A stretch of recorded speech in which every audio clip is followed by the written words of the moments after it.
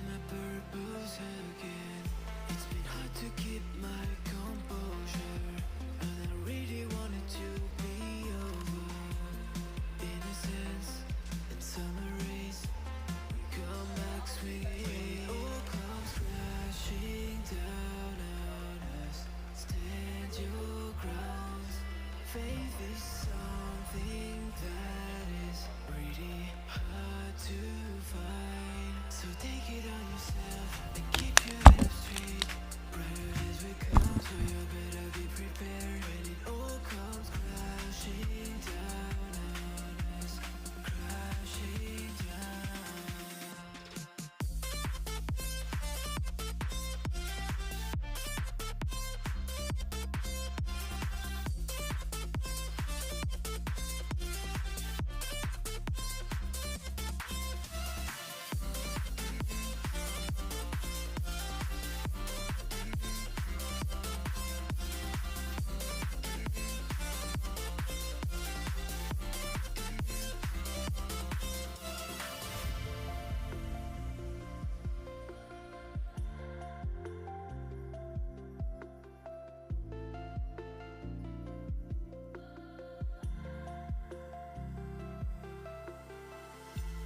Vision is clouded. It feels like we've been aging faster. I feel so secluded. I really wish that things got better. It's been hard to keep my composure, and I really wanted to be over.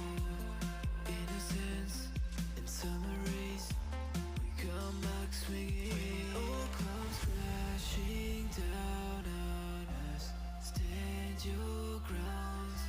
Faith is something that is really hard to find. So take it on yourself and keep your head up straight. Brighter days will come, so you better be prepared.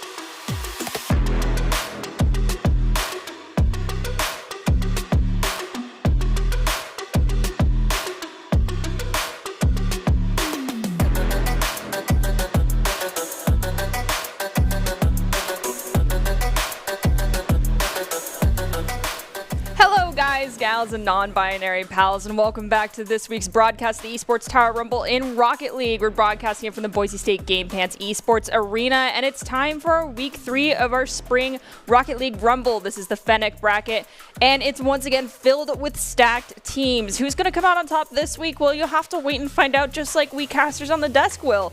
And your casters today are myself, Artie, Nerdy Bird Rain, as your host, and joining me to call all of the action is Joe Tacky Chigbrow. All right, so this is the Fennec Cup, and I mean, like, as I just said, it's pretty stacked. However, we've been asking for some things to be improved over the recent weeks, and what in particular are you hoping, like, if there's one thing you want to really see, and I'm going to take away the midfield control. That is not allowed to be mentioned. I think the midfield control has definitely gotten a lot better, so I'm not going... Okay. I'm bringing you that up to say mostly that that's not my big worry. My big worry is kind of the aggression of the third man. I think the third man is something that's kind of holding a lot of teams back. They got this really powerful aggression to them. But like you pointed out a lot in the past weeks, how there's a lot of just boomers downfield that turn into goals and just weird whiffs and stuff. And I think that mostly comes from the third man not playing as that worst case scenario kind of situation where you are just there to make sure that you don't get scored on and let your first two people in rotation make that aggression happen. All right, well, just some quick notes for everyone that's going to be watching. This is actually a little bit different than how we have things because we have some new teams making an appearance. This is our standard Rocket League Rumble, and each week we feature 2 brackets. The Octane bracket and the Fennec bracket are this week. Our Fennec bracket actually features 3 brand new teams, and that is the Swerve, the Hammerheads, and the Gators. So I'm trying to not put pressure on them. That's why I said things will be a little bit different for us, and these are all best of 5 games. So make sure your stamina is up where it needs to be. This is how our Rocket League Rumble works out. It's 3v3 soccer in quotation marks, best of 5, single elimination, and golden goal anxiety-induced situations in sudden death. Overtime. Let's hope we don't see any of those, but if we do, I'm a little torn between I want them to go really long or I want them to be very fast, depending on what game number we are in per match. All right, so this week, as we mentioned, this is the Octane bracket, and we have the Lions, the Barracudas, the Swerve, the Hammerheads, Vipers, Gators, and Spiders coming in. As a reminder to all of our viewers who are on Twitch for this evening, we'd want you to remember to support your team, celebrate success, and be respectful to the other fans. Mods remove anyone who violate these chat rules. So those are our keys to the game for our viewers, but our keys to the game for Rocket League are today presented by the one and only Doc Haskell. All right, we've got some keys to the game for you here in Rocket League. Create mistakes. As Joe was talking, if there are people that are third man especially just being, then they're giving you the mistakes to play with here. Punish those overcommits, especially like Joe said, the third man. Play walls better. Know where you're hitting it off the walls, send it, and of course, demo to create chaos. Love the chaos. Back to you. Thank you, Doc. Doc's keys to the game are presented by Esports Tower, where you can score pro advice at esportstower.com. Improve your game sense and improve your team play and improve your performance under pressure. You'll get matched with great players and professional coaches to help you rank up. All right, so those are Doc's keys that he definitely was making a lot of callbacks to. I feel like we might need to upgrade these to Doc and Tacky's keys at some point. That's just my personal opinion, but, you know, you've got a lot of experience on desk. Why not up the game a little bit and make Doc have to, you know, keep amping those up.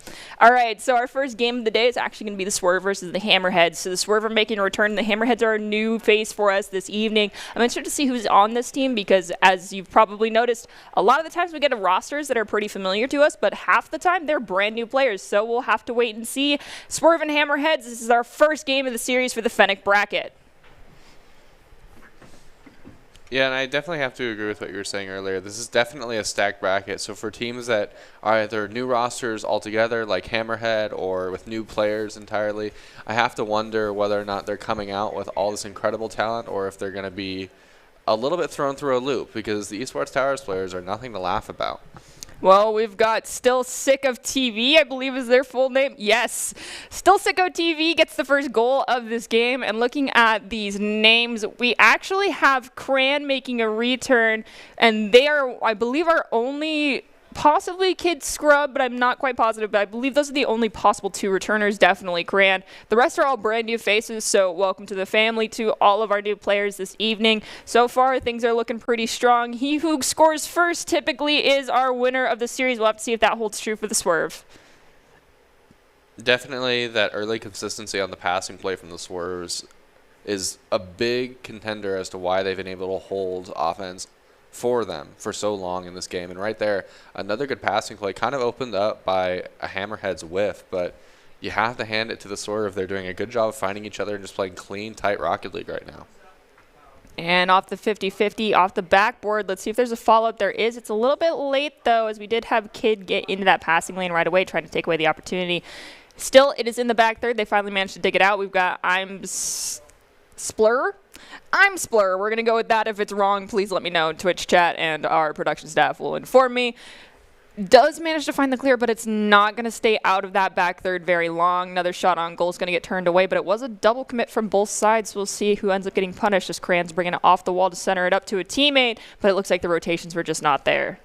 Already really impressed by this Swerve offense, not just because of how they've been able to develop goals, but how they've put so much trust in Cran a number of times, but their third man especially, just to make the plays that they need so that they can safely play aggressive on the offensive end. And right here, this is a perfect example of Swerve having 100% faith in their back line, and so they can commit two players to a weird 50-50 to find the back of the net.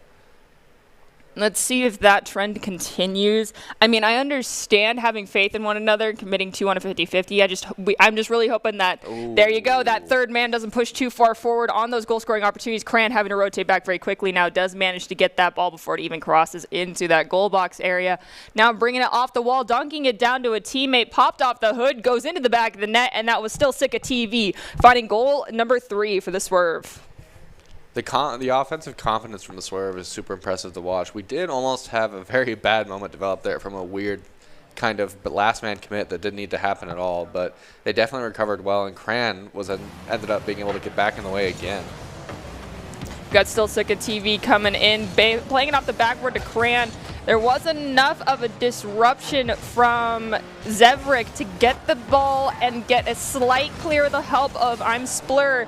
Now with Kid finally finding that third connecting touch, it does cross into the back third of the Swerve side of the field, but the pressure does not seem like it's there.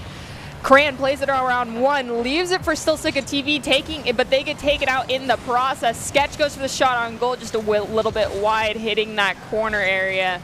Now Still Sick of TV trying to rotate back as Cran does respawn, now popping it up over 2, over 3, off the corner, centers it up to Sketch. Sketch shot on goal will be a little bit too high. That fourth man you can always count on being there and present in the form of the crossbar. A couple double commits from the Swerve. Pretty well recovered right now, but Hammerhead not doing a great job of pouncing on those opportunities as early as they maybe could.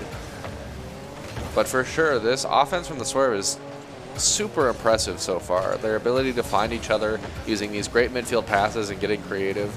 It's just really impressive to watch how well offense has developed at Esports Tower. That, again, though, was a 3-man commit on an offensive goal opportunity, something to be careful of. And it's for anyone that's watching, our Fennec Cup is one of our higher-ranked cup opportunities. And so these are teams that are definitely well-rounded and gifted, and they are looking to go the distance and move up into our higher brackets here. And if they're wanting to do that, they really got to be careful on these overcommits. We have top teams that do that as well, such as the Eagles, who actually end up having that come back to bite them a little bit because those overcommits, when they are saved, result in someone turning around and punishing that because the third man is not back at the back post fast enough. And let's hope we see that clean up a little bit more as we move forward. Definitely have to look out for that. Clean Rocket League kind of got thrown out the window after the first couple minutes, it felt like. There was some good passing to begin with, but a great shot from the Swerve there. And at this point, with 5-0 up, you have to argue that maybe the Hammerheads aren't punishing this craziness enough. Well, it's also important to remember that this is the Hammerhead spring debut with brand new roster. They say that they're a really strong, individually talented team, and over the weeks they're going to be, working on their cohesion as a unit. And when it comes to being brand new, sometimes it makes you quake in your boots a little bit, and it can make things a little bit difficult. You don't have that team camaraderie. However, the Swerve coming in here, they have the one player that I mentioned earlier that is a returner for the Rocket League Rumble, and that's Cran. They're extremely gifted. They've been here for a very long time. And honestly, having someone who's confident in themselves to be that in-game lead can be a huge difference maker. So hopefully someone takes the reins for the sides of the Hammerheads here and says, just for this second match, let me be the in-game lead to see if that makes a difference. Because this first one, honestly, I'm sure you'll agree with me on this one, it's a GG go next. Oh, absolutely. 8-0 with 20 seconds left. I think 8-0 at any given point in the game is probably a GG go next most of the time. But I have to point out, if we look at our stats on the side, 8 goals scored for the Swerve, but 6 of them assisted by Cran, not to mention that he has been their midfield third man almost all game. I have to hand it to him. He's playing an excellent game of team support play. It's important to have a facilitator like that. You don't have to be the flashiest nor the highest scoring player on the team. It's just how well you can mesh into the other 2 people that are there. And that is definitely coming through in spades for Cran. They're a very gifted individual, but this entire roster for both sides is extremely gifted. And they have at least 2 more, possibly 4 more games to show us just how gifted they are when it comes to Rocket League. As I mentioned earlier, this is a best of 5. And one of the standard practices, at least we've found here, is that game 1 tends to be rough no matter what. It's very rarely very equal.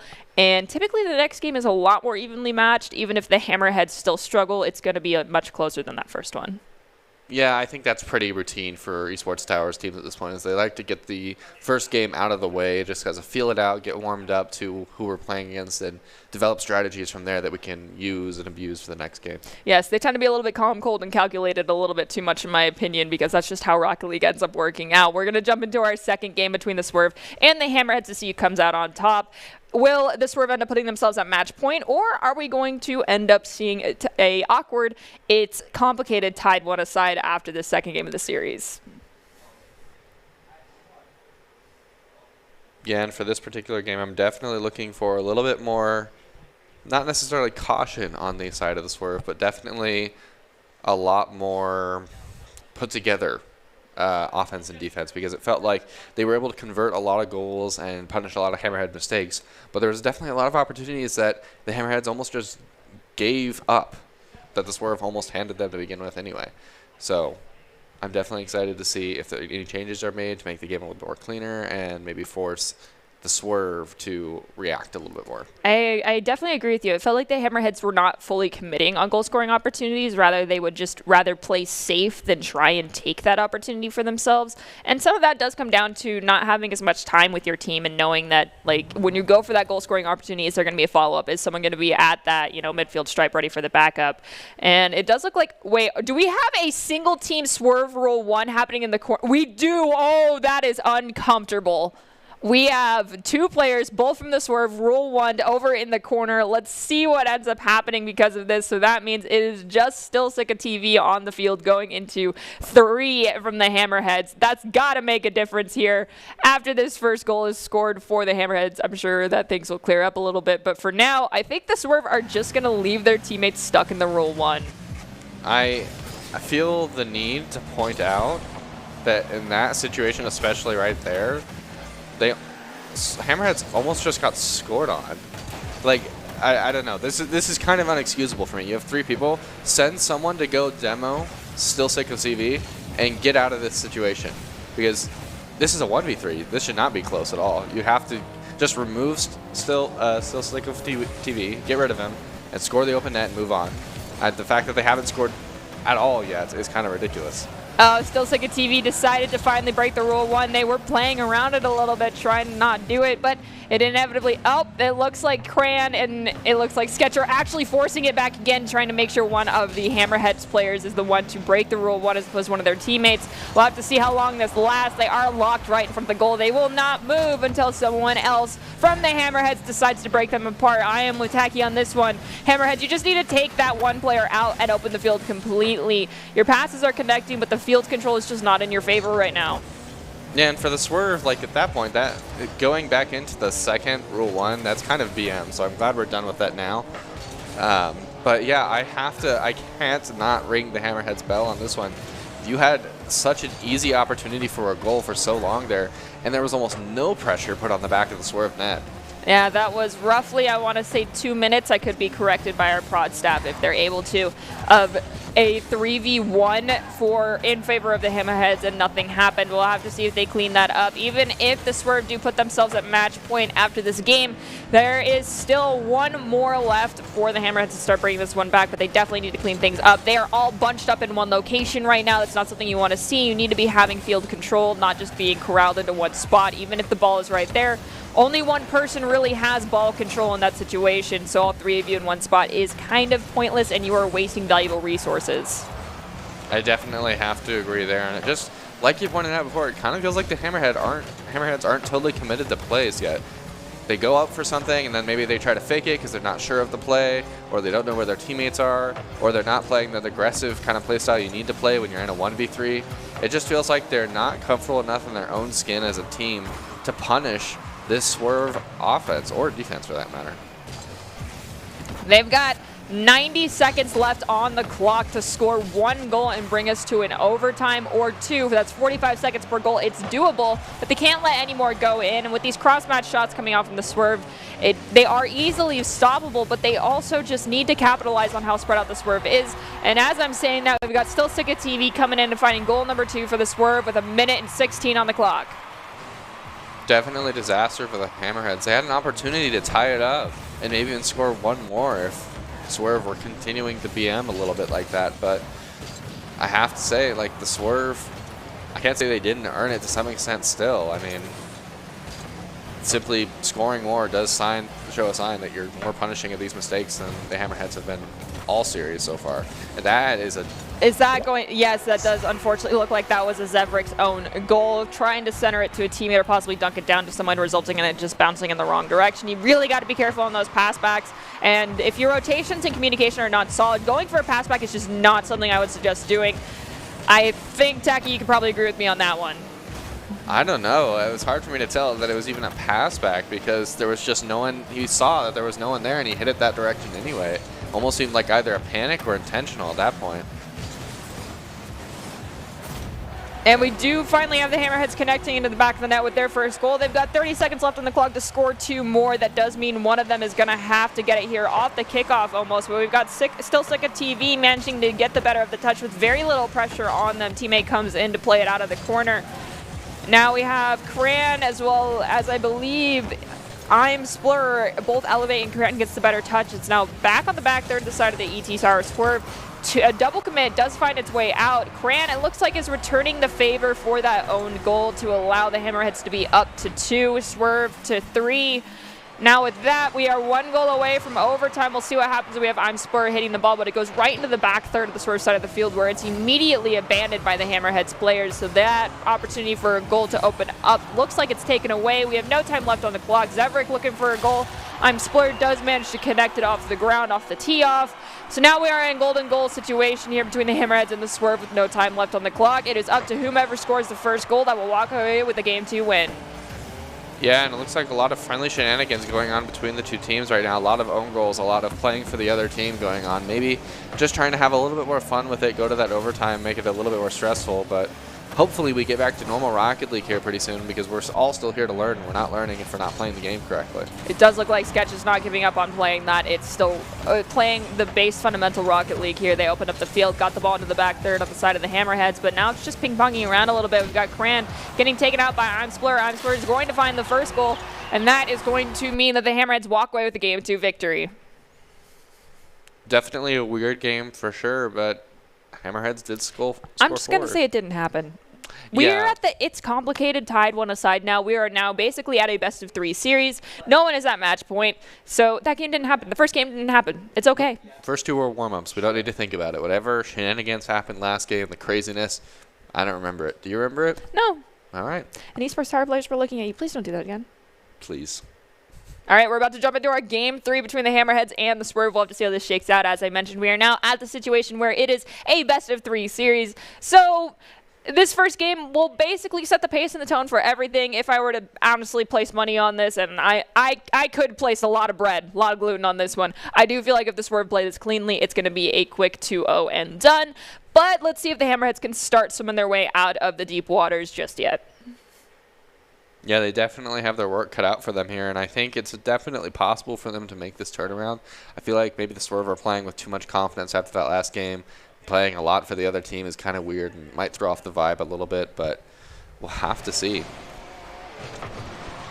First kickoff goes in favor of Cran, but Kid does manage to get a touch on it, but unfortunately for them, Still Sick of TV gets in there for a moment, stealing the ball away. Ball on the back there to the Swerve. Now Sketch trying to crawl it off the back wall, plays it around Kid. Can they play it around Zevrix? They can, and unfortunately, Zev just did not use up their boost. I'm Splur waiting in the back of that goal, kind of putting themselves in an awkward position, but that crossbar comes in clutch for one moment, but not being prepared for the second touch. Still Sick of TV finds goal number 1 for the Swerve. a punished mistake by the Swerve. Just Hammerhead's not able to quite make contact with the touch off the wall and easily pounced on by Swerve.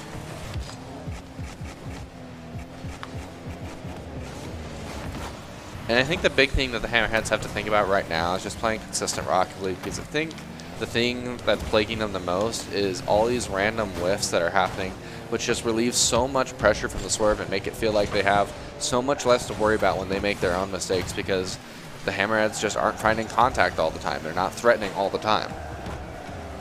Sometimes just being there and being oppressive is can take away attention, and I feel like this applies to a lot of esports. Attention is a resource, and when you're forcing someone to have to pay attention to you, it means they're not going to be focused on as much as they could be doing other things. So just being there and being in a situation where you could have someone pass you, you could find a goal, can be an opportunity to open up the field more for your side. We do currently have the Swerve sitting at 2 goals, and the ImSplur tries to go for 1 for the Hammerheads, immediately taken away by Cran. Flat on the ground is a pretty easy block, especially at the speed it was going. Yeah, and that second goal was just case in point of what I was just saying. 2 devastating lifts from the Hammerheads lead to an easy goal from the Swerve, and what you were saying, attention as a resource, is absolutely the truth. The fact that the Swerve don't really have to pay attention to this Hammerhead defense too often because they're not making contact enough is a big contributor to why they're able to play so confidently to begin with. We got Sketch now elevating, bringing the ball over Serix. Now ImSplur does get a block on it, but an awkward pinball action does happen. So now the Swerve, I believe, are up to goal number 3 for themselves. We still have 3 minutes 9 seconds, so that's a minute and 3 seconds per goal. Hammerheads can still bring this one back. Yeah, I definitely have to agree there. The Sketch, another triple commit. It feels like they're very committed to these backboard touches. All 3 of them want to find the back of the net, so. I will be honest, ImSplur actually has gotten themselves quite close to the goal for quite a few times. It's just they need follow-up from someone who is comfortable waiting at the back third, in all honesty here, to facilitate and follow up on their goal-scoring opportunities, so it's not just ImSplur doing a 1v1 or a 1v2. And right now, it really feels like the Swerve are finding their stride. Lots of offense played for them. It feels like the side control this game has definitely had to be close to 60% for the Swerve in favor of them. And I really like to see how the Swerve is going for these more fancy plays and just feeling themselves out in this game. We've got Kid making a great clear going into the back third. Sketch tries to play it around. They do, and they send it to Cran. Cran with very little pressure on them, brings it in front of the goal, leaves it for Sick of TV as Cran gets taken out. Things will calm down a little bit here, but it's now up to the Hammerheads with this 3v2 to find this ball, dig it out of the back third. ImSplur does manage to do that. They have the opportunity to pass it to a teammate, but they push it too far forward from Kid Scrub to find that touch on the ball. Now Cran centering it up for Sketch. Ball does get saved by Kid Scrub. Oh, and a little bit of a bump in the midfield there. It feels like the aggression is felt for all 3 of them right now, as all 3 of them have moved up and going through these triple commits and crazy bump plays, but definitely not punished yet by the Hammerheads. I'm Sick of TV, plays it off the wall, trying to leave it to Cran. Can't quite do it though, so the ball goes all the way across. Cran still is the first one to get a touch on it though. Awkward nosedive onto the ball that does bounce up, allowing Sketch to come in and find goal number 5 for the Esports Tower Swerve. They've got just under 90 seconds left on the clock. As I mentioned earlier, this is basically a best of 3 situation. Swerve are currently up by have 1, Hammerheads have 1. Swerve looking to put themselves at match point. Yes, so the Swerve definitely are getting all 3 players committed in these plays, but the thing that really sticks out to me is even though they're committing the 3rd man to these goals right now, it's coming down to the fact that the pressure developed by the first 2 players just forces Hammerheads to part the Red Seas, dare I say. That is a term I definitely never thought I would hear when it came to Rocket League, so congratulations on working that reference into here. We have a shot on goal. I'm going to be honest with you, still Sick of TV. I don't know how that went in, and you're lucky we don't have replays happening here. Yeah, definitely have to agree there. Pretty wild 3rd game we're having here. Another shot on goal. It's just going to sail right through for Sick of TV. We've got 42 seconds left on the clock. The Esports Tower Swerves are just putting in a lot of goals now, trying to make this gap harder and harder for the Hammerheads to overcome. A great air dribble attempt by Still Sick of TV, and he moves down the field, creating so much pressure. And now it's up to Sketch, and he finds the back of the net.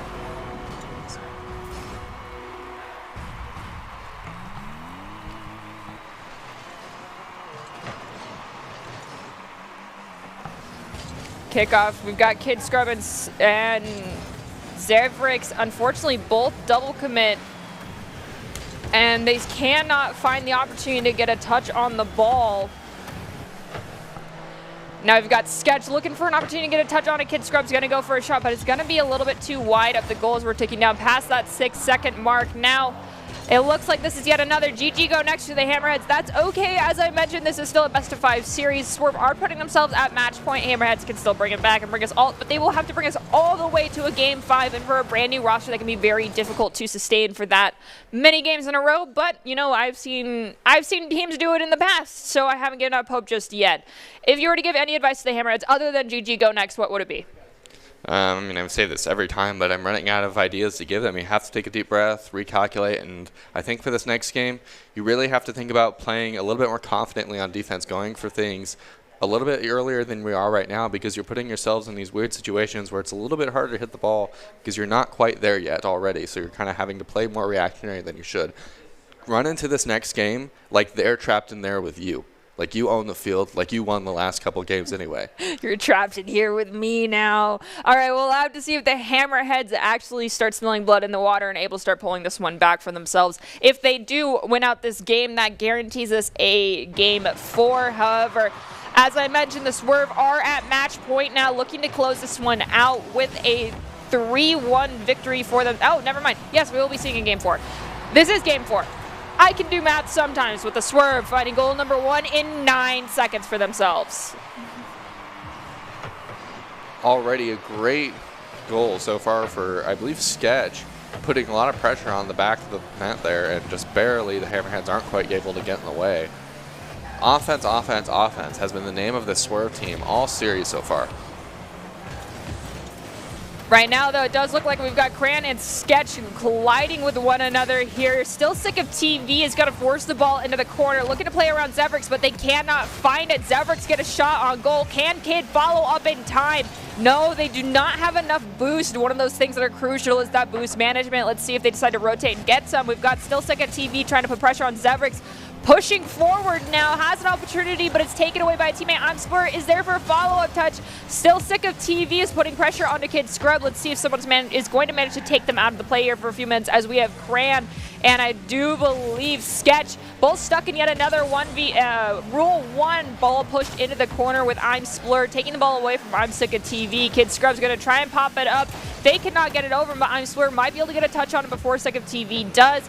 All three members right now, the Hammerheads bunched up in front of the goal. It's time for these triangle rotations to start coming out so this ball can get dug into the back corner on the back third of the Swerve side of the field.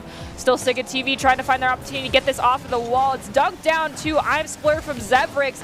Now all three members of the Hammerheads are yet again bunched up, but on the side of the Swerve side of the field, so they're making progress, but they need to spread out. One of the important things with Rocket League is remembering triangle rotations. Those are huge. It allows you to get boost. It allows you to ensure there's someone at the back third, and there's two people pushing forward at a time. We have I'm Splur and Kid Scrub working together right now. Can they get it past I'm Sick of TV? They cannot. Sick of TV reads it well in mid-flight. Center of the goal. Got to look for those shots on goal into the upper corners. A lot harder to block or go for the forcing defender out of position, take a shot on the goal first, and then follow up with a secondary touch that's difficult to pull off right now as the Hammerheads are struggling with their rotation timings, but as time goes on, that's something they can definitely improve on. Right now, we've got I'm Splur ducking the ball down to Sick of TV in the corner. Cran and Sketch have finally broken out of their Rule 1. And now Sketch has the ball in the back third. We're looking at another really close game from the Hammerheads and the Swerve here, and it really feels like the Swerve have found a way to punish the Hammerheads over and over. It does end up being like that sometimes, but the only thing you can do is a GG go next in these situations. However, only being down by 1 means that they cannot give up hope just yet. We've got Zevrix now looking for another goal-scoring opportunity. It looks like they're definitely struggling to find that connecting second or tertiary pass when it comes to the Hammerhead shot on goal, but they have 2 minutes to figure that one out as they're only down by 1.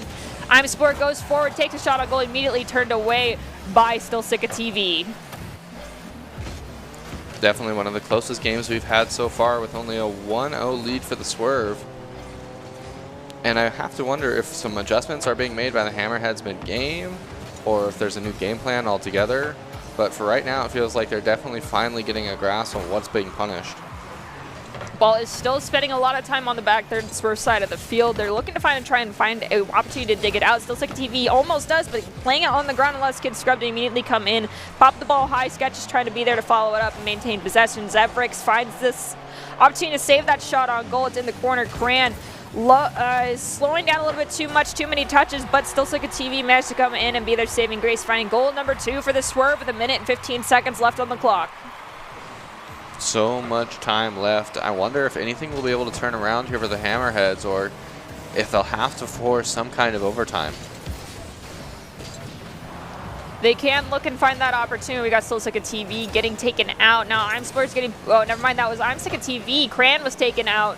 Splurge and TV were pushing each other around. Got I'm Splur now trying to get this ball from Zevrix. Zevrix gets an unfortunate back pass, though, just like earlier. You got to be careful.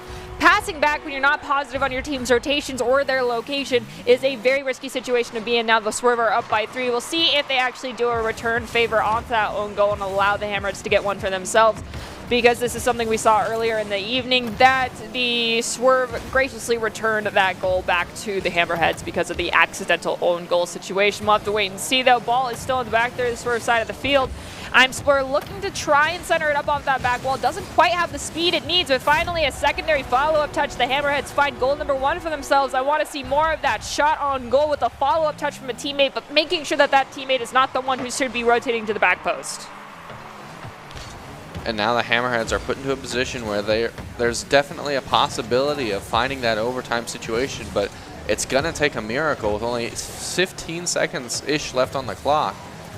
They need 2 more in order to make this game anywhere near close. And, oh, that might be just the kind of mistake they need to punish here to make it to overtime.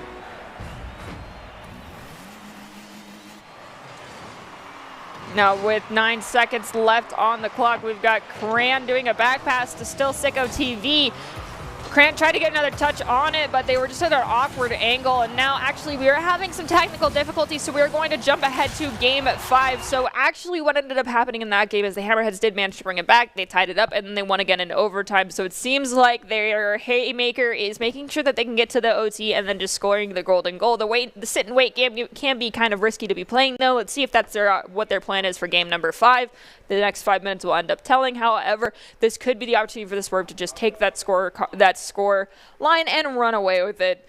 Well, I honestly think we should just jump right in. What do you think? Definitely agree. All right, let's take a look at game number 5 and see how this one shakes out.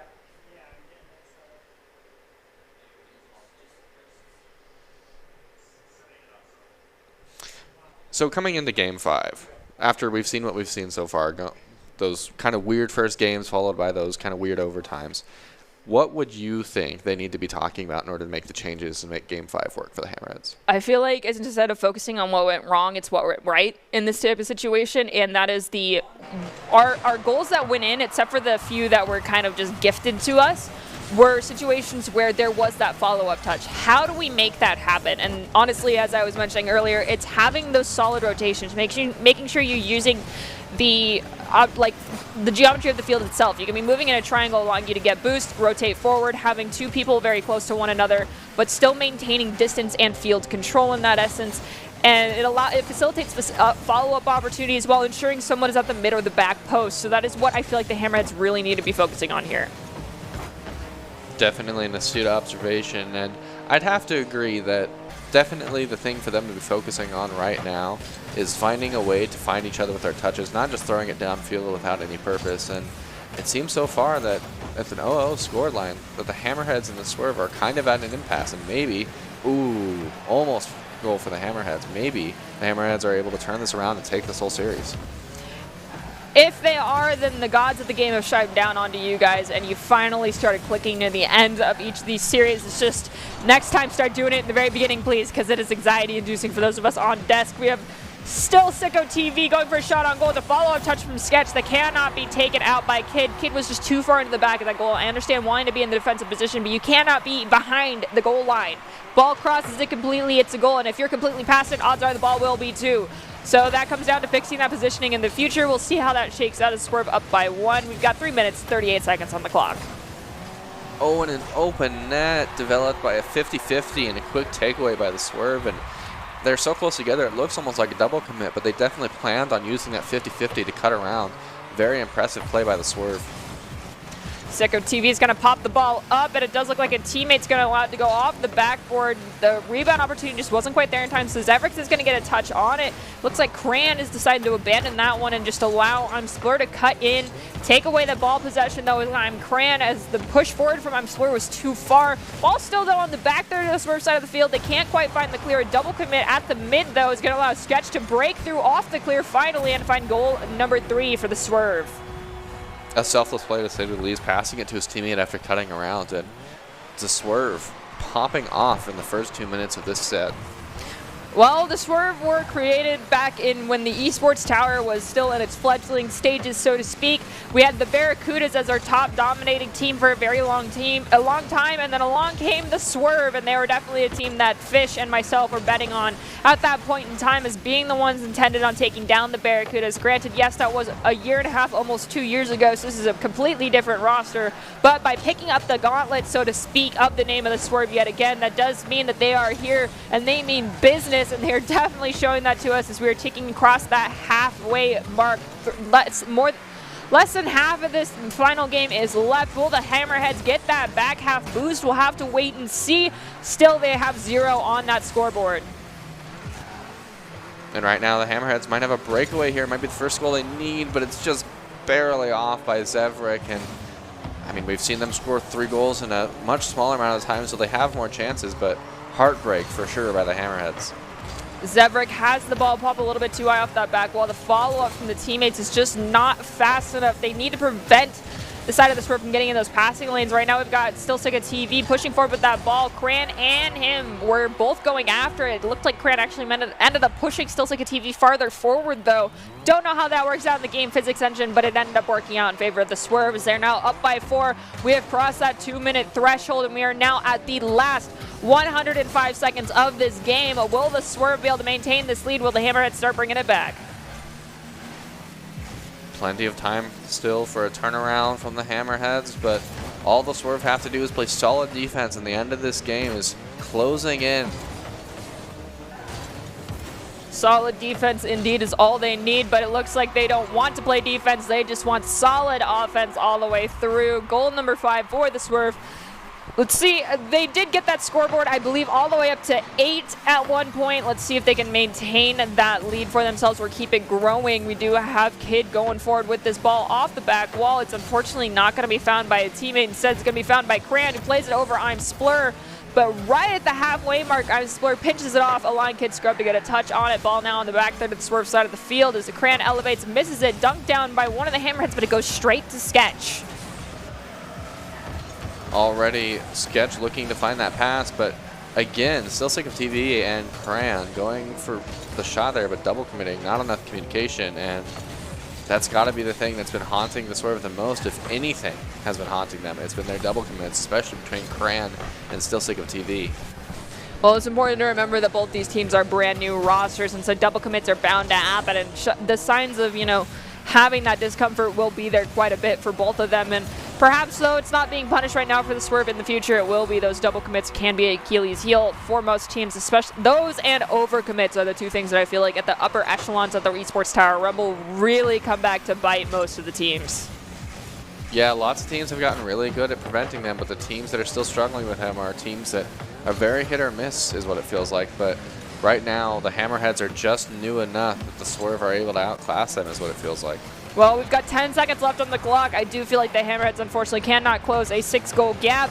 Let's see if they can get one on the board for themselves. It does look like the Swerve are going to put another one up as they are now at 4 seconds left on the clock. Hammerhead's just looking for that one extra morale boost goal for themselves. They held their ground for quite a long time, and they do find it. Zevrik finds goal number 1 for the Hammerheads. 2 seconds left on the clock. I do believe this is going to be the Swerve walking away with a 3-2 victory. Hammerheads at least putting a couple goals in for themselves so they can walk away knowing that they tried their best, and they will only be improving as time goes on. So congratulations to the Swerve.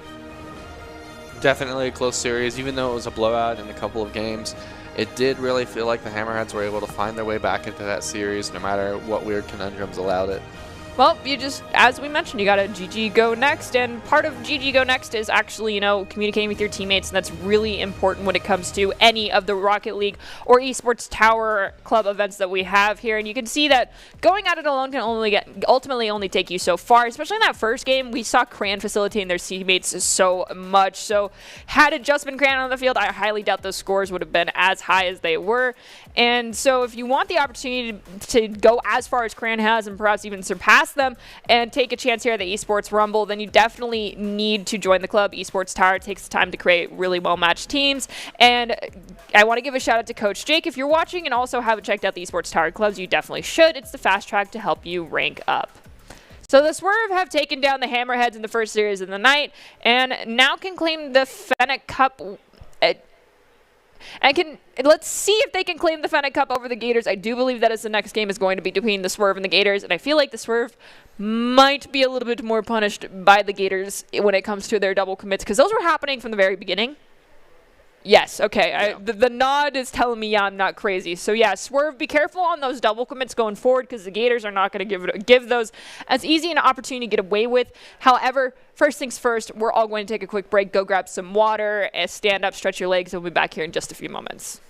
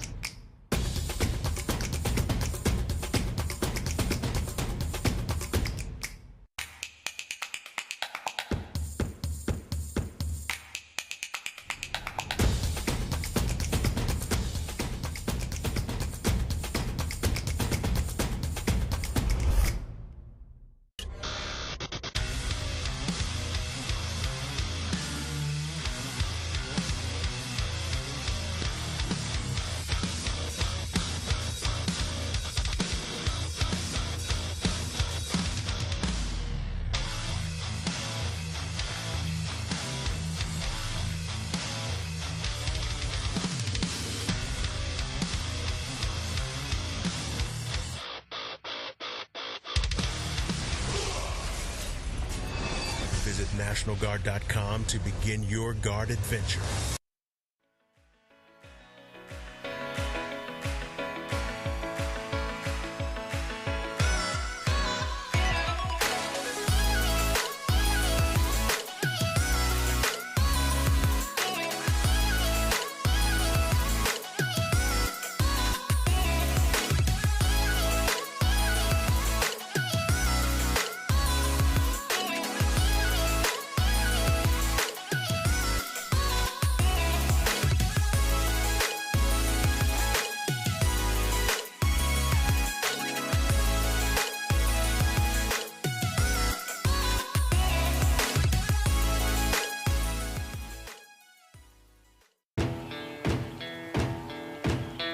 Here are a couple lessons I've learned over the years.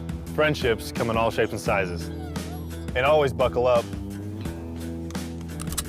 Seatbelts save lives. That's a rule we can all live by.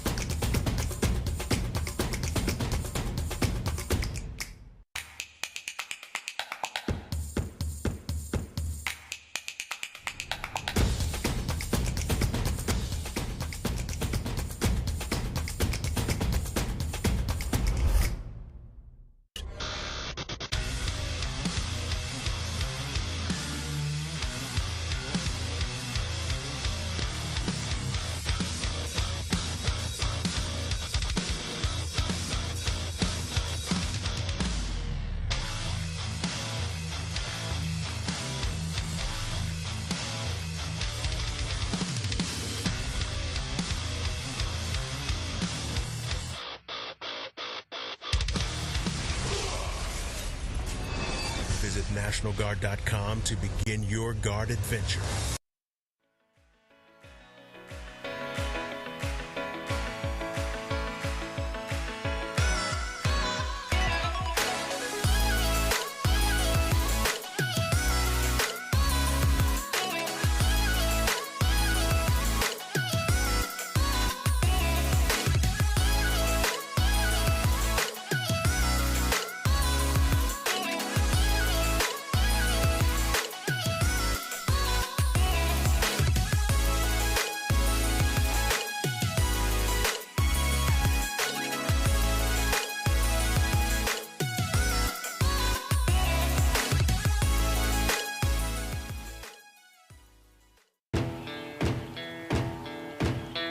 Here are a couple lessons I've learned over the years.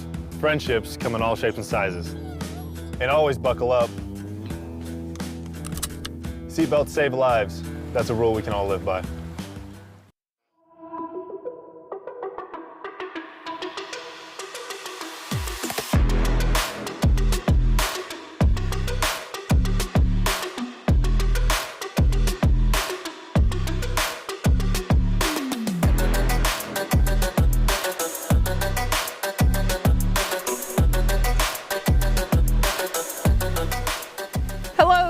Gals and non-binary pals, and welcome back to this week's broadcast, the Esports Tower Rumble. We're broadcasting it live in the Boise State Game Pants Esports Arena. You can say hello to our lovely production staff, and our on stage right now is our Overwatch team getting warmed up for their game later this evening. But right now, it is time for us to crown our Week 3 Fennec champions as the Swerve face off against the Gators. If the Swerve win, they'll lock up the top spot. If the Gators win, it will force a tiebreaker game between the Gators and the Hammerheads. I'm still your host, Artie Nerdy Bird Rain, and joining me is still Joe Tacky Chick Brown. I almost made your first name your gamer tag. I don't think you want that happening. I don't think your parents would appreciate that one either, so my apologies. All good, all good. Well, before we jump into our next game of the series, we actually want to give out some well-due congratulations to some Esports Tower members.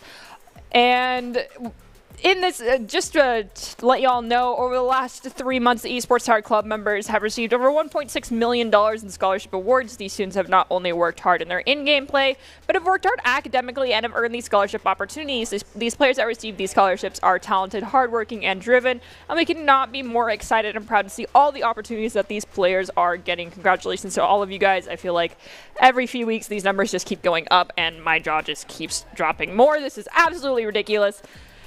I know both of you and I are a little bit envious of these opportunities, but, you know, we're the Trailblazers. We had to go in.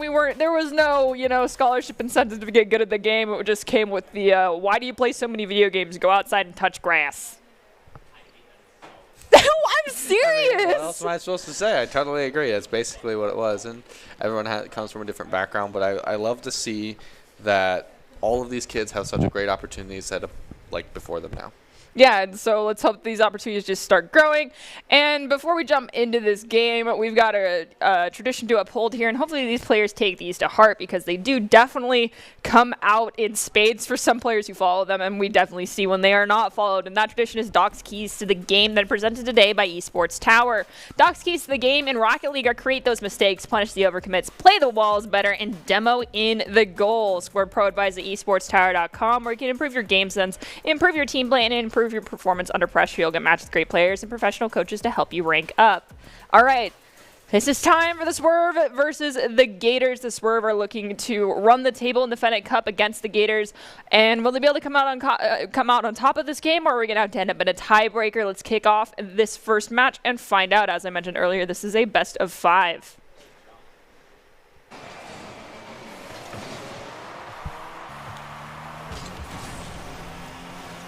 Great offensive push from the Gators immediately. They're almost finding the back of the net, but well saved by the Swerve.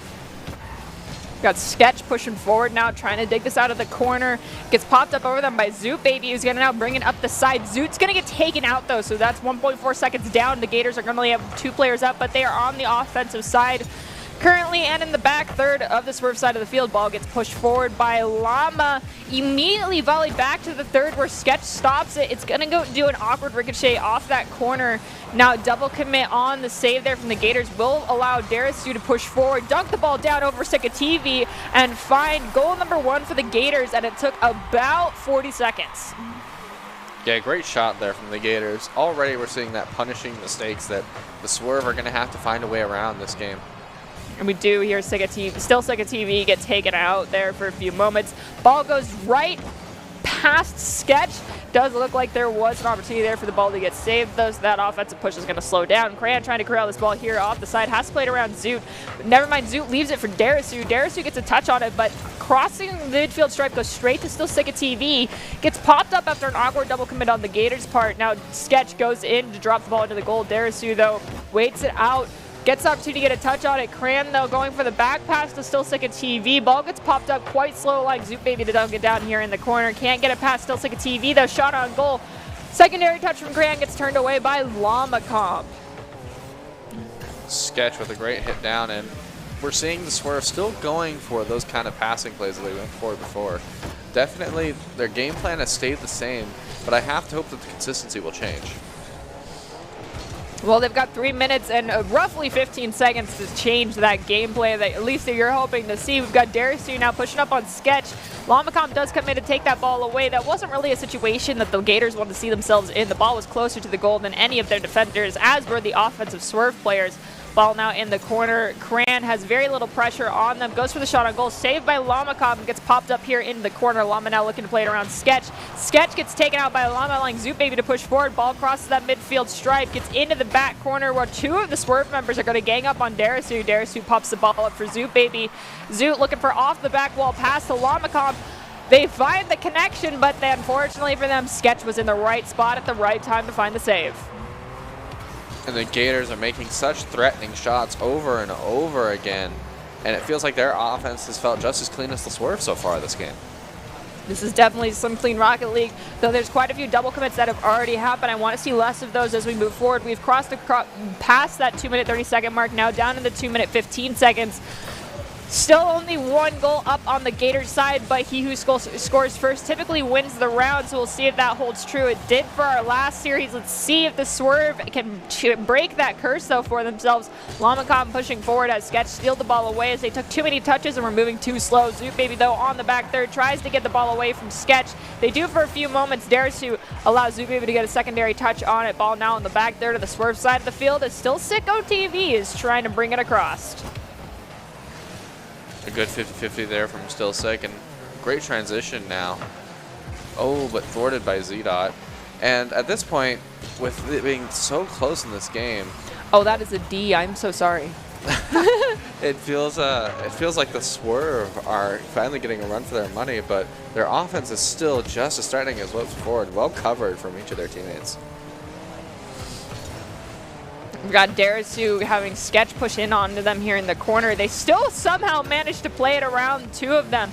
Now they got to get it around Cran. They bicycle it over and finding goal number 2 for the Gators. Minute and 10 seconds left on the clock. Is plenty of time for the Swerve to equalize this. But with how long it is taking for anyone to find the back of the net, that what seems like an eternity in Rocket League time is also not enough time, but the pace that this game is going at. And the Swerve being forced for the first time today to be the ones to find the back of the net. It's got to be not necessarily a good feeling, but for sure they have to have the confidence to bounce back after they've proved how powerful their offense was in past games. We've got Cran played around 1. Can they play it around Darisu? They cannot. Excuse me, I have the hiccups.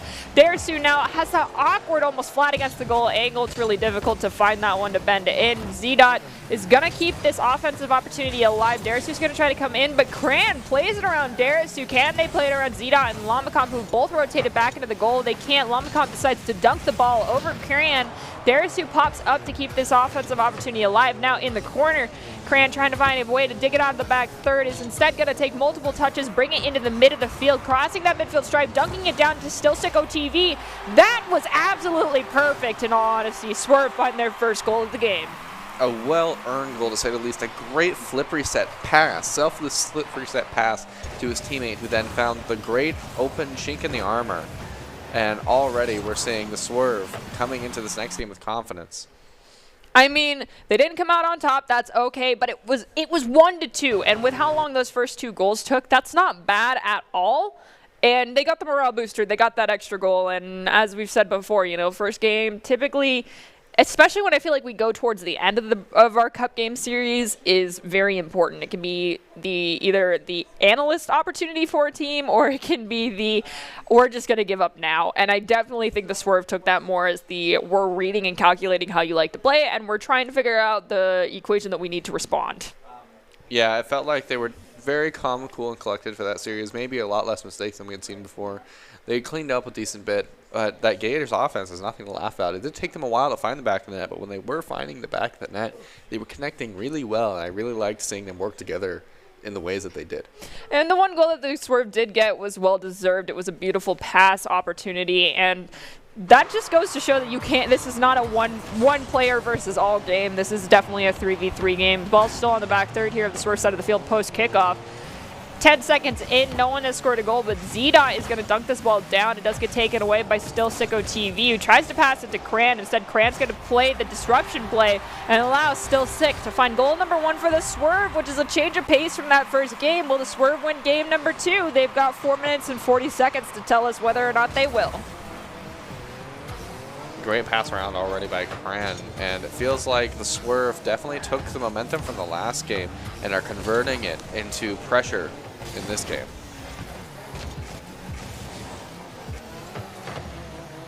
Cran now trying to push this ball forward, but pushes it too far, allowing Darisu to get a touch on it. Ball at the midfield stripe gets dunked down by Sketch, where Cran's there for the follow-up. Upper right-hand corner of the net, absolutely perfect placement. Very hard to defend against Swerve, up by 2 now. Less than a minute in this game, and the Swerve are already ahead by 2. Definitely that offense that we were feeling in the series before is finally coming out to play, and hopefully the Gators are able to find some way to get back in this and find the 2 goals that they found last series, or the Swerve are going to run away with it just like they did in the last series. I'm not going to place any bets on who's going to start running away with the scoreboard just yet. This is definitely a different momentum that we saw earlier. 2 goals already when it took, I want to say, 4 minutes to get 2 on the board for the side of the Gators in the last one. This could just be a 2 and sit pretty for a little bit for the Swerve. Though, you're right, they did put 8 goals on the board in like 2 minutes, I think, in one of our games previously. But the Gators have solid defense. Solid offense. Let's see if that can also convert to solid defense. Definitely the trademark of the Swerve team is powerful offense that just never seems to stop, but the Gators are a calm, cool, and collected team that are proving to us, even now, a lead behind, that their defense is nothing to joke about, and the Swerve are going to have to work hard if they want to extend this lead any longer. We had ZDOT make a great dunk down. However, for them, the Swerve members were 2 of them had elevated up, and 1 of them got right in front of ZDOT, so the ball was pushed away immediately. Now Sketch finding a clear here to the midfield. We got Still Sicko TV trying to corral it down. Instead, it's going to be Cran pushing it forward more. ZDOT and 1 other will elevate. It was Darisu pushing 2 defenders out of position right away. Sketch comes in to find that closer, and that's goal number 3 for the Swerve. Very different story than what we saw in game number 1. Yeah, and like I said, I feel like that's the trademark of the Swerve. If they have the momentum, they run away with it really fast, but the Gators are definitely still forcing them to work for every goal they're getting. And the confidence from the Gators defense is still there. It's just not quite locking down these passing plays yet. Darisu goes to nosedive the ball down on the ground, and it does look like Lamacomp's going to keep the possession alive for the Gators. It gets sent into the back third of the Swerve side of the field. No pressure is getting put on Sketch immediately. ZDOT elevates too late. Off the ground, Darisu will challenge Sketch. Ball gets pushed over to the corner. Cran gets it first before any of the Gators can get a touch on it. Cran now crossing that midfield stripe with some beautiful aerial play. Does leave it for Still Sicko to grab a touch on it. Ball pushed in front of the goal. ZDOT slows the ball down just enough to prevent it from going into that goal. Still Sicko, though, trying to maintain possession. Ball finally gets cleared by Darisu, going to the backside of the Swerve side of the field into the corner. 2 of the Gators have committed, allowing Sketch to push forward with very little pressure. Ball finally hits that midfield stripe again on a return volley. Ooh, win almost an own goal like we saw in the series before with the swerve, but saved by the swerve defense, and maybe a little bit sketchy there for a second. Sketch now looking for an opportunity. Instead has to leave the ball for Cran. Cran has to play it around Llama. Llama, unfortunately, though, is low on that booster, and that's something the coaches have really stressed is important for the Gators is their boost pad rotations, and it looks like it's really being their Achilles heel right now as none of them have any boost in their tank, but it doesn't matter. Llama with the breakaway play, no boost in the tanks, doesn't matter to Llama. Finds goal number 1 for the Gators on a complete turnaround breakaway play. Definitely a momentum swing in their direction, and just like the end of last game, we're seeing the momentum kind of shift from who had the early lead, and makes me kind of feel like we could see a similar game for the Gators in the next one. Or we could see a turnaround here for the Gators. I mean, 55 seconds is enough time to score 2 goals. They just got to do it rather quick. Lamacom goes for a shot on. It does get taken away by Still Sika TV. TV takes a shot on the goal on the other side of the field, gets turned away immediately as well as we're ticking down to that 40-second mark. I do think the Gators might have to just say maybe we can score one more, but finding the equalizer might be a little too difficult here. That's okay. We'll just end up at it's complicated, tied 1 aside, and bring us to a best-of-3 series. So next 25 seconds will tell. Both teams not willing to give up this series in any sort of easy fashion, and as the clock ticks down, like you said, we're getting close to that it's complicated season where we get to a best-of-3 on 2 very talented teams, and I honestly have no clue which direction it could go. I like to not be able to predict anything and say it can go either way, because then no one can get mad at me if I guess wrong or if I guess correctly and it's not the team they wanted to win. We have a double commit in the air from the swerve to keep the ball alive. I do think the Gators did eventually just let it drop. So with that, we have the swerve walking away with the Game 2 victory. And now we are at a best-of-3 series as opposed to best-of-5 because both teams are tied 1 aside. You can see our beautiful Overwatch players there on stage getting ready for their ECAC game. That'll be on this same channel here in a little bit. But for now, we're focused on Rocket League and focused on the players we cannot see but are here with us in spirit. And I don't mean that in some sort of ghostly way. I just mean that they're not in the arena with us. It's not Halloween yet, Artie. It's Halloween every day for me. Well. Anyways, that game was definitely a very interesting game. I like to see the kind of flip-flop and the momentum swinging back towards the Gators gives me crossing fingers hope that we'll see a similar kind of close game in the next one where both teams are still kind of fighting and we're relying a lot on their consistent defense to make things happen rather than pressure all game. Yeah, so just to recall back to how this series works, this is a best-of-5. We are tied 1 aside right now for the series of Swerve and Gators both having won. So either team can put themselves in match point here. However, the Swerve are in a high-pressure, high-stakes sort of situation. If they win, they lock down the Fennec Cup. But if the Gators win, they force us to a tiebreaker. So Gators are trying to force that extra game and go take on our team, the Hammerheads that we saw earlier this evening. Both one a semi-aquatic and another aquatic animal, the other one just a shape. So we'll see what comes out on top of this game. We are running into some computer issues, so we're going to return back to the caster desk for a little bit here. You can say hello to our lovely faces yet again. We'll have to wait and see how that shakes out. They are currently playing, so even if our broadcast does end up having some problems, that game will still continue despite that because thankfully we aren't running the game on our broadcasting machines. That would be a little bit rough to have to deal with. Yes, it definitely would. But, you know, we only saw the first 10 seconds of that match, but it already felt like there was a lot of battling going on in the corners. And like I said before, that's a really key part of the field. No matter which direction it goes, it makes a big swing in momentum for either team. All right, so this is a conversation that we like to sort of bring up and start discussing at this point. Based off the players we've seen so far, do you have any suggestions for ICC player of the game?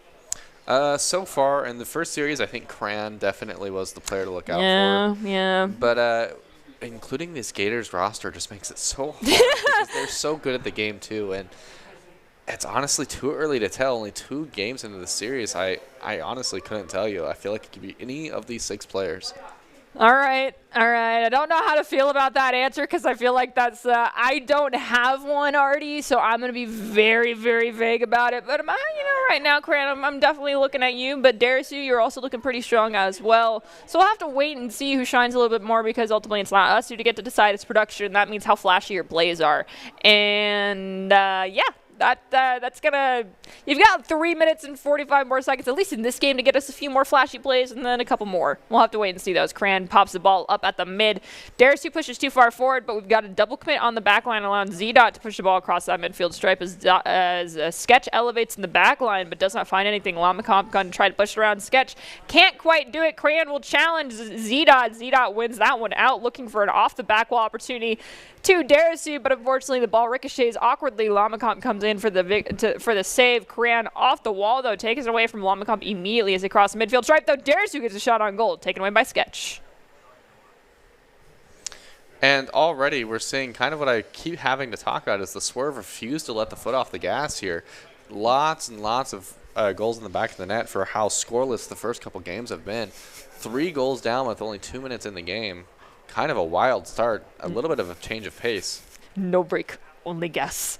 No break. But I will be honest. Okay, so that last goal that we saw scored by the Swerve, I can English sometimes. I swear I went to college, was an actual double commit. And the Swerve, they are not free of fault here when it comes to losing out on some core mechanics. The double commits just aren't able to be punished quite yet by the Gators. That's something that might come with time, and as we've mentioned at the beginning of this entire evening, a lot of these teams are new with new players on the roster, and I know that Z-Dot is a returner. I believe Lamacomp might be as well, but Darisu is definitely a newer name for the Gators, so having an extra player trying to come in and be that third puzzle piece, so to speak, doesn't always quite line up. It takes some wear and tear for everything to mesh together well and easily and seamlessly. So, first appearance into the Tower Rumble. To make it this far, it's not horrible by any means to score and work together as well as they have. Again, not horrible, but the Swerve, they're new as well. I just feel like Cran is just being too much of a facilitator for the team, and having someone who's comfortable in that in-game lead spot can make things a little hard for the other team. Swerve are now right back to where they were in the past series, finding goal after goal here, and the Gators have to now make an adjustment and punish those double commits that you pointed out, because if they don't, the Swerve are going to run away with another game and come into it at match point with this next game. The Swerve are currently up by 4 as we're crossing that 100-second threshold. And as I'm saying that, not even at the 100-second mark, we've got the Swerve now up by 5. That is a goal every 20 seconds if you're trying to do the math, and I hope I did that math correctly. I'm a little tired. Forgive me if I didn't, and if the little kids try to learn math from me, I suggest you go to your math teacher. Now we've got a double commit from the Swerve yet again. Ball still on their side of the field. Lamacomp bringing it off the wall, goes to try and center it up, but loses control in mid-flight. So Cran's going to take advantage of that ball now in the corner as they try to push it forward. The follow-up's not there in time, though, and there were 2 Gators there anyway. So trying to go for that secondary touch might have not been in their interest anyway. The reset does come out. A minor reset. Ball is popped high in front of the Gators' goal. Dunked down by one of the Swerve members. Cran tries to be the follow-up, but they can't quite find it. Now looking to back up and prevent this ball from getting cleared. Lamacomp pushing it forward across that midfield stripe. Can't quite easily play it around Sikativi, but they do eventually get that one. However, Sketch will play it back. Darisu goes for the follow-up touch. Sketch is there for the save again. Lamacomp says, okay, all of you have saved it thus far. I'm just going to take one of you out in the process. But that respawn has already happened. Lamacomp, you're going to have to do it again. Yeah, and right now it feels like the Swerve are back into that comfortable state that they were before, and we're going to have to see if they start getting too comfortable making the same kind of mistakes that they were making all over the place versus the Hammerheads, I believe. I mean, they weren't as punished when it came to playing against the Hammerheads, but you can't go into every game expecting it to play out like the game you just had. And you got to never underestimate, and this is what I call giving respect to your opposing team, is you can't underestimate them. You always have to expect they're going to play. Honestly, the best thing to do is expect that they'll play better than you. So that means you have to not give as many mistakes as you normally would and play to make the least amount of mistakes as possible. Right now, the mistakes aren't being punished for the Swerve. It feels like the Gators are really stuck to responding as opposed to being the proactive team. That's okay. That comes with time. They're a newer roster, so they've got plenty of opportunities here to shake out get everything running properly. But for now, Swerve have run away with their scoreboard. They're going to put themselves at match point because the clock is at 0-0. Yes, the ball finally does touch the ground. Swerve are at 2 in this series. Gators are at 1. Gators can still put themselves at match point after this one, of course, a game 5? I can math. Yes. But right now, it looks like the Swerve might close this one out pretty easily. Much easier than the last series we got to see them in, which was a 2-2, took us all the way to game 5. But it seems like that game 1 was just reading the Gators and figuring everything out for the Swerve, and then they're just like, okay, we see the cracks in the armor, we're going to take advantage of it. Yeah, I definitely have to agree, and I think basically the Swerves revolve their playstyle a lot around having to be the team that you react to. So I think, like you said before, let's focus on what was working the first game. And what was working the first game for the Gators was taking control of the field a little bit more and making the Swerve kind of play around you, because they're not used to that kind of play style. So I think if the Gators have to talk about anything to save this series now, it's how that they need to play with a lot more confidence and force Swerve to react to them. I 100% agree, and I do say that you need to be the proactive and not the reactive team, but it's okay to have to react to what another team brings to the table to you. It's just important to understand how you react and being able to adapt to that so that you can get out of that situation where it feels like the Gators at first were in the more dominant zone and were able to be that proactive team. They've since been corralled around and forced to be the reactive team, and they need to start breaking away from that and figuring out what they need to do to fix that. Now, we have crossed that first 40-second mark. No one scored a goal, which is great to see. It means we're kind of returning back to the tempo that we had earlier for this series. Cran trying to dig this ball to their own side of the back third. Z-Dot's going to go for the challenge, forcing Cran to pop the ball up. Lamacomp rotating back. Ball gets dunked down perfectly to still stick a TV from Cran.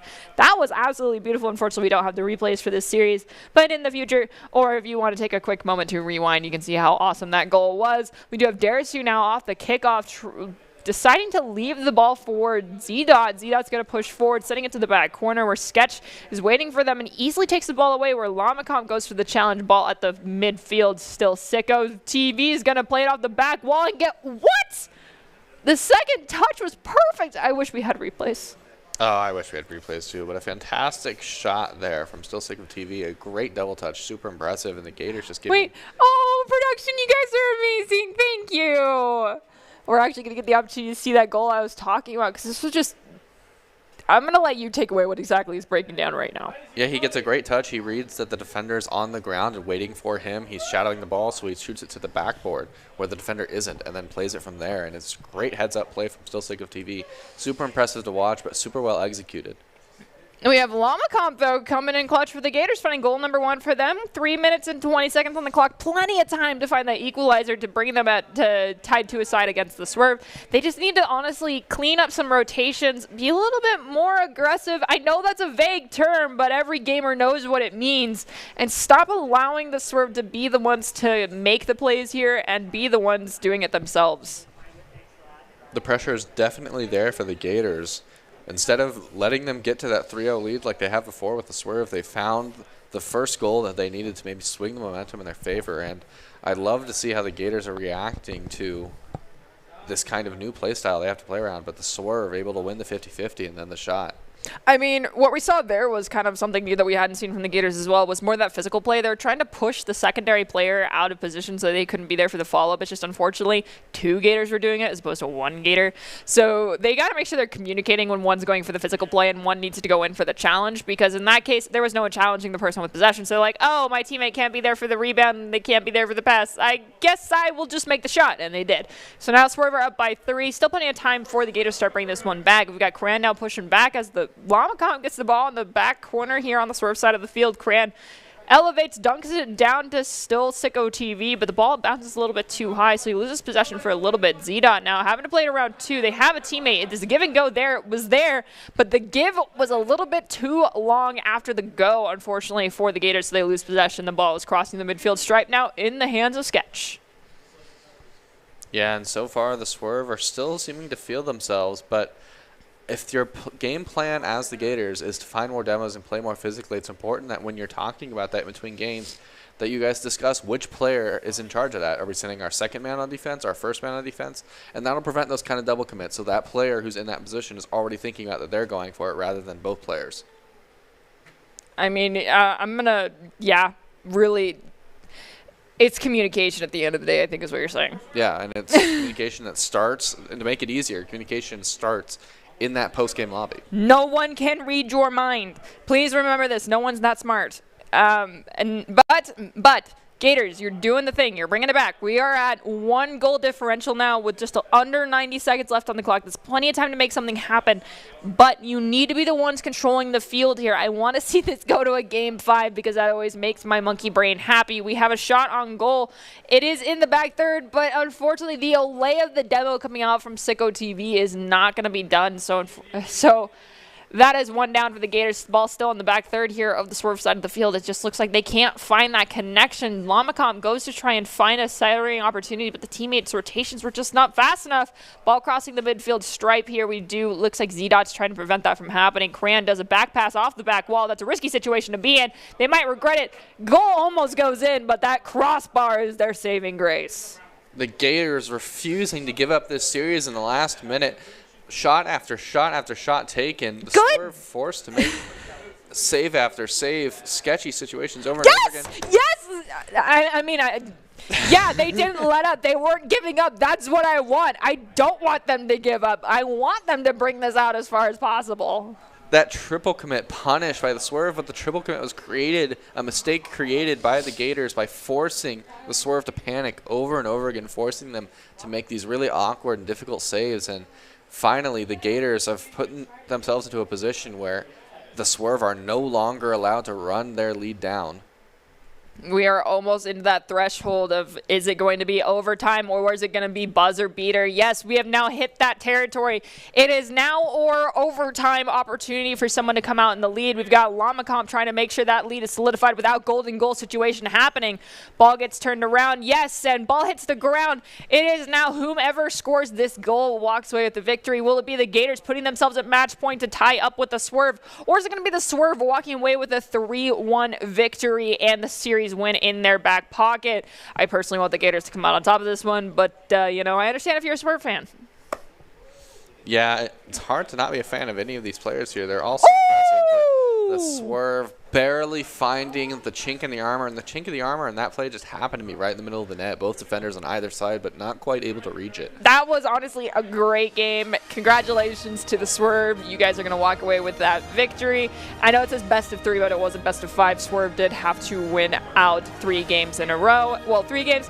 Gators did walk away with 1. Almost had the second one. Very close. I'm sure next week you guys will be even closer. Nicely done to everyone who was here this evening, and all of you guys get a wonderful opportunity when it comes to these rumbles. And that's the chance to be seen by some expert college recruiters, and sometimes you get the chance to talk directly to esports industry insiders like pro athletes, team general managers, and game producers. And if you want this chance too, you should definitely join the Esports Tower Club, where players get insider access to industry insights with our featured rumbles, and recruiters are taking notes of these events as well. It's a great way to score exposure if you're looking to start your path to pro or land a collegiate scholarship. The Swerve are now holding on to... The Swerve held on and defeated the Gators and are this week's Fed Cup champions, so nicely done. But before we end tonight, we are going to do a continuation of last week's show, and we're going to show the match between the Lions and the Eagles. I do believe I made an analogy last week about this situation, and I feel like if Lions have to take on Eagles, the Lions might end up winning. But the one thing that the Eagles do have, which is true to their name, is that aerial flight control. Like, their aerial play is pretty solid. So I hope the Lions are ready to anticipate that and can go toe-to-toe with them in the air. That's a skill I feel like most of the Esports Tower teams have been developing recently and have been honing down on and getting very good at. So we'll have to wait and see if the Lions can go toe-to-toe with the Eagles after this short break.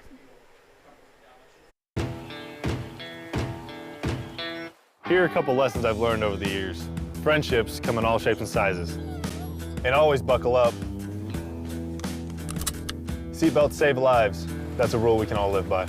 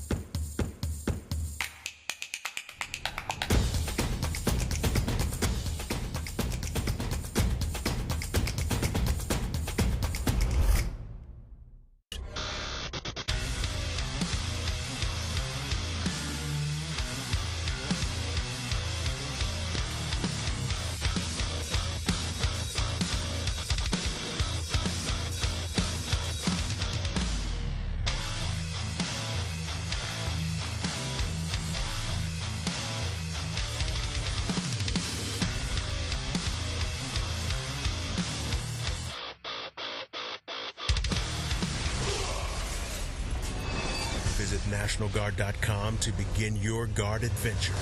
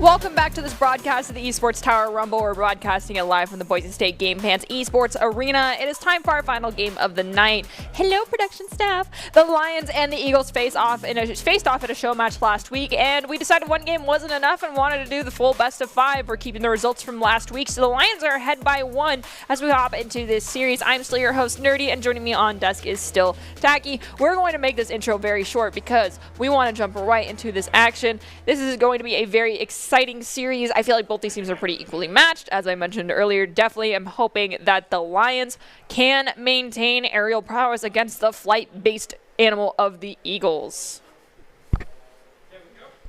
Definitely an impressive match to watch out for, and Doc's keys to the game just as important in this match as the last ones, with great mistakes, punish over commits, and play walls better. Demo to end goal. And I have to wonder if the demos are going to be something that are going to be pretty important in this game to counter that kind of aerial play. When you come down from those aerials, you're pretty vulnerable to demos for a long period of time. Yeah, we'll have to wait and see. And Doc's keys to the game are presented today by Esports Tower. We can score pro advice at esportstower.com and improve your game sense and improve your team play, improve your performance under pressure. You'll get matched with great players and professional coaches to help you rank up. We do see the first demo of the game. Nano looking to try to play it around. Trust me, I'm trying. Can't manage to quite get it out of the back third, though. Finally done after dunking it over one. We have Protato, though, pushing forward with an opportunity, but it gets taken away by Zydra. Now, trust me, I'm trying. Does go for another one. Nano immediately taking it away, sending it to that midfield yet again. Does look like we've got Cats. I think that's Kit Kat, possibly not positive. Cats pushing forward with this ball. Does manage to bring it into the back third of the Eagles side of the field. No goal scored just yet as we're crossing that 30-second threshold. Yeah, already a lot of Lions offense here. And the Eagles, despite being thrown on the back foot for a little bit, still holding their own. Definitely something to look out for this game is that Eagles defense, that aerial prowess is going to make it very difficult for the Lions to get too creative with their plays. I also want to I really want to take a look and see how many double commits we see and how often those get punished, because as I mentioned, as you work your way up through the Tower of Doom here within the Esports Tower, it seems like the more opportunities you create yourself by making mistakes, the more times it's going to be capitalized on by the other team. But something that we did not see quite a bit earlier this evening was those mistakes being capitalized on, and that's what I feel like is the difference maker with some of these teams, is the ability to capitalize on those mistakes that some teams create themselves, or that a team forces another team to end up doing. We have Jababy going forward now after taking the ball away from 2. Trust me, I'm trying. Does take it away from Jababy. Now Zydra trying to stop this ball from Protato, but Protato centers it up perfectly for Cats. Awkward ricochet, though. Ball is still here on the side of the Eagle side of the field. Jababy slowing down a little bit, trying to play it around 2. Does still maintain possession somehow. The pressure's been taken off just slightly. Zydra looking to bring this ball back forward, preventing it from crossing the midfield stripe. Lots of back and forth. Some very, very clean Rocket League played in this first half. Not a lot of double commits. A demo already. One of Doc's keys to the game, making itself clear in the first minute. Cats now moving forward, passes the ball to Protato, who pops the ball up for Trust Me, I'm Trying, who dunks it down, but the teammate rotation was just not there. So Zydra now with it has Cats come in to pinch the ball off. It's still on the side of the Lions field, finally crossing that midfield stripe. We have Nano going to try and grab it, but unfortunately has to have Zydra come in to help them out. Awkward double commit there. Will finally get punished by Cats. Zydra, though, finds the save. Trust me, I'm trying. Goes for another opportunity. Plays the ball around one, but can't play it around Nano. Cats now having to rush back, trying to take the ball away from Nano. Ooh, and a good fake from Cats, and it followed good 50-50, but Baby will win that out. And oh, what a pinch from Cats. It feels like the defense from the Lions has had some scary moments in the last 30 seconds, but definitely covered well by Cats. Cats now pops the ball up, plays it around Zydra's. Nano, though, is already back near that back line on the back defense. Yes, gets the save. Nano is a very solid defensive player coming out for the Eagles. They are almost like the Great Wall of China. It seems like they never move, but they're all over the place at the same time. We have Gababy trying to put some pressure into that defensive play. Trust me, I'm trying, though, is still there. Manages to find the save. Gababy tries to dunk the ball down at the midfield. Does get it to Nano. Nano now has to play it around 2. Do they have the follow-up to get a teammate to help them out? They do not, so Potato's going to grab this ball off the back wall. Gababy, though, steals it away. Swooping in, going for that kind of back reset here. Does get the ball to Nano. Trust me, I'm trying, though. Has an opportunity to send it to Cats. Interrupted immediately by Gababy. Gababy now off that wall, goes to dunk the ball down. Can they maintain possession? They will not. Zydra at the mid, pushing it back towards the Lions' goal. Lots of midfield being played here. Both teams unwilling to commit too many players to a play that they're not 100% sure in, which is definitely the best defensive mindset to have. It's not the most aggressive for sure, but it is definitely the way that you give up the least amount of goals, and that's why even at less than a minute left in the game, we're at a 0-0 scoreline. We have Zydra now trying to play it around Potato, but it gets past them. Can't get past Trust Me, I'm trying. Trust Me, even though they're a new player, has definitely been doing a fantastic job for the side of the Lions. The coaches have actually been very impressed with how well they are mechanically. Let's see if that continues for them this week as we are closing down on those last 20 seconds with still no goals on the board. This is going to be one heck of a long overtime. Definitely have to agree there, but you know, we could always cast or curse it and we could be done in the first 10 seconds. I really hope we do, because I turned down you grabbing me a water, and I'm going to end up regretting that if we have an insanely long overtime. As I have just ran out of water too, I am hoping for a quick goal here soon, but I'm also hoping for it because it's exciting to watch the goals get scored. But coming into this overtime, both mentals have to be perfect, otherwise we're going to run into a situation where there's all sorts of mistakes, too much pressure. I don't think anyone has a reason to tilt just yet. I mean, yeah, going an entire 5 minutes is difficult to, be completely not upset, but really no one made huge mistakes that resulted in no one getting a goal. It's better to have no one have a goal than your team make a mistake and being resulted in a goal. It does look like Nano's trying to close this one out quickly as I requested earlier, but it's immediately taken away because both teams have such solid defense. Definitely have to agree there, but the Lions putting a lot of pressure on the back of the net. In the first 10 seconds of this overtime, almost found the back of the net, and right then almost found it again, but well saved by the Eagles. Calm, cool, and collected is keeping them in this game much longer than otherwise would. Trust me, I'm trying. Finds the opportunity to push that ball forward. Now ball on back there, the line side of the field. Baby trying to get the opportunity to center over a teammate, but Potato's going to take it away. Cats and Potato both going forward now. Ball centered up for Potato, taken away by Zydra, who pushes it to the midfield. Cats trying to corral it away from them as the ball goes into the back side of the Lions field. Potato going forward, tries to get it past the midfield stripe, does, even though a slight disruption from Nano does happen. Cats now centers it up for a teammate. Potato backed off a little bit too far, though. Gababy pushing forward with this ball across the midfield stripe.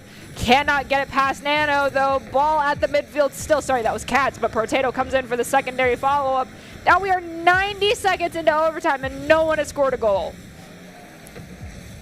Already, we've gone more than 6 minutes, closing in on 7 minutes of a 0 scoreline for the series, and part of me wonders if the entire pace of the game is going to change after this first game. Oh, it's gotta. It's gotta, because we've talked so much about how Esports Tower Arts team will use this first game to develop strategies, but at this point, in a golden goal situation, something has to break.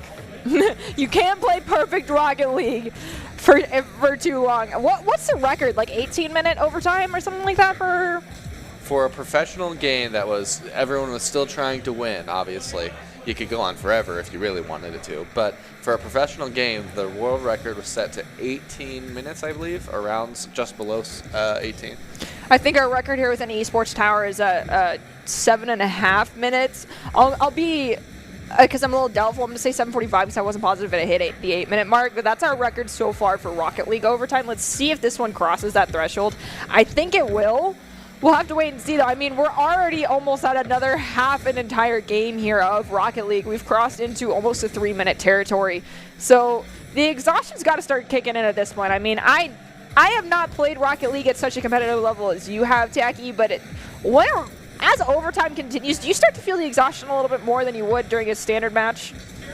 I definitely would say that you start to feel something, not necessarily exhaustion. If you're well prepared, you'll probably be okay for the exhaustion for a while. What you start to feel is very, very antsy. As the time goes on, you get super stressed out, and the best players at playing overtime are the people who are just capable of turning everything off around them except for the game and playing like it's free play, like you've been practicing. This is what you're doing. So we're going to have to see what team has the least amount of stress on them or is able to manage the stress the easiest for this series. Right now, it seems like both teams are handling that stress A-OK. We've got the ball pushed into the back third now.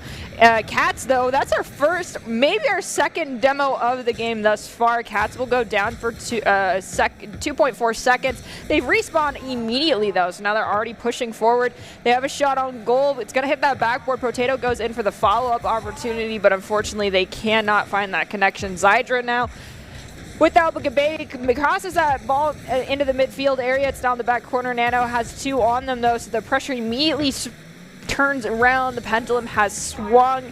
Cats is trying to get an opportunity to clear this ball out again, but cannot find it. And take a look at the accolades for the Eagles here. Between them, they have, I believe, 13 total saves. That's a lot of saves. Very solid defense by them. All but right. You have to say that maybe that's also a symptom of them not having a lot of side control so far. I'm counting 1 second. Everyone can see our overlay, but I'm blind as a bat.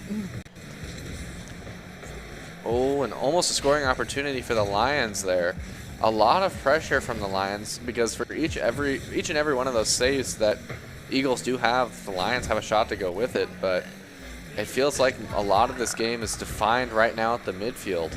There's 21 saves in total when I was just counting. That is like across the two teams. That's incredible. And at the 5-minute mark, we finally have a team find a goal there. So nicely done. Y'all survived. I feel like that was the gauntlet. That was craziness. And I'd be lying if I said I wasn't kind of hoping that the rest of the games will be like this too. Kind of low scoring, consistent Rocket League. I'm sorry for your throat. No, I'm totally fine. But gosh, that was an exciting game to say the least. I feel like it was kind of in a sweet spot for overtime where it was long enough to build suspense, but not too long that I was dying. All right, so you like a good thriller novel, I understand. I like a good mystery, but nothing that's a little too spooky because my anxiety spikes quite a bit. So I hope none of you guys experience the level of anxiety I do. Lions now currently up by 2. They did win our show match last week, so they're coming in with a 1-game advantage here. They are at match point. Can they bring this one back in their favor and end up winning? Or can they win this one out with a 3-0 victory? Or the Eagles start swinging the pendulum the other way? We'll have to wait and see. The next 5 minutes really are going to be telling of that. I feel like having almost 2 games already because of that overtime, these players might be feeling a little bit gassed at this point. Yeah, definitely. They might have been wanting a break in between these 2 games, but just like us, they're going to have to power through it, and I feel like at this point the Lions have to be feeling really good. Overtime victories that take that much work to get, they feel super good after. And gosh, I mean, Nano curse it, but already the Eagles finding a way into the top of this game. They're not quite ready to give up yet. Oh, Nano goes for a fake out, and trust me, tries to also read it. Neither one really won out on that 50-50, though. Cats pushes forward. Never mind. I cast or cursed it too. Neither one really won. I'm dumb. It was Cats who won out on that 50-50 while 2 players try to juke each other out at the mid. Now we're tied 1 aside with plenty of time left on the clock for it to go either way, but as I'm talking, okay, Nano, I get it. I just need to shut up about goals. Yeah, Potato just not able to get the proper touch on it, ends up hitting it into his own net. Disaster. The lead for the Eagles that they had just recovered from is now squandered once again by just an accidental touch. But it's definitely not something they're out of yet. But both teams, and especially the Eagles, have had some incredible defense all game, so giving the Eagles any kind of lead has got to be scary. That's goal number 3 for the Eagles. This is the fastest we've seen any goal scored thus far. I'll be honest with you, I was so exhausted last week. It's basically my finals right now as a grad student, so don't judge me. I don't remember the tempo of that game that we had between these two teams last week. I feel like this is probably more reminiscent of it, though. I'm not trying to be mean. I just feel like this is much closer to what we saw. That first game that we witnessed before this one was strange, but it definitely was the Lions coming to show that they can go toe-to-toe with the Eagles, and they're starting to show it again. I'm really curious to see how this shakes out. They scored the first goal of the game. Will we maintain our kind of pseudo-curse that whomever gets that first goal wins out the round? We'll have to see, because the Eagles already are starting to run away with this lead. They're up again by 2, sitting in that comfort position, having one goal, then another to prevent an equalizer. Yeah, and that Eagles offense is really popping off right now. I'm wondering if it's going to come at the cost of their defense a little bit, but frankly, so far, the Eagles defense has been well over enough to accompany the 4 goals they've got. Ball is going to finally be cleared out here from that Lions push forward. Trust me, I'm trying. Does send it to Potato, who pops it up to Cats. Neither one has a lot of pressure on them, so the Eagles break it down in their defensive play there a little bit. Doesn't matter, though, because Gababy gets the ball off the ground. Potato takes it away immediately, though. Goes to try and center it up for Trust Me, I'm Trying. Trust Me, unfortunately, has it roll under their car as opposed to hitting the nose. So it's hit at an angle they did not want. Trust Me goes for the follow-up touch, though. Zydra right in front of them immediately sends it to Nano, crossing that midfield. In the corner here on the Lions side of the field, Cats finds the volley, returning it to the other side of the field to the Eagles' corner. Zydra now collides with Gababy. Cats is trying to carry the ball into the goal. It does get taken away. Too many touches. It's too slow a speed is easy to read. 2 minutes, 10 seconds about left on this clock, and Lions, the pressure is all on you to convert all that offense you had last game into goals this game. They can do it. If you can't. They can do it. Trust me, I'm trying. It's trying. 2 minutes. 2 minutes, 1 goal. It's doable. Definitely more than possible. We see yet another overtime in this series so far, and I can't say that I'd be argued against it at this point. I mean, it's Rocket League. I can't say I don't enjoy it at this point, but my vocal cords might start crying in a little bit. That's perfectly fine. We've got 1 minute, 45 seconds left on this clock. Lions only down by 1. Trust me, I'm trying. Is definitely trying to find another goal. You can see how many shots they have. You can see how many shots Cats has. And they just, honestly, with how many saves we saw in the last round, I have faith in them to be able to not let the Eagles have another goal and find the equalizer and bring us to an overtime. Yeah, I feel like so far in this series, I haven't seen a lot of that Eagles aerial prowess that they've had before. It feels like they've been relying a lot on punishing mistakes and playing around their defense. And it's not to say that they're not doing well at their aerial play. It just feels like they're back-pocketing it for whenever they think the right situation is rather than forcing it as a play style. I mean, if you're not 100% confident in your aerial play, I feel like only using it when necessary is the better way to go, because if you use it too frequently, it opens up the opportunity for there to be more mistakes on your end.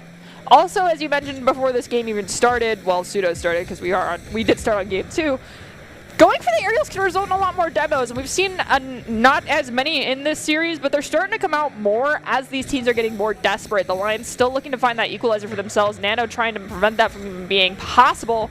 Ticking down across that 35-second mark now. Cats going forward, doesn't have a lot of pressure on them, has the opportunity to set her up for someone else, but Gababy is like the fly on the wall, swoops in and sends it to the midfield.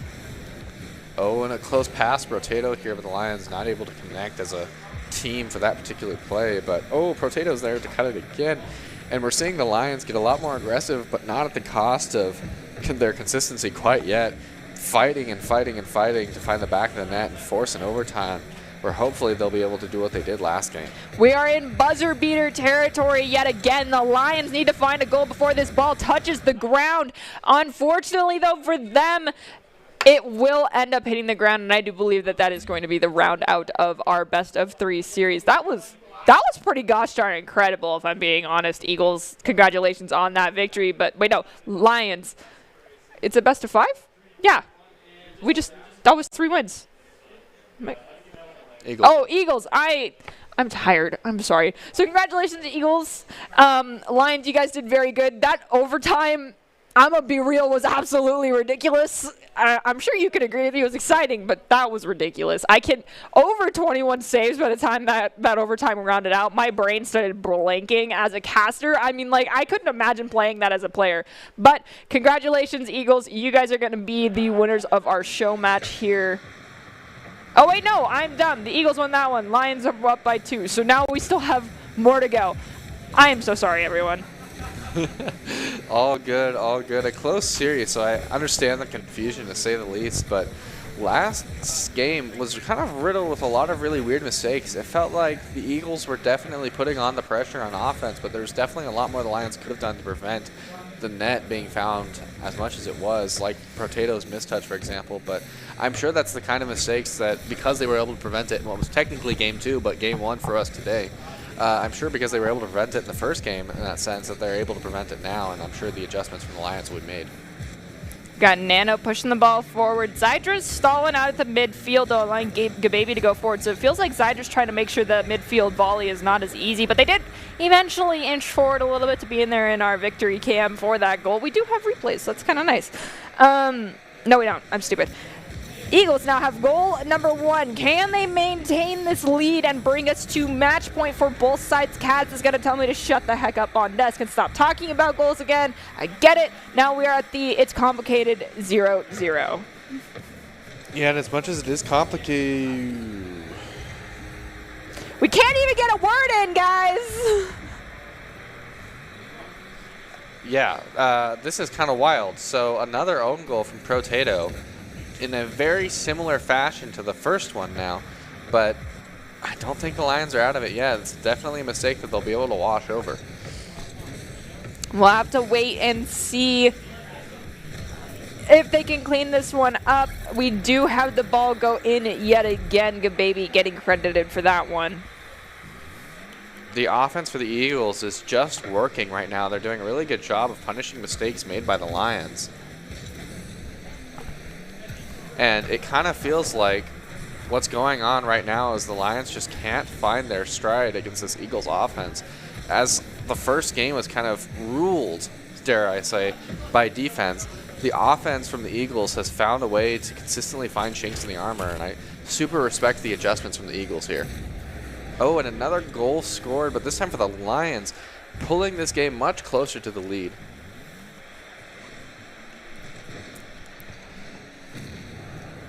Already another scoring opportunity almost made for the Eagles, and Gababy was able to find it instead. Guys, this is another repeat. 4-2. Oh, and a great fake by Nana, who fakes out the enemy team. Now is looking for a solo play, but the Lions will have none of that. They shove it back into the offensive end, looking for a passing play here, but barely. Potato is not able to connect, and you have to wonder at this point if the playstyle needs to change for the Lions after 2 very similar games like this. And it makes me kind of feel like the Lions have some talking to do in between matches. They have some talking to do and plenty of time to VOD review amongst themselves. We'll have to see if that gets changed up here. Right now, the Eagles are at match point. Lions already have themselves there, and to lose out on match point is kind of a rough situation to be in.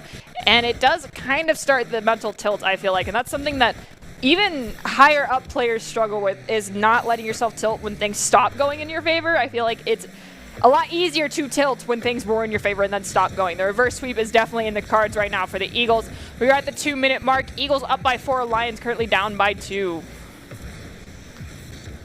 Definitely not a situation that the Lions are unknown to, but their work is cut out for them. They know what they have to do. They have to find a way to break down the Eagles' defense, but as I've had to point out many times before, the Eagles seem to have a very strong defense, and I cast or curse it again, but honestly, the Eagles still don't have a ton to stress about. They're in their zone. They're ahead. All they have to do is play the game they know how to play, and they'll come out on top. Eagles now, I would suggest trying to find 1 extra goal so there is no buzzer beater opportunity to lead us to tied for a side. But that's still taking fate into your own hands and risking it a bit because you could create a mistake opportunity. But playing solid defense also 100% of the time for the next minute and 45 seconds can be rough. Trust me, I'm trying, and Cat's trying to work together to push this ball forward. Zydra, though, at the midfield, just being that solid defensive wall does stop it from crossing. We have the ball get dug down by Cats. It ends up going to Gababy, who tries to pop it up to Nano. It does hit Potato first, though. Cats tries to come in. The ball is dangerously close to their goal. Trust me, I'm trying. Swoops in just in time. Passing the ball to Cats, who elevates, pushes it past 2, but a double commit from the Eagles does allow them to save that, and the follow-up is not quick enough to capitalize on that unfortunate double commit from the Eagles.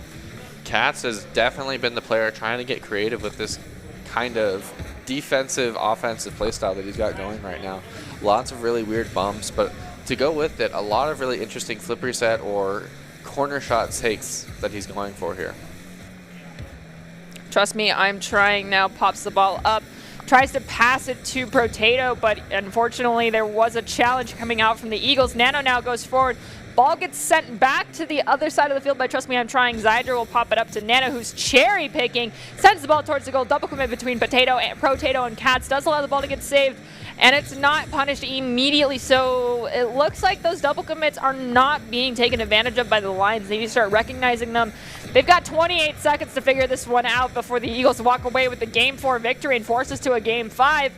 Where the Lions really need to figure out what the crack in the armor is. It's right in front of them, but they aren't finding it. Again, the Lions are not ready to give away this game just yet. Everyone up to make a play. Everyone committed to the offensive half. If they get scored on at this point, it was already over anyways, so they have to make some last-ditch effort plays here. We are at no time on the clock, and with that, Eagles walk away with the Game 4 victory, bringing us to a Game 5. This is a stressful situation, but it's, you know, as we always say on desk, you got to treat it as though it's 0-0 and treat this like the first game of the series. Don't be calm, cool, and calculated and just let someone run away with the scoreboard, though. It is 0-0. It's the first game, but you already know everything you need to know about these teams. You did the scouting and analysis already. Let's see how this shakes out. We've got 5 minutes to pick a winner. And I have to wonder if the defense that was so imperative in the first game is going to come out to be a requirement for this game, as a lot of goals were scored in the last one. 7 compared to, you know, this 1 in the first game. So I wonder if the adjustment from the Eagles is going to have to be playing around that defense, because, again, that's what worked for them the first time. We have, trust me, I'm trying at the mid, trying to prevent this ball from crossing the midfield. Unfortunately, does have to go all the way back, playing off the back wall. Does choose to set it to the side, but there was no one there. Cats does come in, but a little bit late. Nano in that backfield position again, but the Potato gets in that pass lane from Zydra. Potato now was sending it to the corner. Tries to give it to, I believe, Cats, but overran that one. Now we have Cats and Gababy colliding with one. What is happening? Are they going to stay like that? No, they did not. Okay, I was like, that's not something I'm familiar with. Please don't. Almost a weird kind of makeshift Rule 1 exactly that imposed on there, but already we're seeing the Lions defense hold its own as they work together to get down the field, and I have to hand it to them. So far, they're doing a really good job of cutting down these passing plays that are a big part of the Eagles' offense. Nano now looking to center it up for a teammate, but it looks like Gababy came in just a little bit too late for them to find that centering opportunity. Zydra, though, is going to pass it to Nano, who's in the corner.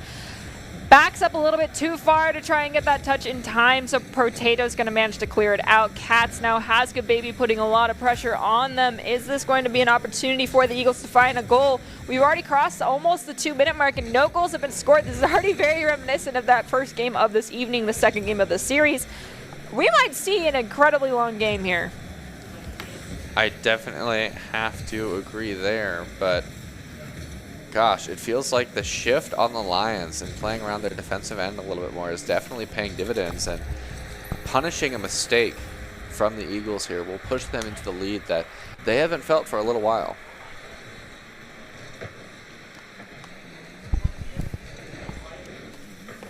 We have Potato pushing the ball forward. It dunks it down, but it dunks right onto Nano. Trust me, I'm trying. Goes for off the back wall, but would not have a follow-up anyway from Cats. So Cats going to come in from the return volley. Double commit there from the Eagles. Potato does not capitalize on it immediately. This is what I'm talking about. Eagles double commit on a lot of these saves. You're pushing both defenders out of position.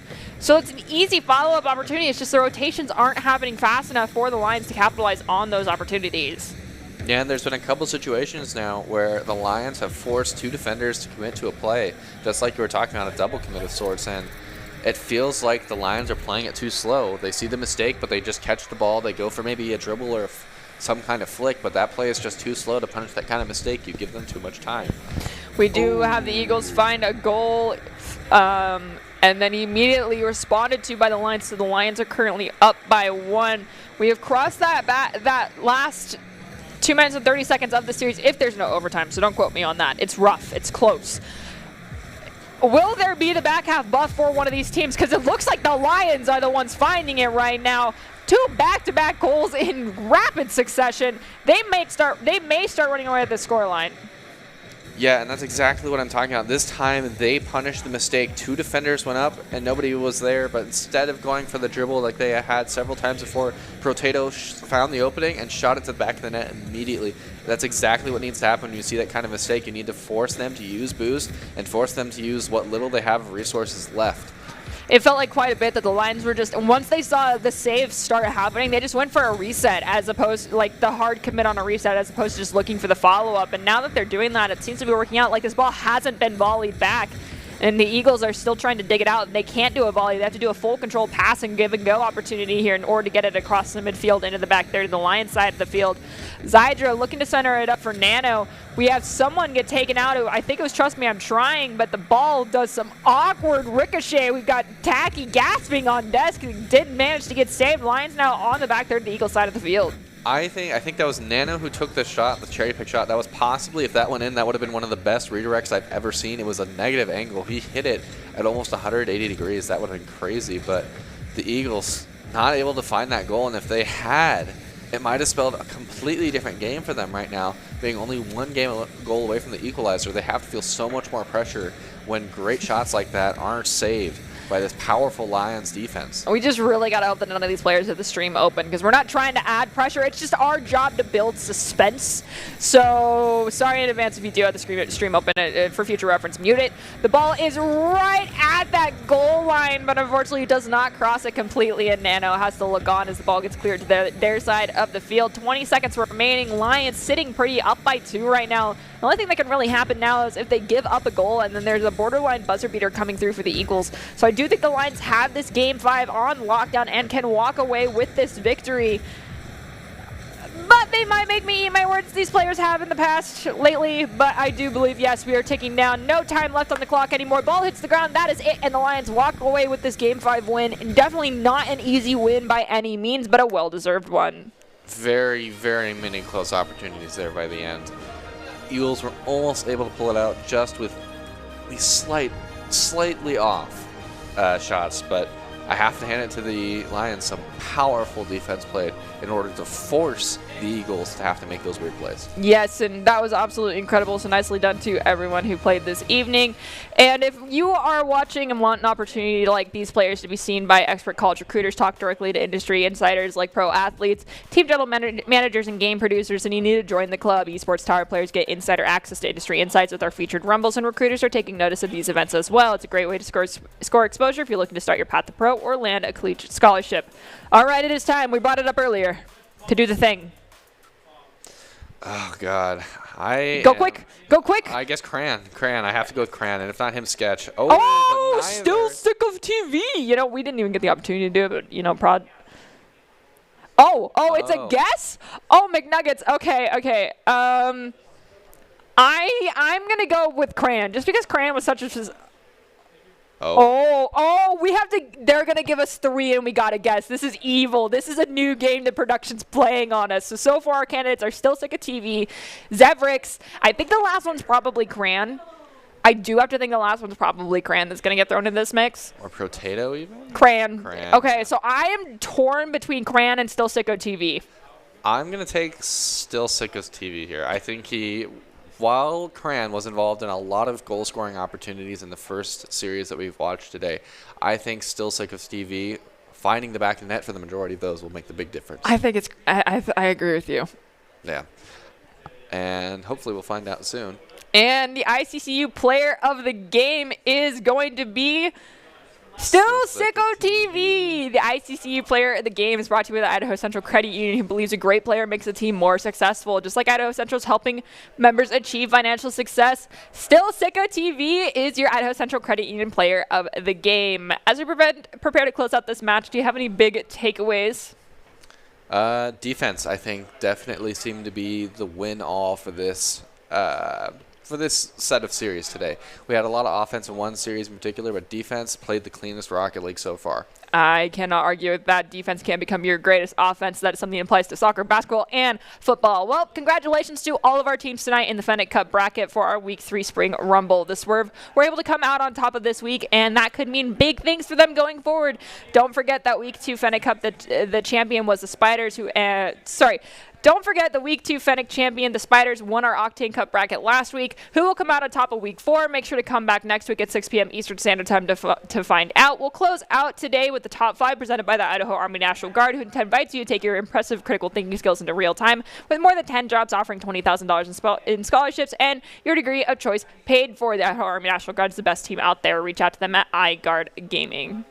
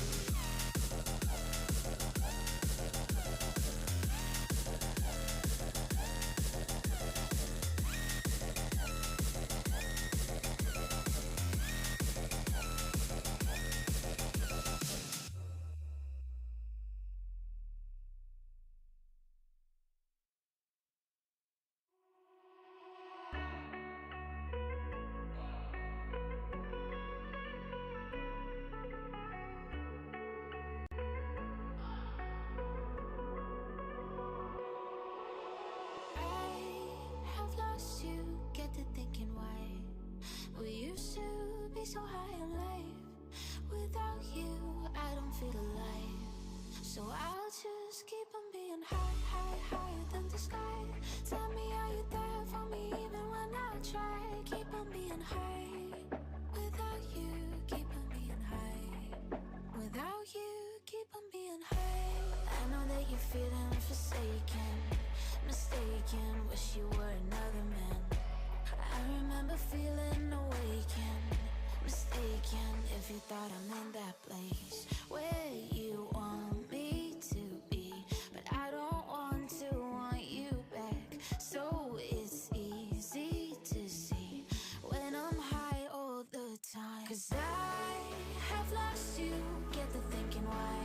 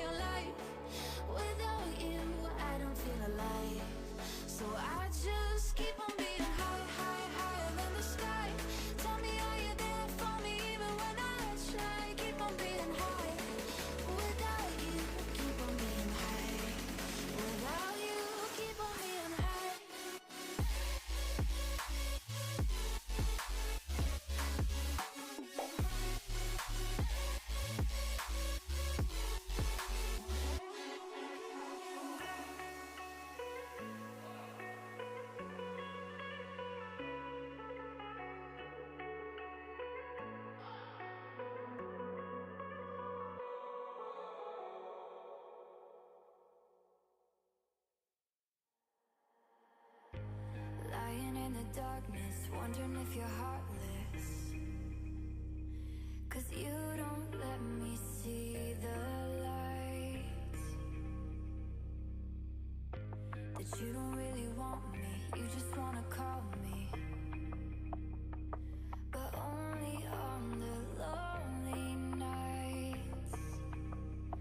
You give me just enough that I don't give up. You give me just enough to keep me begging for your love. Locked away, you save me for a rainy day. Locked away, till you need me I'll stay.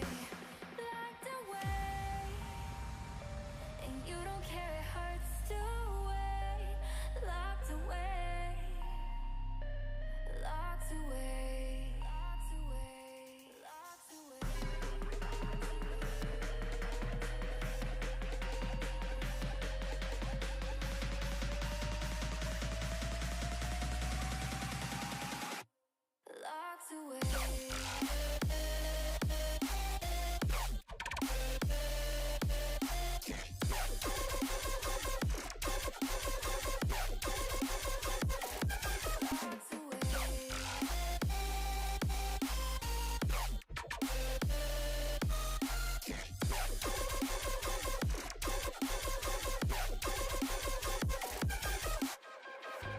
I cannot escape this, even though you make it. You make it seem like I'm still free. But baby, just admit it, you would fucking miss it. 'Cause you like the hold you have on me. So you give me just enough that I don't give up. You give me just enough to keep me begging for your love. Locked away, you save me for a rainy day. Locked away, till you need me I'll stay. Locked away, and you don't care, it hurts to wait. Locked away, locked away, locked away, locked away.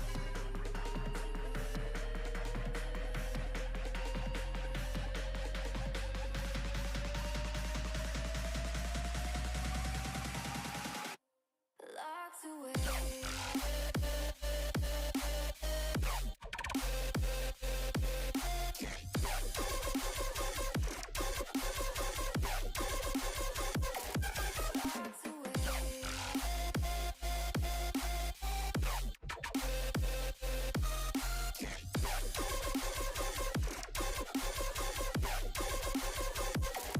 Locked away.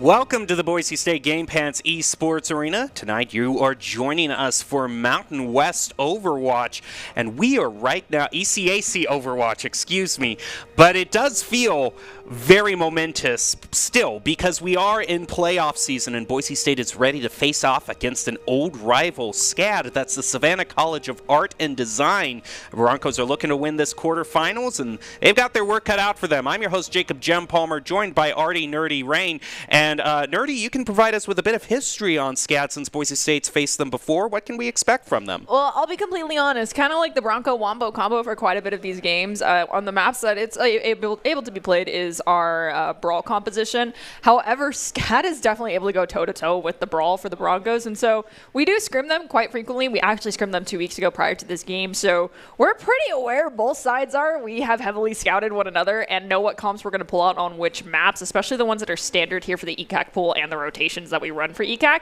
So with that in mind, I anticipate he who wins the fight first and wins first point, especially on this first map, is going to result in the other team, depending on the ultimate charges, to do a complete composition swap and not just try to go mirror. So anticipate a lot of transitions and a lot of fast changes for both of these teams. Yeah, a lot of fixation on being first in the Yes. analysis you tend to give. He Yes. who ults first, he who wins first, he who gets the pick first. So we'll see if Boise State can pull that off. But since we are talking right now about maps and modes, let's go over the general rules for this tournament and how things are going to shake out. It is a best of 5 with the map order being Control, Escort, Hybrid, and Assault.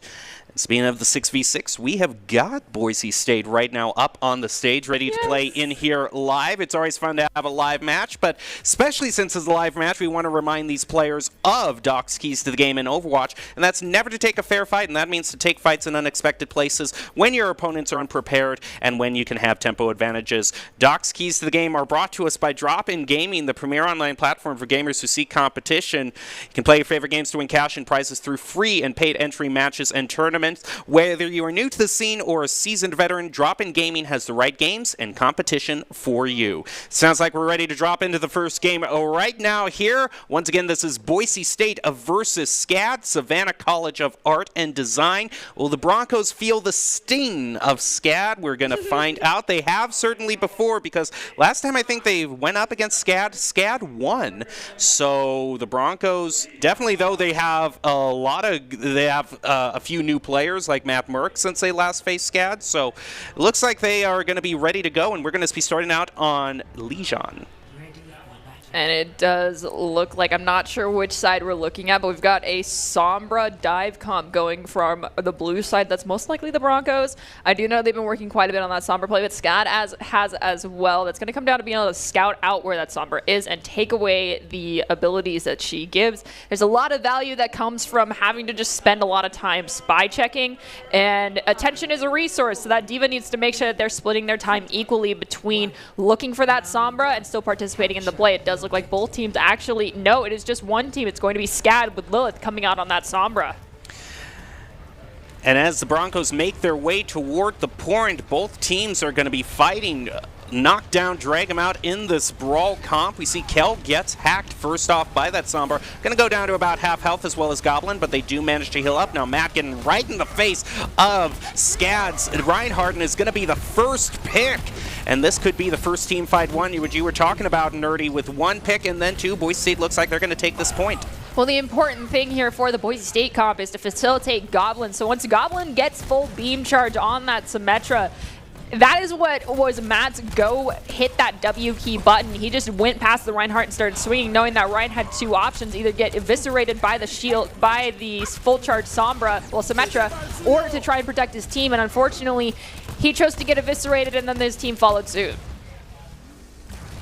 Now Boise State going to go past about 25%. Going to teleport back onto point as the photon barrier does go online. Is going to be burned by Goblin. Matt Merck also bringing the Shatter on. We'll see when he decides to use that. Right now Car Wash is going to be set up by Goblin as Boise State is still maintaining defense on this point. Donnie takes a hit, goes down to about half health. Despite a lot of damage being traded between the two teams, no picks quite yet as Snape is going to be using that Coalescence. They try to make their way onto the point alone, taking out the Immortality Field.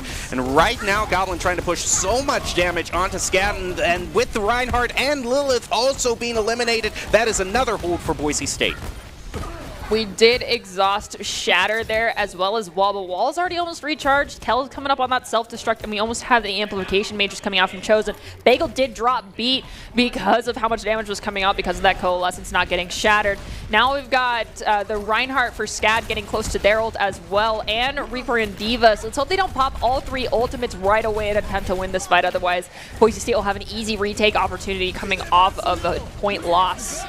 There goes the self-destruct out. You can hear the Broncos yelling about it, but they're going to have another idea. They're going to use that Death Blossom, get a triple, follow that up by a quad, and Plato is still out for blood. He's going to get 5, and that's going to be another hold for the Broncos. That was beautiful, and I anticipate that being the play of the game. Plato, if you can't top that yourself, someone else might take it away, but I think that's it for this map. That was pretty spicy. Oh, there's going to be a little bit of contest here from Scat as they need to keep this going by any means necessary, and that's a good shatter. Going to be taking out Plato. Chosen and Goblin are next to fall, and with just no time left to spare, Scat gets their first point. That's okay. They did switch over to that Wrecking Ball and the Symmetra in order to get that retouch. It's something that a lot of teams have started incorporating, is that last-ditch effort. Instead of trying to go for a faster DPS, go for a DPS that can facilitate everyone else getting there, and that is that Symmetra. However, Symmetra has no charge on their ultimate. They also had to lose out on their tank ults as well. Going this next fight, they really have Death Blossom and Window. Those two things together can work, but Kel's probably going to have Defense Matrix to eat it all, so good luck on that working out, and Goblin just pops wall. And it's a GG for Boise State. We'll see if they can maintain this one, as we've got Plato already pushing forward and pushing down that health bar for Snape. But Scat's using everything that they have, and Boise State's going to have to watch out for this Death Blossom being brought out by Alone, but it doesn't look like picks up anyone. Instead, Bagel's eliminating Donnie. Goblin picks it up, and there goes a remake from Kel. Is going to make some more presence on the point, and the turret takes out Alone as well. I think Boise State, you were right, Nerdy, is going to be pressing GG at this moment, taking the first game. That should do it unless someone from SCAD can get onto the point. Right now, it doesn't look like it, and that's the first win for the Broncos. All right, so we know both teams can pull out that Symmetra and make it work out. I mean, Lilith, for switching over so late, you did a fabulous job on it. This next point, if it's Gardens, we're most likely going to see a window teleport. If it is going to be Control Center, yes, it is going to be, well, sorry, Night Market. So we're probably going to see that window teleport. Both teams are aware that these teams like to pull this one out. There is some huge counters that can be brought out, especially double bubble into that bunker comp, but it has to be played absolutely perfectly. Or you can honestly just try and go for the boot play. We do have Goblin immediately starting out on the Symmetra. We'll find out if he chooses to stick with it based off of where he places the teleporter. If it's right out the spawn, they're swapping to something else. If they're taking it all the way to the doorway, then yes, they're sticking with it. We also see that Scat is pulling out that Doomfist, and get in and get out can be powerful, but you have to make sure you aren't getting eviscerated in the process. Both teams go charging toward the point and are going to be using that teleport. There goes Boise State and SCAD as well. It looks like the Broncos were a little bit quicker, though, onto the point, and Lilith's going to be the first one taken out, but it's quickly answered back as Matt Merck is eliminated, followed by Goblin. And unlike the first fight, SCAD might find their first win here. Not if Plato has anything to say about it, eliminating Alone, but Plato's taking a lot of damage and is eliminated by the Reinhardt, picking up a double, now a triple, and that's going to tip it towards SCAD. Doomfist is extremely powerful in the Symmetra composition when it comes to getting onto that point. If your team doesn't get in first, you can just, the amount of disruption that a Doomfist can create, and honestly, that Doomfist went in and took out 3 before they went down. I mean, a 1-1 trade with a support versus a Doomfist, unless it's Bagel on the Lucio, most likely will get back before that support, so that creates so much value. It now comes down to if Boise State can counter that, and they've chosen to swap Goblin over onto that Reaper to take care of that Doomfist. There goes a Shatter being brought out by SCAD, as well as an Amp Matrix, going to be answered back by Boise State's own Shatter, but right now it's just a couple of picks for SCAD, bringing out the Primal Fury to just snowball this and keep the possession firmly in favor of SCAD. It seems like Boise State did not have a full-fledged plan ready there. It was definitely Matt Merck responding rather than anticipating that Shatter to go off. They need to be ult-tracking between these fights, anticipating that they have that the sound barrier coming online, that Lilith is close to that ultimate, that they have the Doomfist Meteor Strike online as well. I'm going to sound like a broken record. If you get the ults off first, most likely you're going to win. But the thing is, knowing your target before you go in is insanely huge here. So we've got Plato pushing forward, trying to scout out where this Doomfist might be as well. Looking to drop Blizzard, just cut off the Reinhardt. We hear Amp go down and Blizz. There goes the Blizz as well as the sound barrier, trying to keep the Broncos alive, and they're going to pick up that Reinhardt, and that's been a very crucial pick for Boise State in the past, but the photon barrier is going to be brought out by Lilith. Snape also sniped there by Goblin, and there goes a great flame strike onto Lilith as well. Both DPS is gone for SCAD as Boise State makes their way onto the point, trying to take out this Lucio, who isn't going to be able to survive. There goes a huge charge there into SCAD, and Boise State takes the point back. So they spent Blizzard and they spent Beat in order to win that fight, but we also did see that SCAD spent their Beat as well. Lilith does not have Wall, they do not have Meteor Strike. They're heavily relying on this Earth Shatter Shatter and then the Amplification Matrix to zone Boise State into specific areas to facilitate this push forward. That can be difficult if Boise State follows Doc's key of taking fights in unexpected places, but that's a great window. However, it's easily kited because Bagel's there with speed. Snape gets sniped by Matt Merck's Fire Strike. Yeah, the Snape snipe happens again, and Matt Merck is just swinging happy. That monkey going out of the way at the last moment. There is a shatter you were talking about. Plato's going to fall victim to it, but thanks to Death Blossom, Goblin is keeping things even and slightly in favor of the Broncos. And there goes Alone as well, and the Broncos stage another hold. We did see that the Primal Rage was popped out just to allow Donnie to get out of point. That's a huge sustain and stall type of ultimate. Not really something you want to be expelling there just to get out. We do have Lilith swapping over to that Reaper, so no more Symmetra, and we have Donnie swapping over to the Diva, so we're going for almost Mirror Cut, but we got Alone still on that Doomfist. However, I feel like the way that the DPS synergized for the Broncos might be stronger, but a whiff shatter from Matt Merck will turn the tides immediately. And with the tides turned, Boise State is going to have to play these next few seconds very crucially, as Plato actually wants to keep the charge going for the Broncos. Stall them out. Look at that. He's going to at least bring them to 72. Plato, you are bold, and that was perfectly timed between the cryo and the wall to keep yourself up a little bit longer. We have Kel getting positioned to touch. Alone is going to be close to that Meteor Strike. They also have another Amplification Matrix, but Bagel and Chosen both have their support ults online. Those two things can facilitate a lot of space and a lot of sustain for the Broncos if they claim it well. We have Kel going in immediately, taking that a lot of damage, but will sustain because the support ults aren't playing out for the Broncos.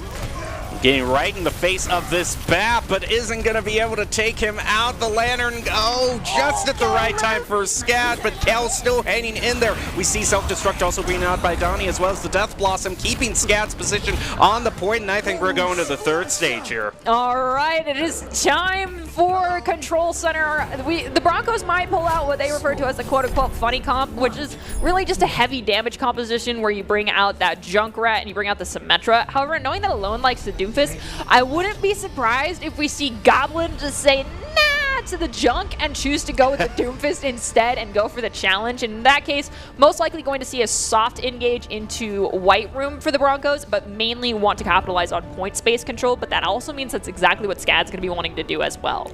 Well, this stage being different from the other two and just being so much more enclosed does invite those Junkrat picks to be brought out, like you were saying, Nerdy.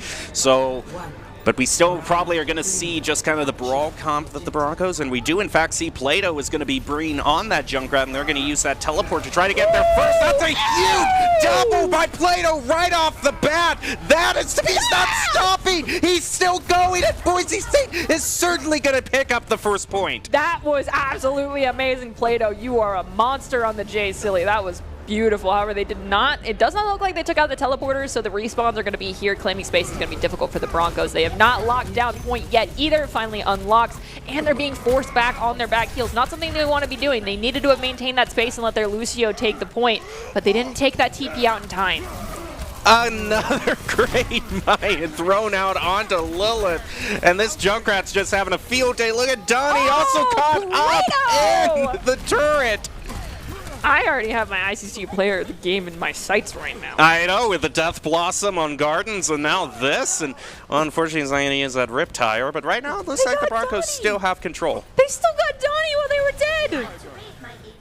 I love Junkrat. I can't play him. It's the ultimate thing of spite. It's like, okay, I died, but at least I took you out with me. Yeah, that Total Mayhem can be a really irksome. We also have 3 ults online for the Broncos to the 1 coming out from Scad.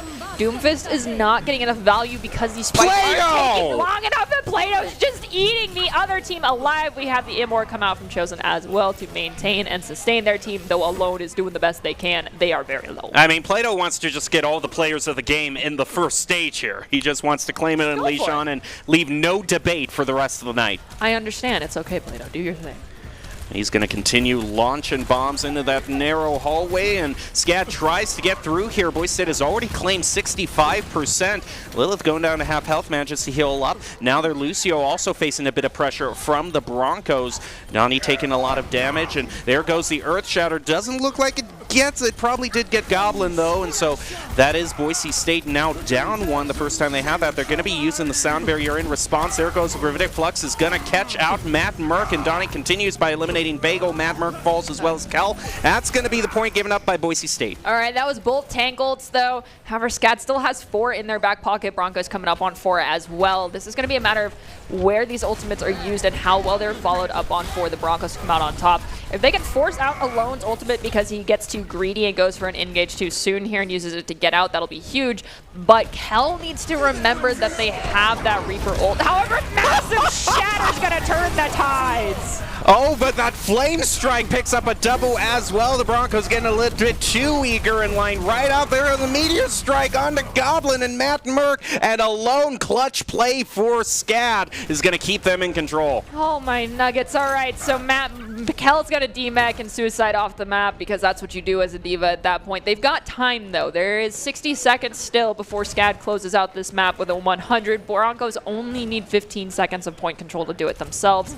We've got a Shatter for one side, not for the other, but we've got a self-destructed wall, which can be huge engaging. We've got a nice TP to a wall here from Goblin to start this fight. Oh, they're going to walk right into that Shatter, and Donnie's going to follow that up, and the Broncos fall again, only having the turret as the bit of solace. Plato's trying to turn it around by eliminating Lilith, but we only have Kel here with the Baby Diva eliminated, and another push by the Broncos is denied.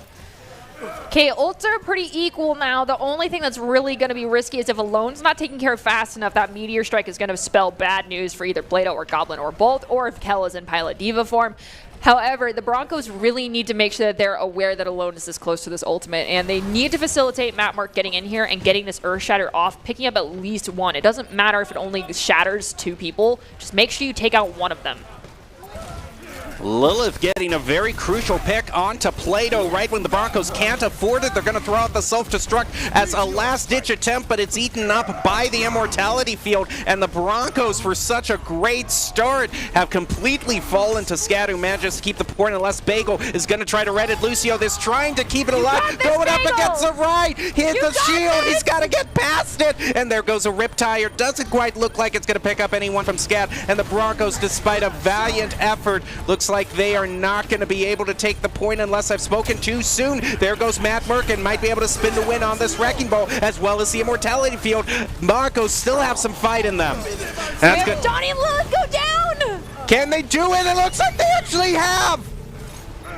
Oh no, Alone is let's back see. in, and we got a Baby Diva on point, but they go down in the shadow. That's a huge shatter, though, but he's the only one on point. The Baptiste coming in for a bit of backup. Can the Broncos survive? It's Goblin and Bagel standing on the point heroically, and they get taken out, and how close could that have been? Okay, that was control. This is fine. This is still a best of 5. Broncos can bring I it don't know back. if I can handle a best of 5 after that. That was insane. Of course, playing the game. We have to give it to Plato, though. I don't think either one of us on desk are surprised nor can argue with the game on this one. We called it as soon as we saw this. This was a 5-piece. Like, spicy. Absolutely spicy, Plato. Yep, quintuple there. Great job for Plato. Unfortunately, that's going to be the only win Broncos had for that one. Scad staging a great comeback and managing to prove to be a formidable force for the Broncos. Well, I think after a very close loss like that, I think we need to give the Broncos maybe a little time to compose themselves. I need to compose myself. So let's just head it to a quick break, and we'll be back. You do not want to miss this, though. It's very competitive. Boise State versus Scad, Game 2 after this.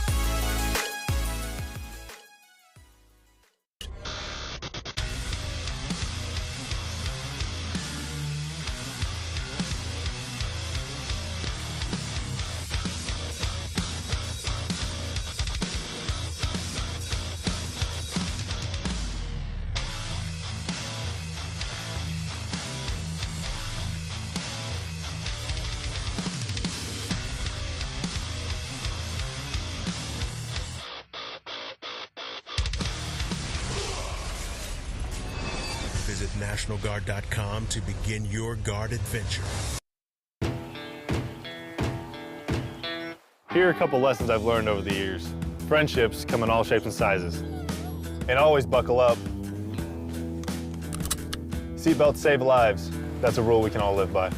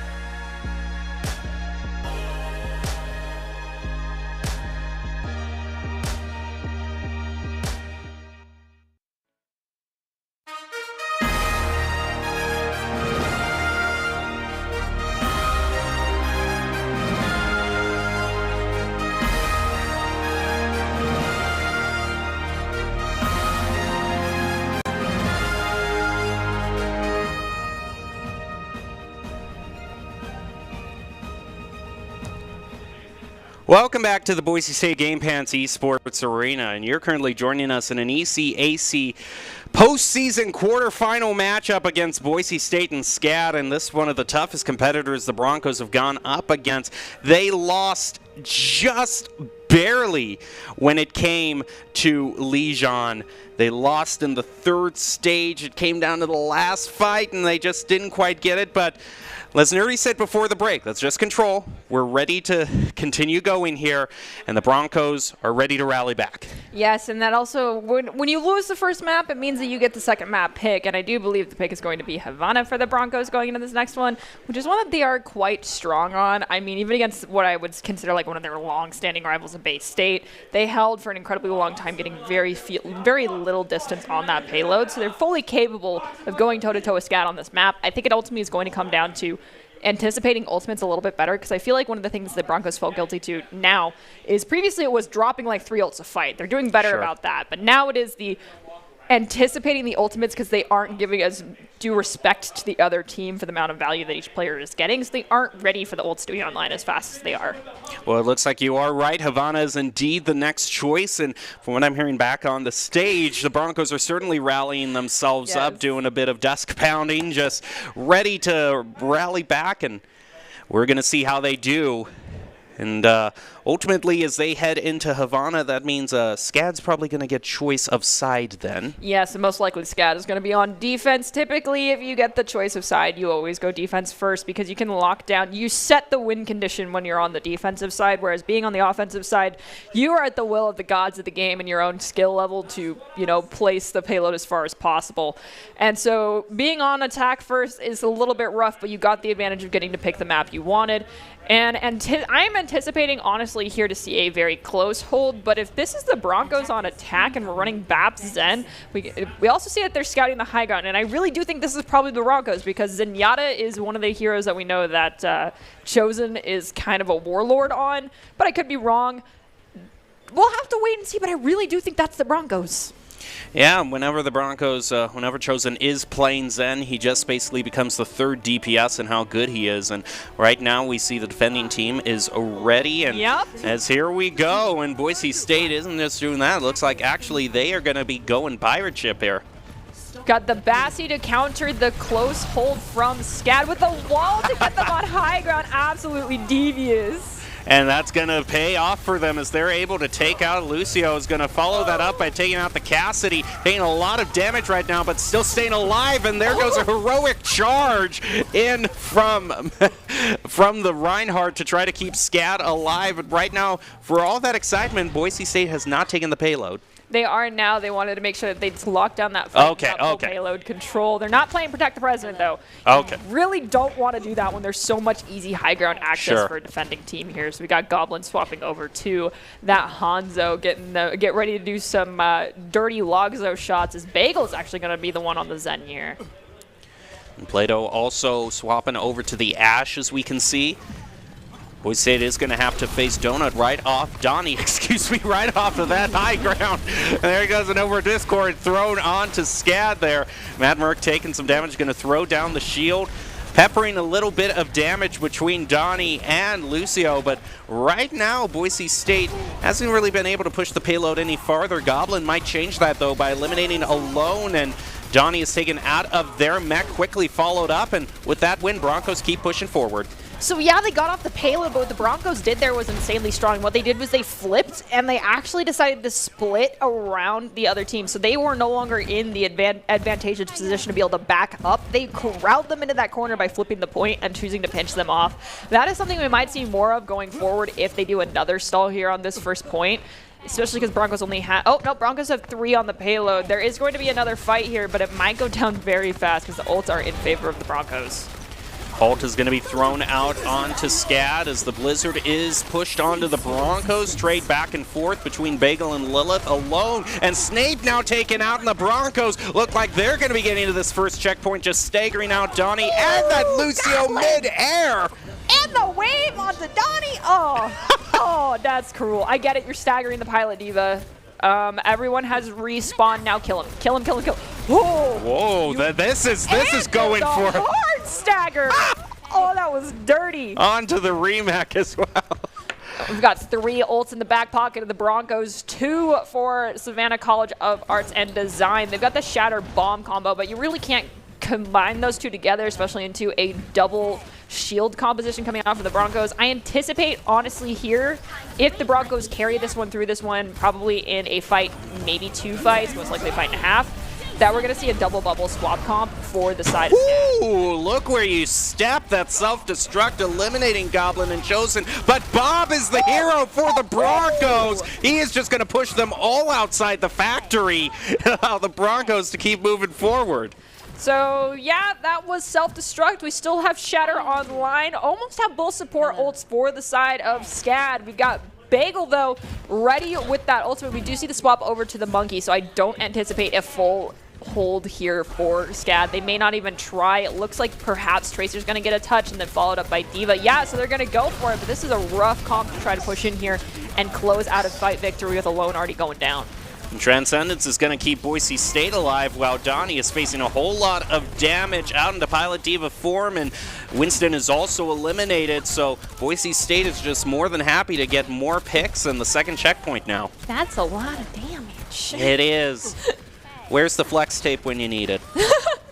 Obviously, the Broncos are keeping it away from Scad. Donnie, I think it's about time you make a swap over to the Zarya here, maybe. Nah, never mind. I understand the Diva. We do still... The ultimates are not in favor of Scad here. That swap and taking that fight where they did, they could have just waited out for those doors to drop and be a full 6-man squad and wait for Boise State to try and spread, but they chose not to, and so they did not charge their ultimates as much as they needed to. They only have Beat, which is going to have to be used in response to Kel's ultimate, but if they pick a target, they're going to melt him, and Lilith is already gone. Bagel also looks like got hacked there, but Lilith, that hack isn't really going to do anything as Lilith gets taken out. Now Donnie out of their mech, and right now Boise State is doing a very good job so far of just kind of swapping places with Scad and now firing back on them, and Alone is also going to be staggered out, and Boise State, great showing here, and oh, that poor Tracer. It does look like I saw Lilith is still alive over behind the Broncos. I'm not positive. Yes, Lilith is. This is something that the Broncos are pretty bad about. I'll be honest. If you're listening, this is one of their Achilles heels. Scouting out a Sombra who's already respawned because they were taken out so early, they can just camp behind the Broncos because their spy checking is a little lackluster. Especially with the comp they have right now, spy checking, unless Goblin dedicates his sonars to right behind them, is gonna not be an easy job to accomplish, as we already have Plato dropping out the bomb. We hear Coalescence and Snape get dropped as well. There goes Coalescence, but Bob again. It seems like Scad gets a bit of a foothold, but then Bob just turns it around for the Broncos. But Snape is still making a fight of that. Matt Merck almost getting pushed off the edge, trying to go up against that Primal Rage. And manages to survive as the Winston is eliminated by Kel. I'll be honest, what the Broncos are doing here is absolutely incredible. Flipping the point in so that they can surround and conquer when they drop one hero, or even just doing it when they see the opportunity to do so, is just making it extremely difficult for Scad to gain space. And space is a resource that you drastically need no matter what point you are on here for an Overwatch game. Self-destruct and EMP pushed on to Boise State. 2 are going to get hacked, but Goblin's still making a fight of it by eliminating the Winston. Very low on health. It is going to be Bagel, though, manages to survive, and health might not be a concern for the Broncos as the Transcendence goes online, and Matt Merck getting the first pick onto Lilith. They have almost gotten to the final checkpoint. They just need one more team fight when they're going to... It looks like, I thought a supercharger was dropped there. No, Matt Merck is still a ways out from it. Transcendence is going to be used, though, by Bagel, and he manages to pick up one. That's a whole team wipe for the Broncos. You might as well call that the ace of aces. That gets the point for Boise State. Minute and 21 seconds still on the clock is quite the time bank for Havana. I mean, it's really, really difficult to get over the 2-minute mark here for Havana. I just feel like it's just one of those maps where getting over a minute is a great position to be in. Broncos, you have solidified the fact that no matter what, even if Scad brings us all the way to point 3 themselves, we're going to see an overtime. We're going to see a round 3 and a round 4. That's where you want to be. This is just one of those maps that it's the long haul when you're going against a team that is as well-rounded as Scad. The Broncos definitely sound fired up on stage as well. Shouting 0 is Plato, so he is hell-bent on verifying that they don't even get checkpoint 1. Yeah, and just making sure that this is the only view Scad will get of that lighthouse.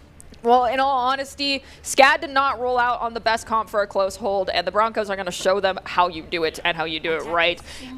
You're going to see the complete well-rounded close hold comp if they choose to do it. It does look like, yes, they're doing it. If our observer gets in real close, we'll see some goofy shenanigans taking place between getting D.Va closer to that door. At the 3-second mark before the doors drop, they're going to go in front of that payload to make sure that they remove as much time as possible for Scad to swap over compositions to prevent the close hold from happening. Let's see if Scad responds with the Bassie like Boise State did for the close holds. Yeah, but I want to see I want to see these alleyways some more. I just want to see how much. Okay, now we move on to the close hold there. That's a huge wall there. It's going to catch out that D.Va who just goes running back into spawn. Both immortality fields thrown down. They're going to get eliminated. Boise State now trying to continue to hold this point, but there's another great wall, but it's, they all charge past it though, so it's not going to split up the Broncos too much. Chosen is able to take Donnie out of their mech, as well as Matt Merck being eliminated, but now Goblin taking out Donnie. It's answered back, and those 2 picks from Savannah College of Art and Design looks like they're going to take this first payload. When you do the close hold fight here, if you lose your main tank or you lose your Baptiste, it's typically just a stagger on the payload as long as possible and then get the reset going, and especially because Scad is choosing to only place 1 person on payload here. Boise State is going to be able to have the opportunity to get 1, possibly 2 more fights if they're done fast enough here. So we'll have to see. Hopefully they check the corner and are aware of the D.Va. They are, and they're going to push onto her immediately. Unfortunately, that looks like a whiff there on that wall. Boise State is just going to close the door on Scad. Now managed to get onto the payload as Alone brings out this Deadeye. Is just going to try to zone Boise State. Oh, no, it's in fact going to pick up Chosen. Goblin, though, is getting it back onto the Reinhardt. And right now, Scad is right now even, but that goes down 1. And now Boise State continuing with a double from Plato to looks like they are going to hold them. Oh no, Alone, you're down though, that's okay. Plato cleaned up. Like he is in fact going to survive there. Kel is in a rough situation. There is no jump off or take a dip into the water here. This has got to be a slow fight for the Broncos until Kel gets their mech back. But thankfully, Scad's not running dives, so they should be okay as long as they maintain pressure here.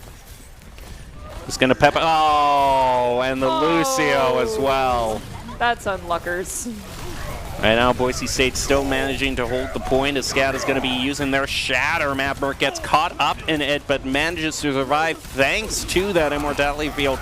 Now Alone picking up a double, and Plato's going to get frozen. That's going to be a fight 1 for Boise State, but it looks like they still probably have 1 left. Yes, Kel can probably get in and get a touch, but it might be or sacrifice his mech as well in the process. Going to wait to the absolute last opportunity to touch. We're going to be going into 2 ults to 4 ults on the side of Savannah, so the advantage is in the favor of Savannah College. It comes down to placement and getting a first pick here for Broncos in order to come out on top. They did manage to get onto the point for a full team fight. There goes the self-destruct thrown out by Kel, as well as the sound barrier alone, bringing out another Deadeye. And there goes the self-destruct from Donnie. And with a double buy alone, it looks like Scat has taken this. Unless Goblin turns it around, he's only able to take out the Lucio. Right now, Boise State's still managing to face a lot of pressure, but it does look like they are at least holding Scad longer on attack.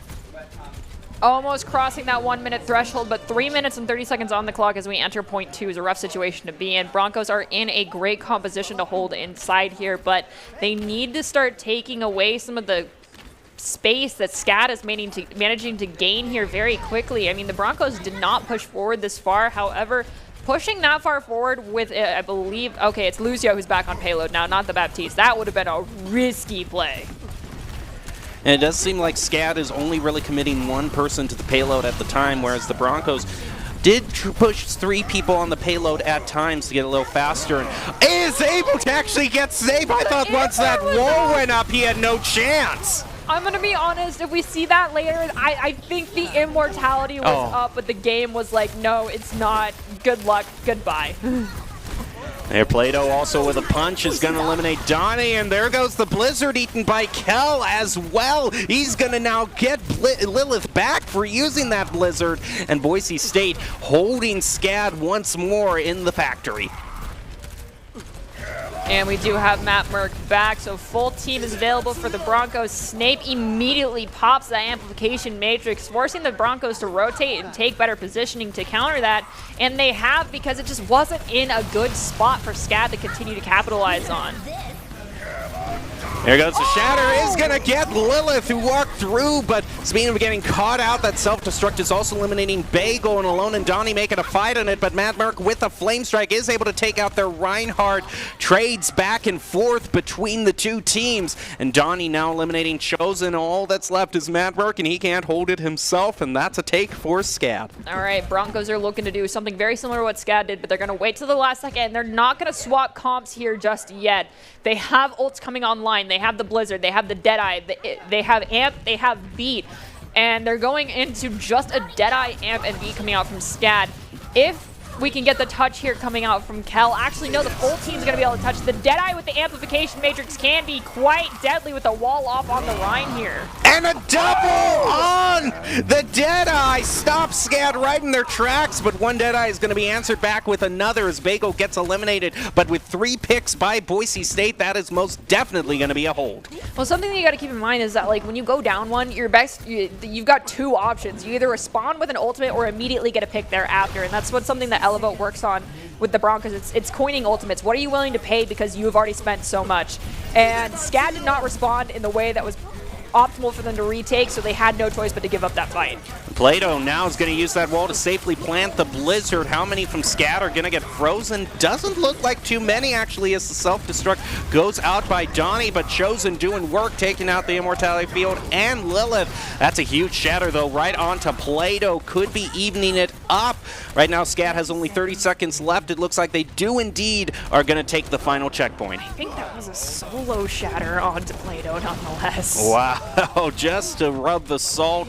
But now, this is the good position for Boise State. It looks like they're just going to, at least if it goes to overtime, have more time than Scad does. Yep, I think you're right. I do believe, and if I am wrong, I am extremely tired and it's time for me to go to bed. I do believe it's impossible for anyone to get payload from that second point to the end of the road here on Havana in 20 seconds. And now, as I'm going to finish out that statement, the Broncos have locked in the fact that they will have more time than Scad, but the high ground advantage plus the swaps on the DPS here Whoa, might be the Goblin! magic. Peppering damage right now onto Donnie is going to be taken out of their mech. Amp Matrix thrown down by Chosen, also by Snape. Whole lot of damage being pushed onto that payload as Goblin tries to get some sneaky snipes here up through the caps, and that's a good pick by Plato. Lilith throws out their Blizzard, though, keeping it even between the team 5v5. Alone has that Deadeye, but there's a lot of natural cover here on this map for the defensive side to avoid that, so long as they are aware and are ready to have to take natural cover, because they did lose Bagel on that Lucio in favor of the Zen, which I get. They're going for the spam comp here. It's not so much the gain space, it's pick a corridor, make a kill box, and kill them in that space, as they've already taken out Lilith. So they're up by 1, and the only option here is to either drop Beat or, you know, drop Deadeye or get out. He's going low on health, though. Will he even be able to use the beat is the question, as Lilith swaps over to Hanzo right at the end there. Donnie eliminated from their mech. That's huge, as he just was about to get the self-destruct. Not going to be available to Scad right now. They do use the beat to stay alive, as well as the Deadeye to pick up Bob. And there goes Matt Merck getting a pick onto Plato. Gravitic Flex is also going to get Scad, and that is it for the Broncos. Sweet. They are here to play. I mean, Plato, you didn't get your wish of 0. They did technically get 2, but it's close enough. Oh, okay. Brian is actually standing up. Okay. Okay, he's not talking to me. I thought he was ready to start something. But this was the great pick on the Bastion right off the bat. Yes, this is how you counter the close hold, and this is how you do it perfectly. And the Broncos then showed up and were like, hey, this is how you do close hold, by the way, on their own defense. However, it did not go as according to plan. They still recovered and still maintained the victory there for themselves. So the next one, I do believe we're going to go on to, is it? Hybrid. It's hybrid. Okay, thank goodness. I really don't like Assault being smack dab. Well, I know, it's just, but we're going to have to face it sooner or later. But right now, might want to gain your composure, maybe some mental fortitude as we take a break here for the coming fight on Assault. But we will be right back with Hybrid. Boise State has tied it up 1-1. These two teams are here to play. Who's going to get the win? You'll find out after this.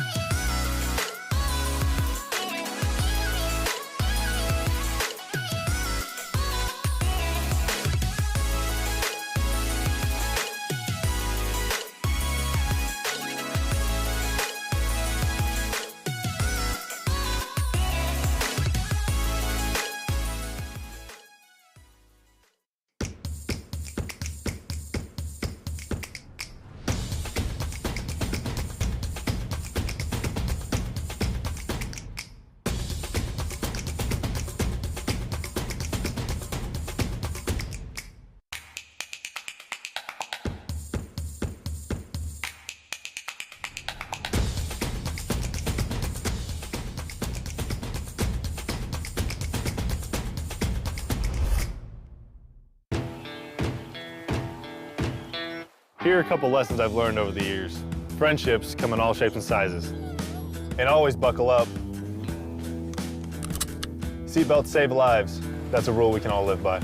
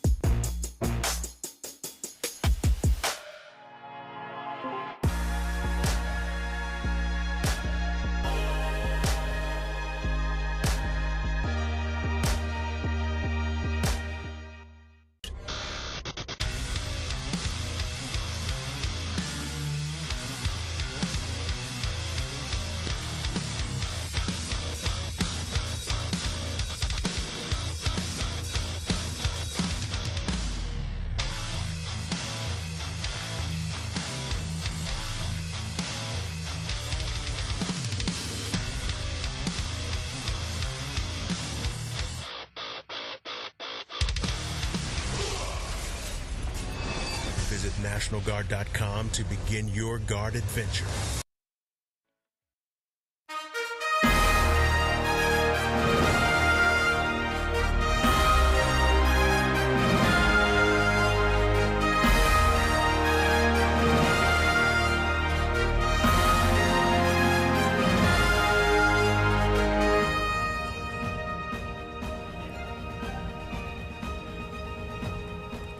Welcome back to the Boise State Game Pants Esports Arena. You are currently joining us in the ECAC quarterfinals in the postseason. Boise State versus the Savannah College of Art and Design, or SCAD as we've been calling them. And they are one of the toughest teams Boise State is going up against, but the Broncos are holding their own. It is tied 1-1 in this best of 5, so we're going to have to see how this turns out. We're going to at least see a game 4. I'm your host, Jacob Jem Palmer, joined by Artie Nerdy Rain. You know, to talk about ECAC, we actually have a trophy right here. But if you notice close on the trophy, it says runner-up. That is not what the Broncos are after. They're after this champion, which they picked up in the Mountain West. So hopefully we can have 2 champion trophies, but with ECAC and Mountain West. And that's what the Broncos are searching for right now. Yes, and this is from 2021, but they did also take the Mountain West for 2022. And ironically, this ECAC trophy here for the runner-up, I will take some blame for that. I was there for that. I casted that entire series. It was a 13-hour long day. But at the end of the day, Broncos were this close, but they did not close that gap. Let's see if they can do that here with ECAC as opposed to HB GamerCon. SCAD, though, is a pretty tough opponent. Yep, and not only going up against a tough opponent, but a tough game out, because I know I said hybrid, but in fact, we have got the confirmation over break. It is going to be 2CP. 2CP. But you know what? Here's the benefit, though. I mean, Overwatch 2 is as close as ever right now. I know. This is going to be one of the final... Probably one of the final, if not the one of the final 2CP games we get to cast. So maybe I'm pretty sure we're going to finish out ECAC with normal Overwatch. If they flip it on its head and say GG. No, I mean by next semester. I mean, as this semester is coming to a close, we are almost finished with Assault as a game mode. Yes, I am very excited. There is, of course, the last Hurrah tournament that's being put on the East Coast for Overwatch right before Overwatch is going to completely close down the original Overwatch versions. But good luck, guys. You get to deal with 2CP while the rest of the world does not. I am happy to see it gone. Very interested to see how things shake out. But for now, we get to deal with it, and we get to deal with it on Temple of Anubis. Highly anticipated. I mean, you know that a mode is kind of a train wreck when 2 of the stages that are made for it aren't even seen normally. We don't see any Horizon. We don't see any Paris. Well, both of those are completely out of rotation I now. know. They were just not good. I mean, well, that just shows how problematic this stage has been. Right now, Boise State is looking for a performance that is anything but problematic. They're going to get the first choice of attack here. Right now, it actually does look pretty problematic for the Broncos, as they're going to be sent back to spawn. I do not understand why they chose to go with attack first on Temple of Anubis. I know that in the past we've done it as well, but it's always come down to being by the skin of their teeth that they end up getting second point here, and I feel like they just need to stop trying to go for this and instead going for defense first. Look at all the scouting that Goblin is getting. Might actually try to get the sneaky cap as well. Yeah, is going to be able to start charging up quickly. The Tracer heads back, though, to pressure him out. He's going to pick up some healing for himself as Kel eliminates Lilith. Broncos making their way onto the point right now. Donnie is also going to get hacked by the Sombra, and once again, just heading back to heal up. We have Chosen go down, so it's just Bagel healing for Boise State. Stick goes off and picks up Plato as well. So Broncos down 2. This is a reset opportunity. Goblin, though, is going to be able to do some value here and just continue to do some easy pick-ins and pick up ultimate charge. It looks like the win con for the Broncos is definitely EMP and combo. It was something else. It could be almost anything, though, at the rate the Broncos are charging their ults. Ooh, it's going to give a little bit of backup to Goblin, actually, right now. Matt Merck now using the Primal Ray, just pushing SCAD right off of the point, but still Snape manages to pick up Matt Merck, and all that excitement now kind of withers away. And we did hear Lick from Donnie go off. Didn't pick anybody up. We still have EMP, Self-Destruct, Death Blossom, and Co. and Beat coming out from the Broncos here pretty soon. But they're being forced back quite a bit. Haven't even picked up a tick, and we're under the 2-minute mark. But that EMP we're talking about as their win condition is now online, so we're going to see how well Goblin can pull that off as Boise State now trying to decide what route they want to take. They throw out the Self-Destruct as well as the hack is going to go on to 3. Right now, Plato is the only one to get an elimination. They're going to follow that up with Bob, who is brought out by Lilith. And another pulse ball thrown out by Matt onto Matt Merck is going to mean that the Broncos are held yet again. It took too long to charge that EMP. It should have just taken at max 2 fights. At least Instead, one it took tick 2.5. here? Who's on point? There were 3. They asked to get 1 tick. I'm surprised. I think it's actually Chosen who's on point. Yes, it is. But As I was saying, you need to charge EMP in 2 fights, and taking almost 3.5 to charge it, and then dropping Primal, EMP, Self-Destruct, and Death Blossom is not worth it. The Broncos did not facilitate the ults in time for this to work out in their favor, and I feel like now they need to do a swap. Actually, they should have swapped last fight. They're staggering at this point. Yeah, they are, and Goblin still hasn't respawned, and they do not have the time to stagger right now. Yeah, this one, Goblin is going to stick on, and I also see Play-Doh is brought on the Reaper. Matt Merck gets stunned a little bit as they try to make some cover themselves. Moving over to the right here. They're going to have to take it this fight here, or else they're going to have to stagger in one by one, but looks like they might be getting cold feet. I don't know. And they have nothing to respond to the Graphitic Flux with. Their only prey of hope is that Chosen does not land in it, or Goblin could get a hack on it in that same moment. But if Scad is watching, they'll know how to counter the Moira Fade, which is wait for it and then go for it. However, both supports were out of it, so they sustain, they survive, but we hear 3 ultimates now come out from Scad as Matt is looking very low. Close to Primal, though. Close to Primal might have to be the only thing. Can he charges up, gets so close, but isn't able to with some help from Bob. That's a full hold by Scad. And behold the duality of 2 CPs. Sometimes you steamroll, other times you don't even get to play. Well, unfortunately, because the Broncos did get a tick and a half there, the win condition has been set. There is no opportunity for this to end in a draw. You cannot cap anything less. Well, you can't cap more than, well, less than 30%, and after that point, you have to, once you get more than that, that means the enemy team can easily overcome that one and cap the point. So this has to be a perfect full hold here for the Broncos.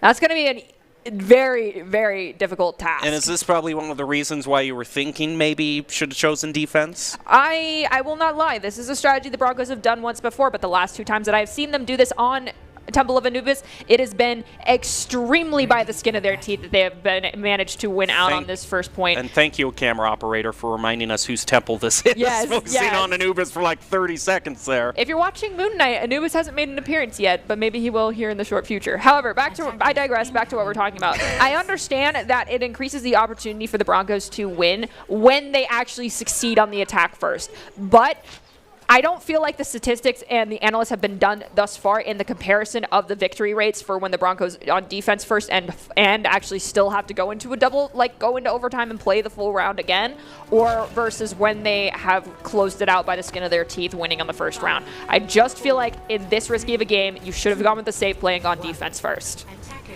Well, Broncos going to have their work cut out for them. 4 minutes is going to decide whether they head up against Matchborn or whether they have it for themselves. Goblin peppering a lot of damage out, is going to be able to take Snape pretty low, but he heals up as Scad makes their way toward the left here, it looks like. Yep, and they're taking their time, though, because a lot of their shields have gone down. We're getting a lot of damage. Lilith's going to be taken out. Play-Doh and Goblin Great will take start. 3 in total.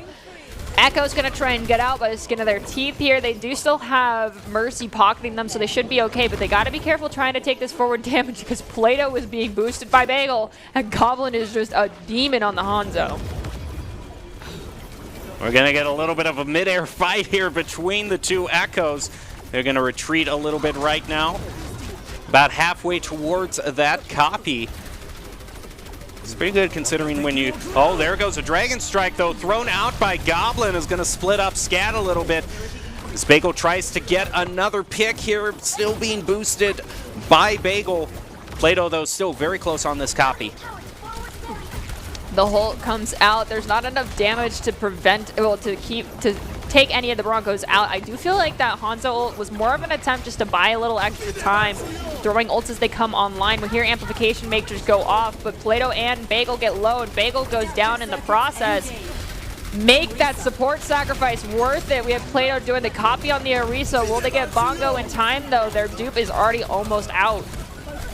Very close, and is going to manage to get the supercharger. Throw down right on point. There goes the Dragon Strike out in response by Lilith, and ooh, that's a huge amount of eliminations there. 3 on counting against Boise State, and that is indeed going to do it for Scad. Broncos tried to stage a valiant defense there, but just wasn't in the cards for them. All right, so now we're moving on to hybrid. Broncos get choice of map. And I think you know what map it's most likely going to be. Most likely. Right now, though, we give a little bit of a highlight to Lilith, getting to play of the game Sharpshooter as it is right now, so wow us. Oh, using the coach gun. Okay. Yep, there it is. Yep. I can see you just want to reward something like that. It was just Bagel. It was just Bagel, but that's why it said Sharpshooter. It's like I'm just going after this one player, but it's a very accurate elimination. That is very true. Now we're going to be moving on to, yes, hello, we have people in the arena. Yeah, and the Broncos certainly need a bit of encouragement right now because they are up against a match point. Yes, this is a sticky and anxiety-inducing situation, especially in the semifinals. It's not really ever where the Broncos want to see themselves being match point against them, but this is the time to clear their heads. We might see one of them punch another one on stage just to clear each other's heads. Sure. I'm putting quotes around that because it does happen.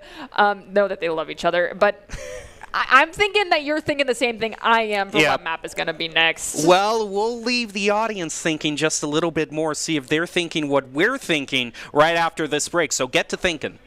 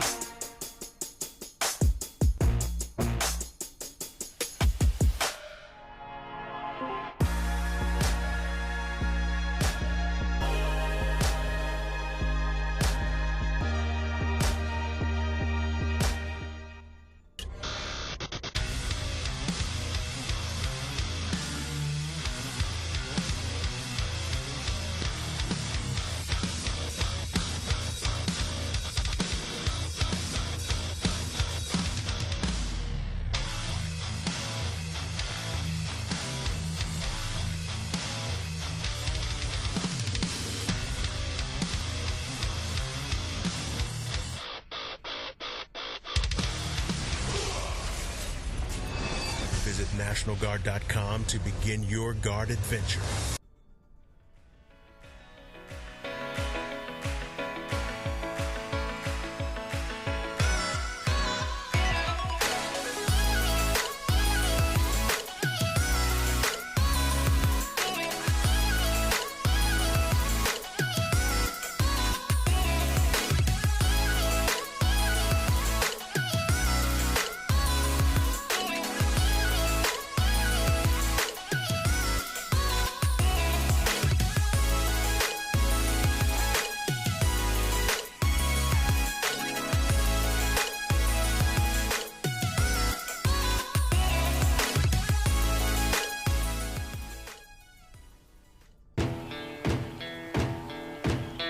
Here are a couple lessons I've learned over the years. Friendships come in all shapes and sizes. And always buckle up. Seatbelts save lives. That's a rule we can all live by.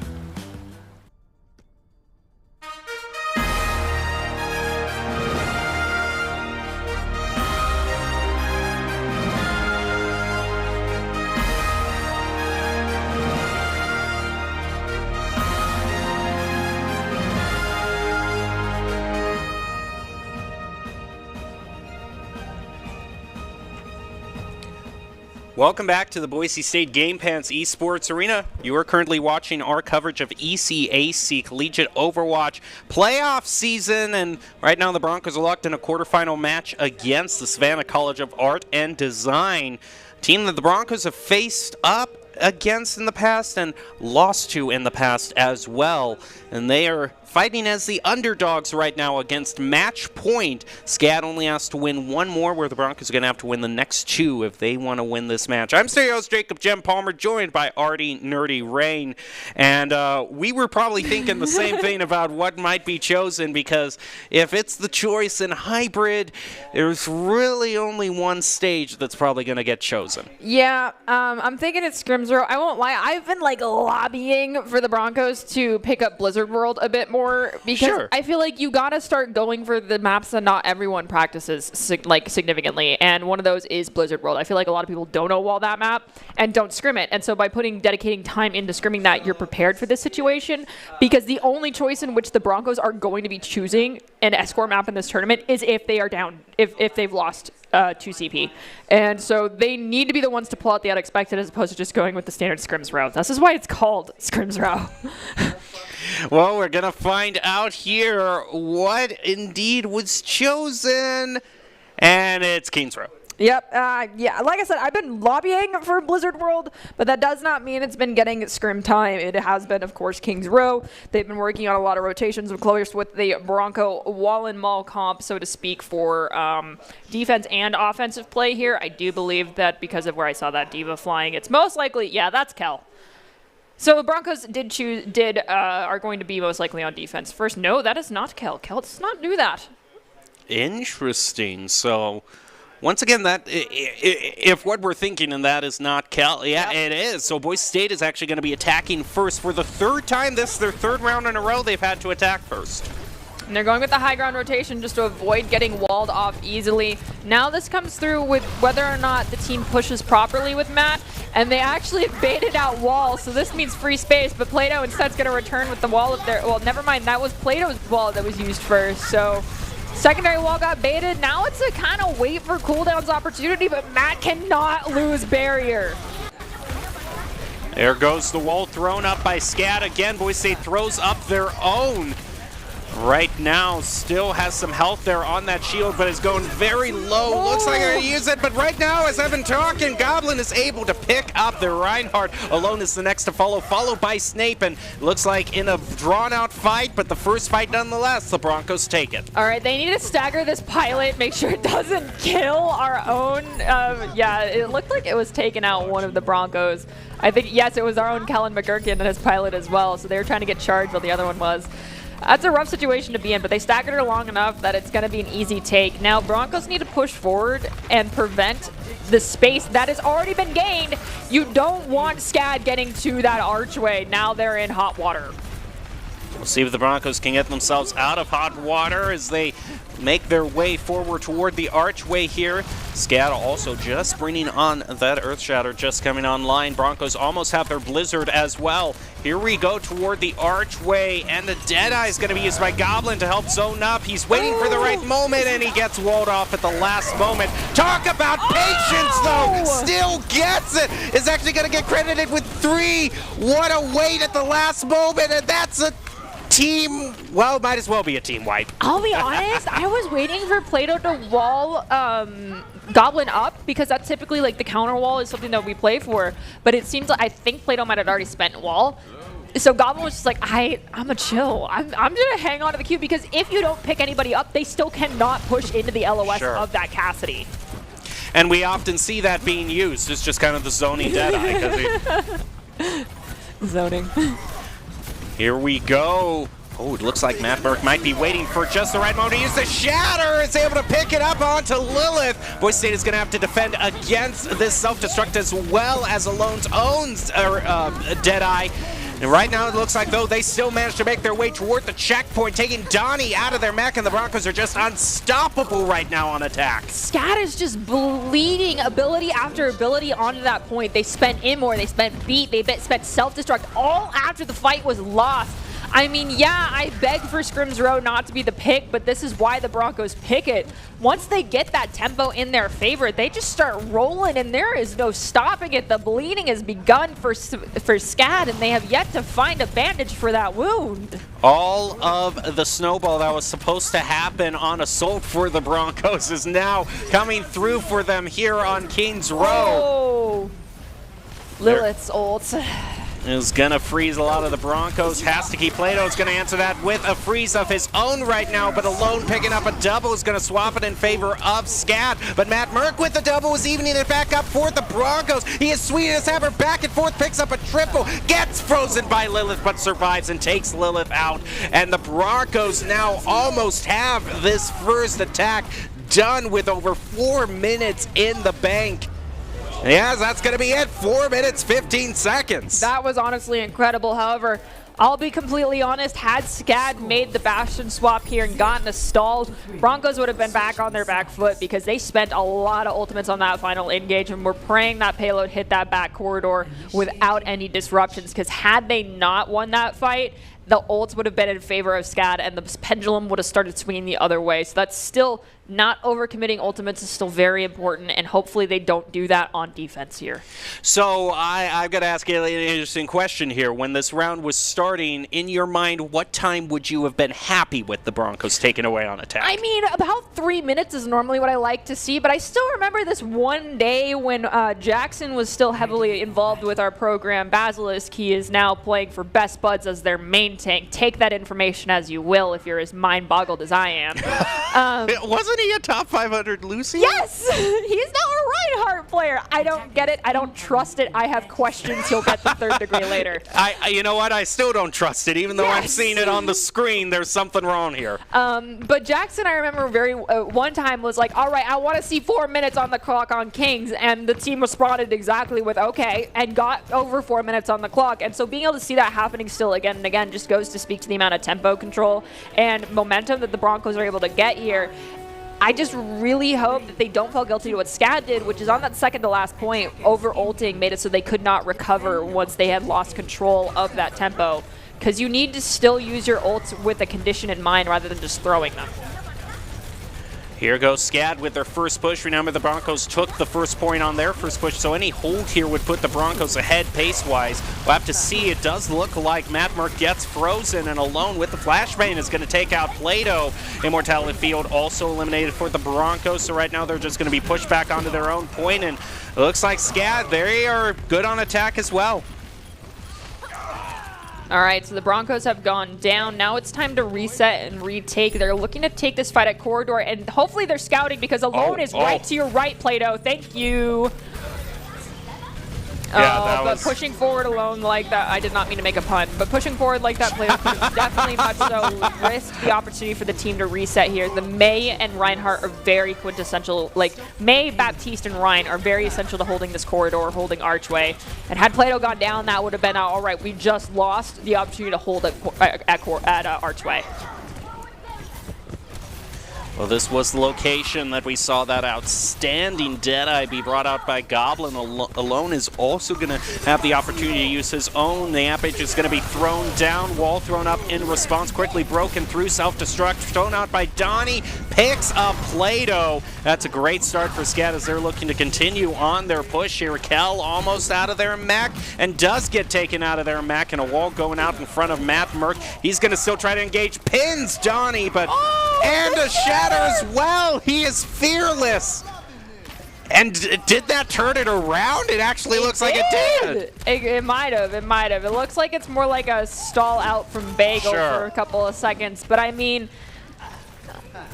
now is the question of how are the Broncos planning to respond. The pendulum is not fully swung in the other direction, but they have Deadeye, they have Blizzard, they have Beat, they have Shatter, all on the side of Scad. Kel is coming up on ult. It's still going to be after the fight's already started, so no engage self-destruct. Plato probably. Goblin, you don't want to engage with that, but it's going to anyway, because double walls, you have to round two corners. Very difficult to get value. It's the stereotypical zoning ultimate. Oh, Donnie gets frozen. There, Blizzard's going to be thrown out on, and a shatter as well onto Boise State. So much CC going around for all of the teams. Alone trying to get flashbang to stop the Deadeye. A remake also brought out by Donnie. Look at Plato, the Bagel eliminating Alone, but it's the only thing the Broncos have to show for it now, as Scad is making their way to this next checkpoint. So I do believe we dropped Deadeye, we dropped Blizzard, we dropped Self-Destruct, we dropped Beat. And this is what you were afraid of. Yep, that is exactly what I'm talking about, is throwing as many ults at the board as possible and hoping something sticks to regain tempo control. It's not worth it. If you're dropping more than 2 ults, you've already lost the next fight most likely, especially when your ult's economy is where it's at. They're now heavily relying on amplification matrix and shatter, and we've already lost Chosen before we've even rounded corner here. And he just uses shatter right there again. He's going to be able to take out their Reinhardt, following up by eliminating Donnie. He's going to force the Mei to go into the cryo freeze and at least stop it right now. So it looks like the Broncos at least are going to be going into overtime with an advantage. So that is something. Yes, that extra 10 seconds, it takes roughly 45 to get a fight, so Broncos are looking to gain that much extra footing here, so they have one more fight as opposed to Scad's count on the bank. And we see Plato doing the stereotypical wall and Blizz. Bomb goes off too high to pick anybody up, but do see that Lilith will go down to Goblin. That's a great start by the Broncos. Speaking of Goblin, he is almost ready with Bob here, but speaking of the way Boise State is playing with this ultimates, they're playing it a bit too shaky for my liking. As soon as they get one, they instantly use it. They're going to use Bob here. Deadeye's going to be used in response. Thrown out the dynamite is going to land on McCree. Trying to take out Alone, trying to get away from the Diva there. Earth Shatter goes off from Scad, and we do see didn't pick anybody up. Cabimus is going to drop beat. Bagel will respond, so that's already in favor of the Broncos. The response beat has a 33% higher chance of working out, and it is right now. Bagel finds Lilith, but the amp's going to come out from the side of Scad. And the Broncos managed to win that fight and stop using the ultimates. They actually are saving the self-destruct and amp matrix that they have here, just looking for that stagger. But that Lucio, they're able to push Kel off the edge. Still a hold for the Broncos. I mean, Kel wanted to take a trip anyway. It just got expedited by the Lucio boot because he was out of mag. I'll be honest. That's what you're looking for there. So it's all right. Kel was probably just like, I'll give you a couple charge in return for the express trip. But now this is really huge for the Broncos, though, ult-wise, because they have finally managed to hold on to them. And is going to use the first one, the amp matrix right here, but Scad taking a little bit of a different route. They LOS'd the amp, but then we drop Bob going right into the back lane, and they're going to wall him off for a little extra safety, but it looks like Bob's going to go down here. Yeah, Goblin's Bob's going to go down to Alone, the one person who's been taking care of Bob consistently. Self-destruct goes down, but we can respond with Bomb and Blizz here from the Broncos as we hear Plato drop Blizzard. There's the Deadeye and beat. Will we see Bob? Well, Bomb, maybe. There goes the Deadeye. Is just going to whiff on that one. Goblin picking up their Lucio. There goes another big shatter. As soon as Scad gets it, they use it. Alone eliminating Goblin and Kel. That's going to be a fall by Boise State, but I think on the respawns they'll be able to contest here. Yeah, Matt Merck is bleeding all over the place and is going to have to go down. We've got Goblin close to another Bob, so trying to get this dynamite here is going to be huge, but it doesn't look like it got too many. It's going to pick up a little bit, yes. The dynamite did land, but it didn't land on all of them. Kel's got to be careful. They're really low in mech right now, and they're the touch for the Broncos. Here's the final hold. And rotations, and the walls are being put up in manners that are actually capitalized on, as opposed to being too far forward for anyone to do anything with, which is what we saw happening in the first round of defense. Now here we go. We'll see how well Boise State can be on this defense. Remember, they have to win this in order to push it to a Game 5 and go back to Control. Yay, 2CP not played. Well, no, sorry, no, Control not played. So I anticipate that's going to be Elios. I want to see Elios, so I need the Broncos to win this one. You hear me, boys? Win it. We'll have to see how they do. Looks like they're getting ready for their defensive positions. And here we go, Broncos trying to keep their ECAC hopes alive, continue on past these quarterfinals, considered the underdogs going up against Scad, but still managing to be very even. Here we go. And we do know that that was Kel on top of Mendata's head, not getting too greedy and pushing up past Hotel. That is definitely the Bronco strat of all stacking inside of that statue. First wall goes off from Scad. Second response wall from Plato. Immortalities have both been popped, so we're equal on the resource front there, but it looks like Goblin and Alone are kind of 1v1ing, and one of the big things that Broncos are guilty of is taking these 1v1s. Oh, and they... Goblin not putting pressure with the Reinhardt there is why our Matt Merck went down. He needed to have peppering, just checking where that Cassidy was, and instead pushing damage forward so the Rein could not just walk on our Reinhardt. Yep, just got into the ego battle there. He was so tantalizingly close to winning that as well, but just wasn't able to land the final shot, and that's going to be the first point taken for SCAD. Now the Broncos just have to get in the mindset of they got to get him off the payload. We are in one fight territory before we hit overtime, and then, yes, it is get them off the payload. For now, it is let the payload push through this archway. Don't get too greedy. Don't get taken out, because then it is, honestly, the momentum is just too far forward. We've got Chosen trying to take care of this Diva, who intentionally goaded back multiple members of the Broncos. But Kel's going to take out the Rein. Goblin goes down to Alone again. And now it's kind of just back and forth as the beat and bomb get dropped from SCAD. And there goes. Self-destruct is going to take out Plato. Now we are truly in overtime.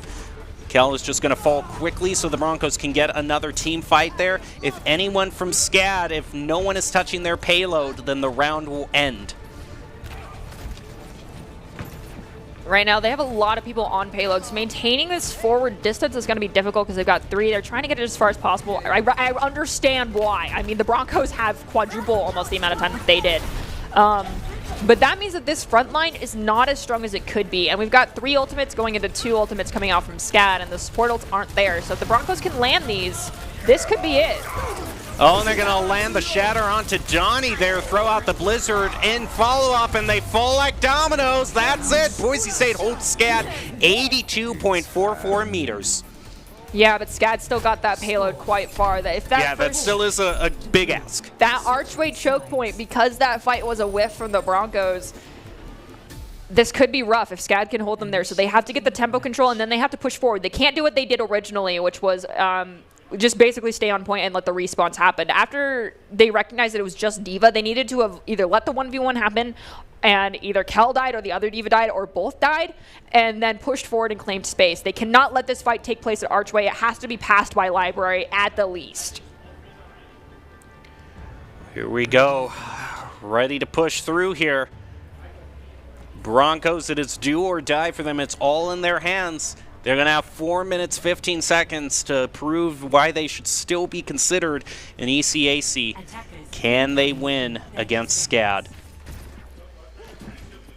It looks like the other Diva has learned their lesson to not push past Mendata's head. I might end up eating my words because we do have the Reinhardt chilling out by bus, but typically that's just to get an early fire strike. Yeah, it looks like chilling on Mendata's head has been the safe route because honestly, if you fly a little too low on your return flight, you could get taken out. 5 seconds left before the Broncos. It is all up to them. Here we go, a quick wave to the teammates and ready to prove things right now. They're going to take the side route here, try to avoid getting that initial wall, going through theater first. Although Mad Merc's going to continue to stay on this central route here. It looks like they might have faked them out. There goes the wall, brought out by SCAD. Also, Immortality Field. Plato is able to eliminate the Immortality Field from SCAD, but it's their Lucio who manages to get the first pick. Bago answering that back by eliminating their Reinhardt. Matt Merck still alive, though, right now, but is going to find himself pinned up right against this wall, and Lilith eliminating Chosen. The Broncos might just have to reset here. I don't even know what happened to Goblin there. I really don't. Yeah, it does seem... I mean, I don't want to call out specific people here, but he has had a few fights that just really haven't gone his way here in overtime. Let's see what the Broncos plan to do. Like I said, they kind of are utilizing walls as a means of just making space as opposed to being capitalized on it again, making space while returned with the wall, and then the SCAD just chose to flip the point there on them. Is exactly what the Broncos did earlier. Kel's going to go down. We hear bomb get dropped. Plato grabs 1. Shins will grab 2, though. Mad Merc trying to make a play of that, but Boise State is going to get stopped yet again.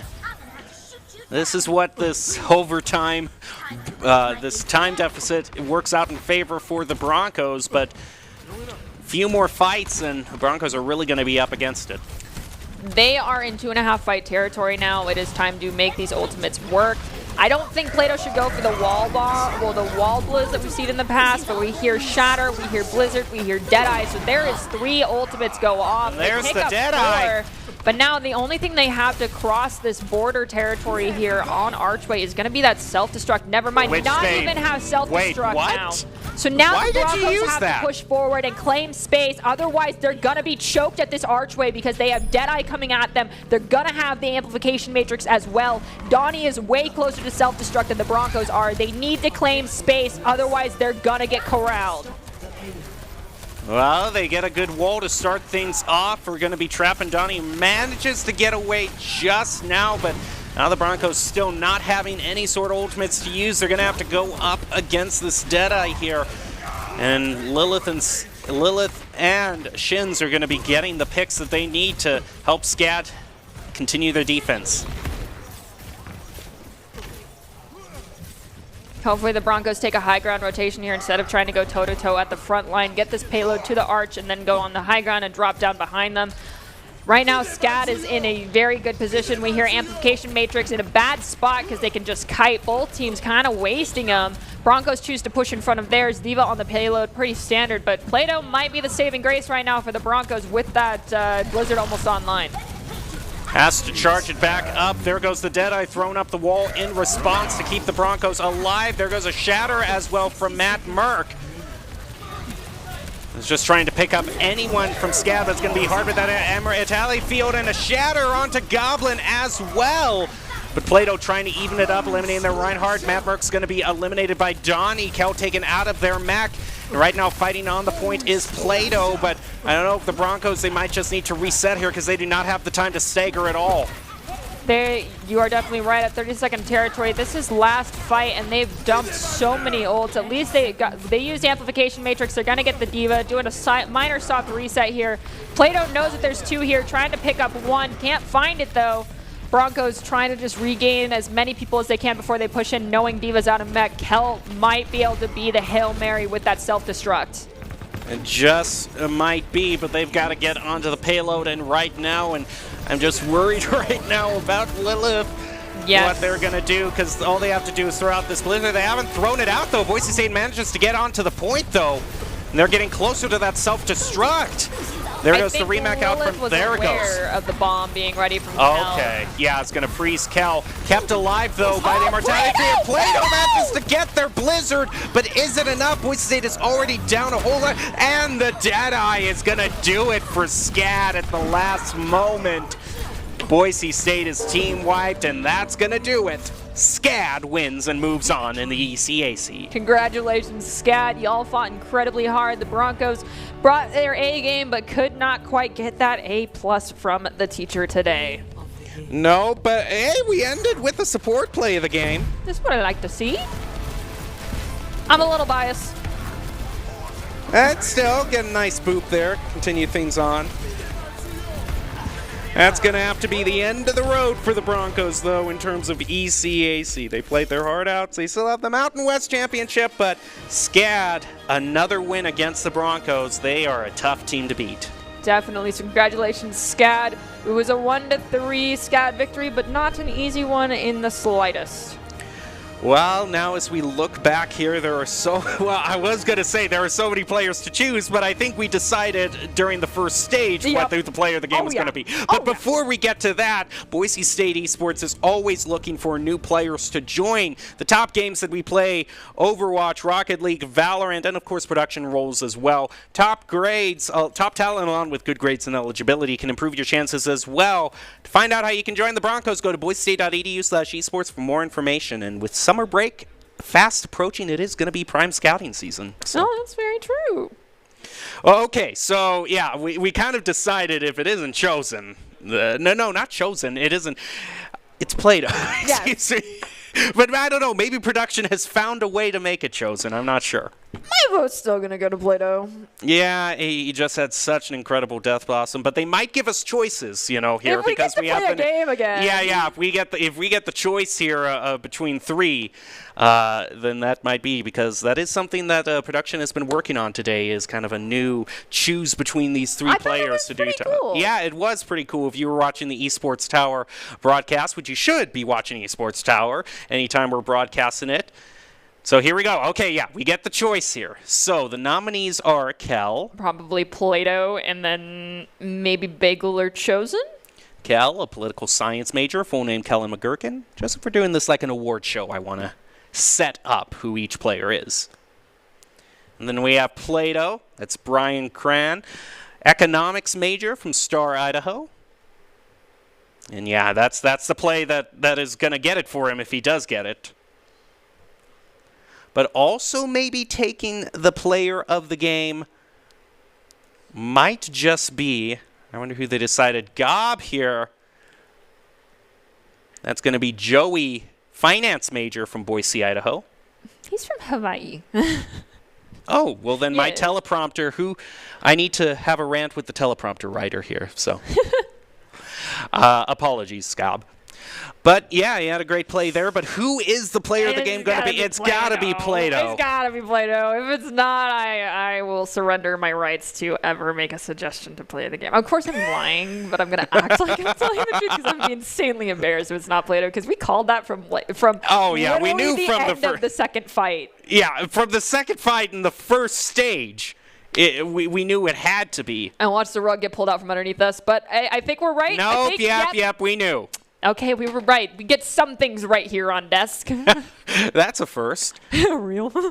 Well, yeah, great job by Plato as the ICCU player of the game. Brought to you by Idaho Central Credit Union, who believes a great player makes a team more successful. Just like Idaho Central's helping members achieve financial success, Plato is your ICCU player of the game. And we see kind of a few tease plays here, but we all know what's going to be the highlight play. Oh, yes. It's got to be that massive Death Blossom from Lijiang Tower on Gardens. It was just absolute. Yep, here it is. It was absolutely I mean, you can never massive. see it too many times. No, this was spicy, crunchy, absolutely just beautiful.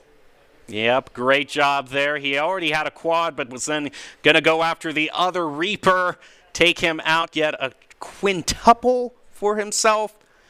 Great job there. Well, do you have any final takeaways as prepare to wrap up this match? Well, SCAD got to close out the Broncos season. Congratulations to you guys. You did a fabulous job. Go on and win the whole thing so we can at least say we lost to the best. That is what we always like to say here. Nicely done. You guys fought really hard. Excited to see how you close out your season. And to the Broncos, we're not done yet. We have other things we got to take care of. So, you get the 24 hours to kind of mope about this one, but then you got to get back. There. Yeah, got to get back to the grind. So we will leave you with the top 5 plays of the game, brought to you by the Idaho Army National Guard, who invites you to take your impressive critical thinking skills into real time. More than 10 jobs offering a $20,000 bonus and your degree of choice paid for. Idaho Army National Guard is one of the best teams to join out there. Reach out to them on Twitch at iGuard Gaming. Thank you for watching and enjoy your top 5 plays.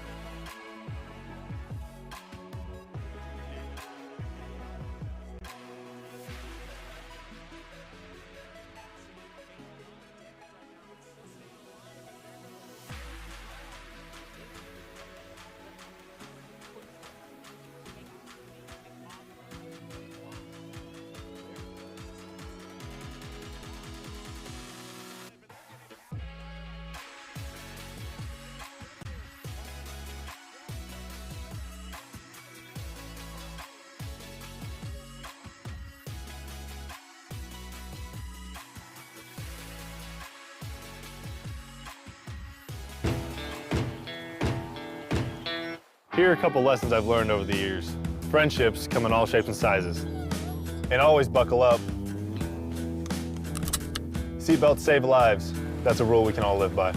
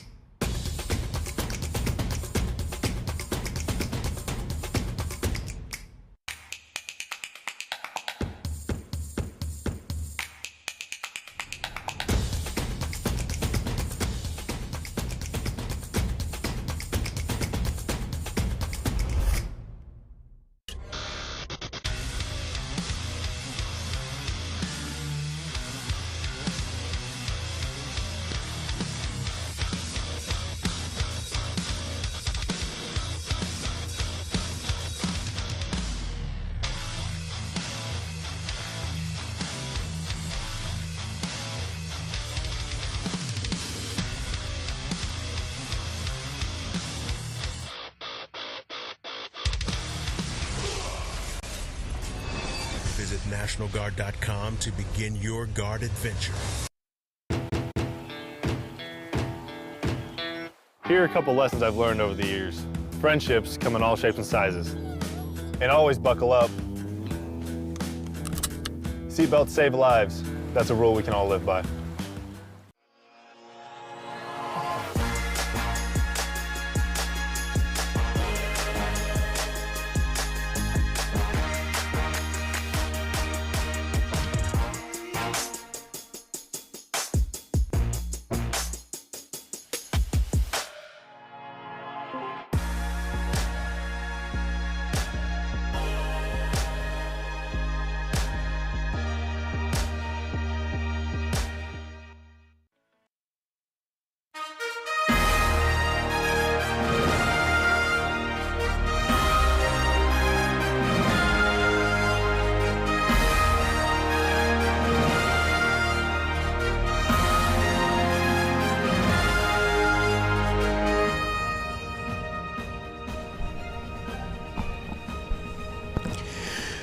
Welcome to the Boise State Game Pants Esports Arena. You are joining us right now in championship season, and we move on with another championship. This time it's going to be the Mountain West in Valorant.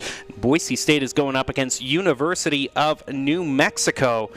And right now we're going to be joining them halfway through their match. It's a best 2 out of 3 with Boise State having won the first game 13-12, so pretty decisively in favor. But right now, I just want to introduce ourselves. I'm your host, Jacob Jem Palmer, joined right now by Greg Olsel-Smith. And right now, it's kind of fitting that we have this trophy in between us, because this is a legacy Boise State has left for themselves in Mountain West Overwatch, but now they want the championship in Mountain West Valorant as well. It sounds like they're well on their way, so I'm ready to jump into it and see them get even better on the second map. Sure. Now, the second stage, we're going to see, usually decided before beforehand, but let's actually take a look at how things are going to work out because we have the rules right here, so I don't need to speculate. It's 5v5 best of 3, conference title on the line, round robin. In case you're wondering who Boise State has been playing against this season, it's been Nevada, UNLV, CSU, Colorado State University, San Jose State University, Fresno, New Mexico, Hawaii, and Utah State.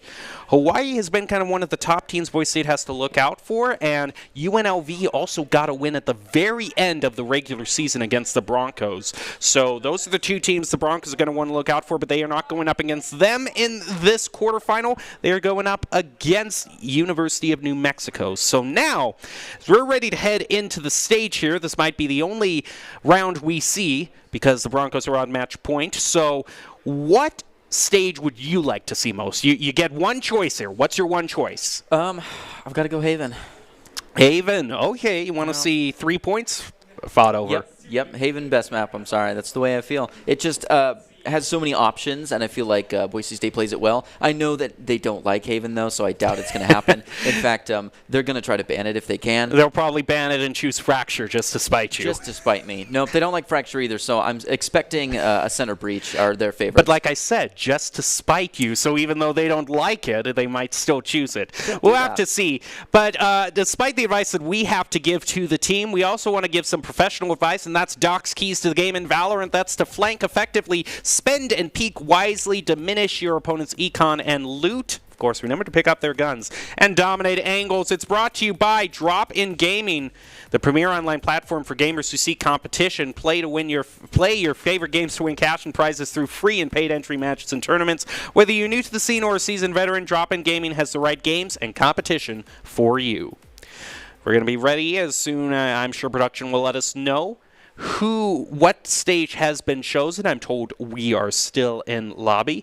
It's actually going to be Icebox, which is pretty interesting. And also, we've been waiting to see Icebox because at the very it seems like an eternity now, but at the very beginning of 4.0, they completely revamped Icebox. Yeah, and that's so right. now we finally get to see it. I knew we would. Yeah, and now finally. We haven't seen a lot of 4.04 in, 4.04 is Icebox in Mountain West, so I'm really looking forward to see how they change that. I assume that it's just going to be because the nature of a rebalance is that they play the same, but it'll give more of an edge to the other side, so I'm looking forward to that.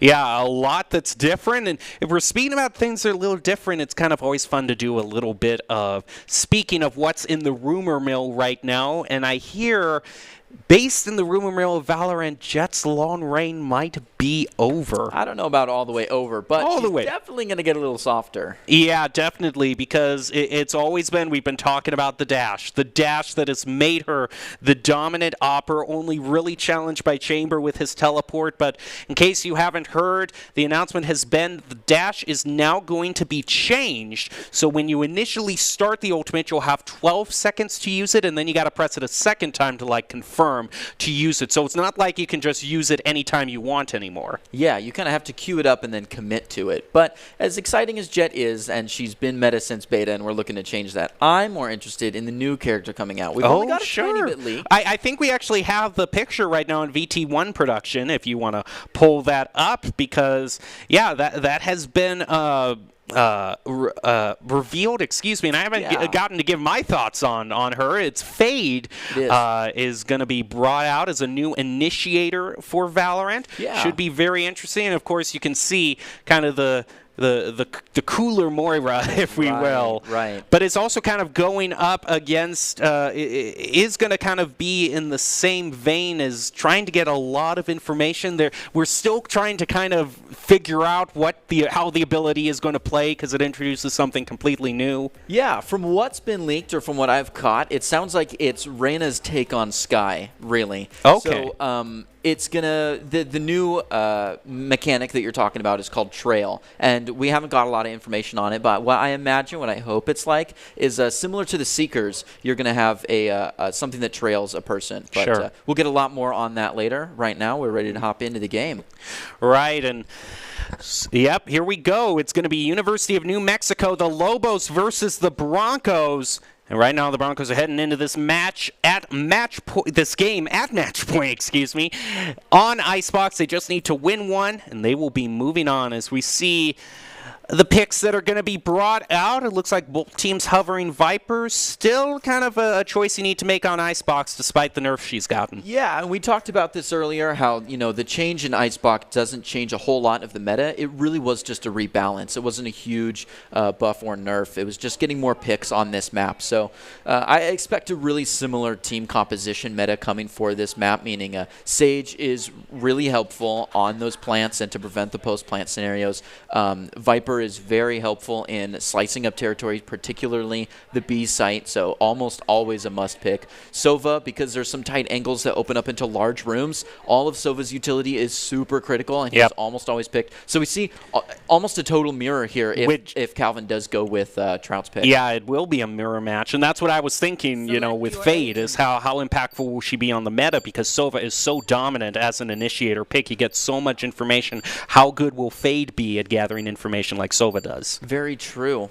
And I like the Dark Horse kind of caricatures that they're setting up. Yeah. More Omen and Reyna. Yeah, well, you need those archetypes for everybody. The edgy tryhards need their characters. But no, that's not to denigrate the design. The design is actually really cool, and I can't wait to see how she'll change up the game. But right now, we need to focus on what is happening. Boise State is going to be starting out defending on Icebox. What would you choose, defense or attack on Icebox? Do you start with where you're more comfortable, or do you start where you think you're going to be fighting downhill or uphill? I'm equally trash at both, so I'm not going to defend like it makes too much. But that's it. I probably now looking at it, I probably just like defending on Icebox a little bit more. Yeah. I just like the vantage point. I like defending an A as well, and there's just a lot of great lineups you can do with Sova. I just don't like necessarily pushing or attacking an Icebox. That's fair. And when you're not comfortable with a map or a character, it's easier to start on defense because it's less movement, just in general. Well, at least I'm, and it's certainly the case now. I mean, Icebox is a lot better, but I certainly wouldn't want to start out attacking when Icebox first released. Too many angles to clear. Oh, definitely. Alrighty, here we go. Look, Boise State is going to be starting out right now. See Shells here. Hanging out on yellow, kind of the newly revamped yellow, and you see that new door. It's opened up some new angles, and just going to be exchanging a few shots with Panda here. Yeah, W Panda was checking out that new angle. You kind of have to spread out to watch this now. Those two doors aren't just leading to the same spot. So BSU Shells has made that rotation back to watch this angle, and they've put the Intimidity on, they've put the pressure on, and this fan spread that we started out with is now leaning a lot more towards A, but Dreammaker waiting in mid, takes out Panda. Boise State is now up one. It's going to head down to about half health, rotate back, maybe to probably get a little bit of health. Look out the flank for Panda here, though. Right from Garage is going to get Callie. Following it up, can he get another? He's down a little bit low on health, but still has 78. Took a lot more damage away, actually, from Trout. They're going to try the double peek. He manages to get away just barely. Multitasking those angles is difficult, and I'm glad he started to rotate away from it when he realized that they were actually waiting for a double peek setup. Oh, Dreammaker with a great one. Goes a little bit too deep, though, so he's going to have to face off against Frost here. Not going to get a lot off of it, but keeps trying with those darts. Does get some good contact, but contact is made back on the skies, so not a lot of healing in the bank here. Mr. Roboto, though, still trying to make a run at it right now. New Mexico still has the spike, trying to decide if they want to do A or B. Boise State is almost fully committed towards A right now as they go up through mid, and they have made the decision. Do they have enough time? 10 seconds. I don't know if they do. I don't think they physically have enough time. No, it's going to be. It's not going to be. No, they don't. We may see a little Sova Jet outro action here. Might even see. No contact, and that's a round. That is so interesting there, just making the decision a bit too late. Boise State is already going to go up one in this fight, and this was the initial exchange that we saw here on yellow, and just kind of right after that, it just kind of forced New Mexico to try to rotate over, but they didn't count on Dreammaker and Tube here to flank him. Now, they didn't just win one round. They actually won one round ending on, I believe, a 4-2, which puts their econ in such a tilt that we actually see Boise State forcing up to several Spectres, and I think one or two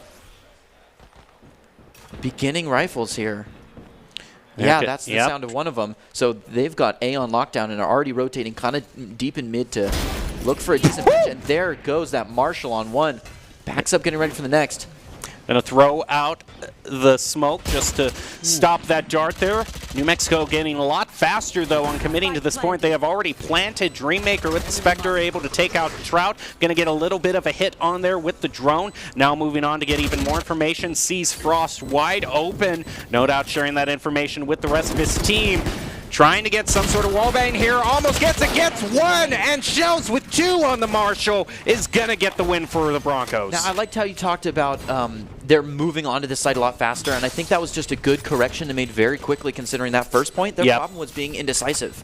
So I like to see this accommodation right off the bat, but it's not quite enough, and Boise State takes another one, 4 players alive. So they're going to bonus right up into round 3 here. Yeah, and that indecisiveness doesn't just hurt them in terms of just losing the round, but just those little bit of credit bonuses they get in the ultimate ticks by not getting the spike down as soon as they can. Definitely. I mean, they got it after the timer ticked down to 0, but if you're indecisive, if I'm going to lose, I at least want to get the extra credits from the spike. Definitely. 300 credits and an ult point go a long ways when you could just not have them instead by being indecisive. And Shells just more than happy to stick up here with the Marshall on yellow. And I sure would be, but it doesn't look like New Mexico's comfortable with that, so they're only sending one down that way, and the rest are cruising. Whoa, look how fast they are. Yeah, right through mid. Yeah, it's going to be right up to Boise State to turn around, but they sure do with 2 Marshalls. They managed to take off 2 from New Mexico, and he is just starting. That's a feels bad moment right there. Shells playing filthy, giving way too much screen time there. They just can't get him down fast enough. It was a little Marshall off down there, and he ended up taking the win. 1 pink at a time. Let's see that again. I mean, I love their decision-making here, pushing right in, but they kind of set themselves up for a rough flank. Sure. They didn't start with a decent fan. They got their flank guard down. Oh, goodness. One after another. Yeah, that's just one of those moments where not only do you miss them, but then they take you out with the Marshall in just 1 tap. And New Mexico now has to stop the bleeding because Boise State already going up. I do believe I did see the op pick be brought out from Skies here, so yep. Boise State already committing a lot of credits. Definitely so. They've got lots of credits to commit. New Mexico's starting to pick up on credits as well here. Ooh, Skies comfortable to back up Shells here with that op on B. It doesn't look like they're considering pushing it, but it doesn't look like they're considering pushing very much at all, so Sova's going to keep him at bay there in mid. We can see Soma call. Yeah, they're going to try to maybe bait out some sort of shot. They gotta be careful, though, about that Vandal that is holding down yellow right now. And Sky's now just rotating over towards mid. Actually, don't think Viper is still trying to maybe feel out A, maybe get one sort of pick, open that up for New Mexico. Maybe so, but that hold Boise State has on A side is just an absolute crossfire. I don't think she'll get very far, and ooh, they did take down Sova, but instead of pushing up on that, they're maybe going for a little fake out, try to push B, but it doesn't work. Headshots all the way, and a good flick, and spray control down to the next, and he's right out of there. It's not out of the realm of possibility for New Mexico. The main thing Boise State is going to want to do is that op taken from them. It doesn't quite look like it. It looks like this Viper, while we've been talking all this time, has managed to clear out they for themselves. The problem is Viper does not have the spike, so just has to try to hold point, is going to trade with Panda. But she already made the call that the site was open, so they've rotated over, and they're kind of walking into the Lion's Den here. We see the op already walking right up around, and Mag can catch Sova here on the rotate. Michelle's getting a triple, followed up by Calvin. That's another pick, and of course, doing it in style too with the protocol skin. I approve. Of course, we do love the fresh skins out. A quick trade at the half, and Calvin takes the last ult point to push us into 4-0. There's another defense win, and it looks like a full buy from New Mexico as well. So this is going to have to be yet another save round for them. It looks like they do manage to buy at least one Phantom here, but they're not going to have enough to buy them for all. Now they're going with half buys. Tricky question if you're ready for it. Okay. What do you think, other than one-on-one gunplay improvement, can New Mexico do differently to push this into their favor here? You know, it's tough because I'd normally talk about the way they attack it, but it seems when they hesitate, Boise State punishes them. But when they also commit, Boise State punishes them.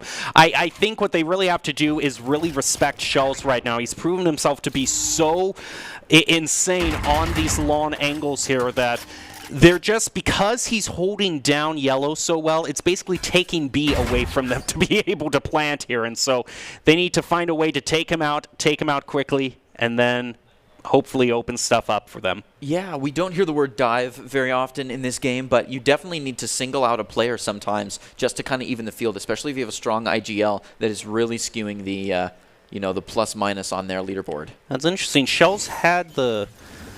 Oh, no. Okay, he does. Excuse me. Sorry. The cosmetics threw me through a loop there. I thought he was holding a Phantom when he was holding a Vandal there, so excuse me there. It is a nice skin, though. Rendezvous out. They thought they had him cornered, but there's no chance. A good wall break is not going to get all the segments he needs, though, so the spike goes down. Now he's on the defensive, and he's really the only one there, as we see W Panda starting to walk in slow, and ooh, Panda goes down. Yeah, that's really going to bite, too, as they already committed their tour de force. They're going to want to get one pick here to try to still maintain this. I don't think the Sage, though, sees Shells there, who takes Trout out. Now Boise State moving on to the point. Calvin D's just going to try to stick it right now as New Mexico tries to stay alive, or at least tries to stop this. They are going to stop Calvin D before he can get the pick, but they're still going to have time to defuse. It feels almost like a waterfall of deaths here for New Mexico. They'll do fine until they lose one or two, and that's the cavity that Boise State can punish. It seems like Boise State is taking a strong position on punishment here. They're not doing anything super offensive on the defense. They're just doing a really good job of taking advantage of what's given to them. More gray, and we can see Shells here on the KDA there. I can already see he's already at double digits, which is just insane. Yeah, you can see 11. Yeah, look at that skew on the KDA leaderboard. If they can take Shells out, then they're so much more evenly matched. Well, it is going to be a full buy for New Mexico here. Shells puts down a trademark, brings out his tour de force. I like it. Right down the tube, though. That's risky. He's not looking to play there. He's looking to move out and get into their spawn. This is a tour de force pinch, probably. All right, now New Mexico looks like they're pretty committed towards A, but they might decide to rotate here, trying to take out Calvin D right now. Throws out a bit of ice to slow them down as well as the wall. Owl drones are going to get some information for both teams, as well as the Viper's Pit thrown down so that they can plant. But Dreammaker firing through is able to take out Trout. And is also going to fire through that wall to try to take out Mr. Roboto. Oh, we see a panic rotate here as Panda tries to move out with the spike, or maybe just hide in safety, but Jet is already on him. This could be spiked down. Oh, he just steps outside of the Viper's Pit for a little bit, and Calvin D punishes him for it. And once again, it's just a clear waterfall. 6-0 it's probably going to be after this. The Broncos are just steamrolling. On the rope, too. Goodness. Oh. Well, the Tour de Force didn't get a whole lot of use, but that's all right. Boise State doesn't need it. Bringing it to a 6-0. They've already secured their half. Now they're looking to get those security points, those ego points, to work above the half. I mean, even if it doesn't get a kill, the other team can hear the audio cue, and it just sticks in your mind there. It changes the way you play the game, and it just becomes very costly. And I think this is a good move for New Mexico here, doing a timeout at this, because they need a breather time. Definitely so. Anytime you lose several rounds in a row, then resetting the momentum is the play. Whether that off-puts the other team or puts you back on track, I definitely hear bringing the coach into comms and activating a timeout when you're on a downhill roll. If you were a coach, what would you tell him? Same thing? I mean, I think Shells is just taking up so much oxygen in the room that you really need to think here about how you play against him. Here's some early replays while we're still in this timeout. Shells, you can see, just littering the activity feed up there. And this is the angle that he's just punished them so much on. And this New Mexico, this is the predicament they're in. If they try to be a bit more pensive, Boise State punishes them. I would almost think, though, I would go, you have a lot of time to plant the spike there. So use that time well. You don't have to steamroll in, especially since it doesn't seem to work out for New Mexico.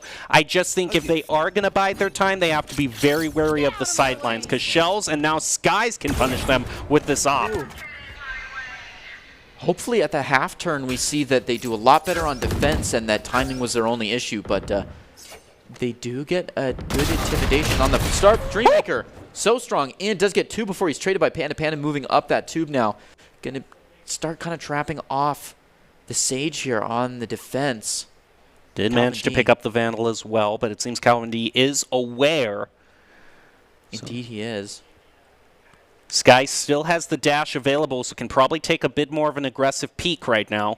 He's going to try to get this Viper, who's hiding behind the crates there. Dart is going to be thrown out, has to respond to it. Now the Viper is moving out slowly towards B. Yeah, we see the spike following up as well. BSU shows with a quick one.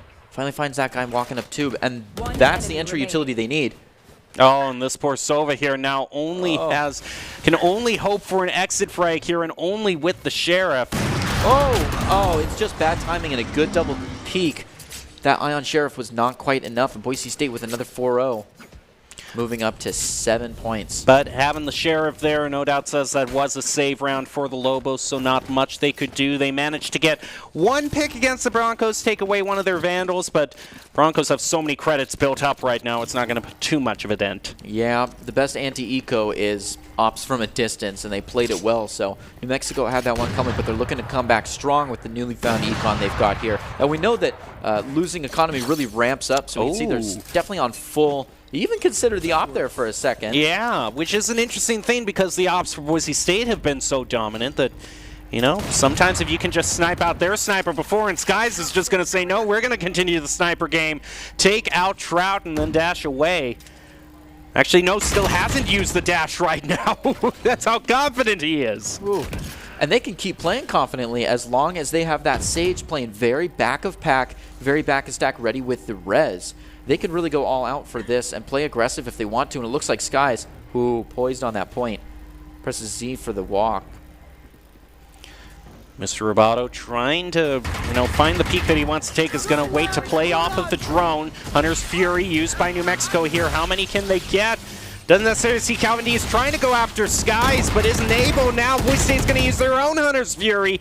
Some eliminations being traded back and forth. Skies picks up another one with the op. Once again, it is only the Sova.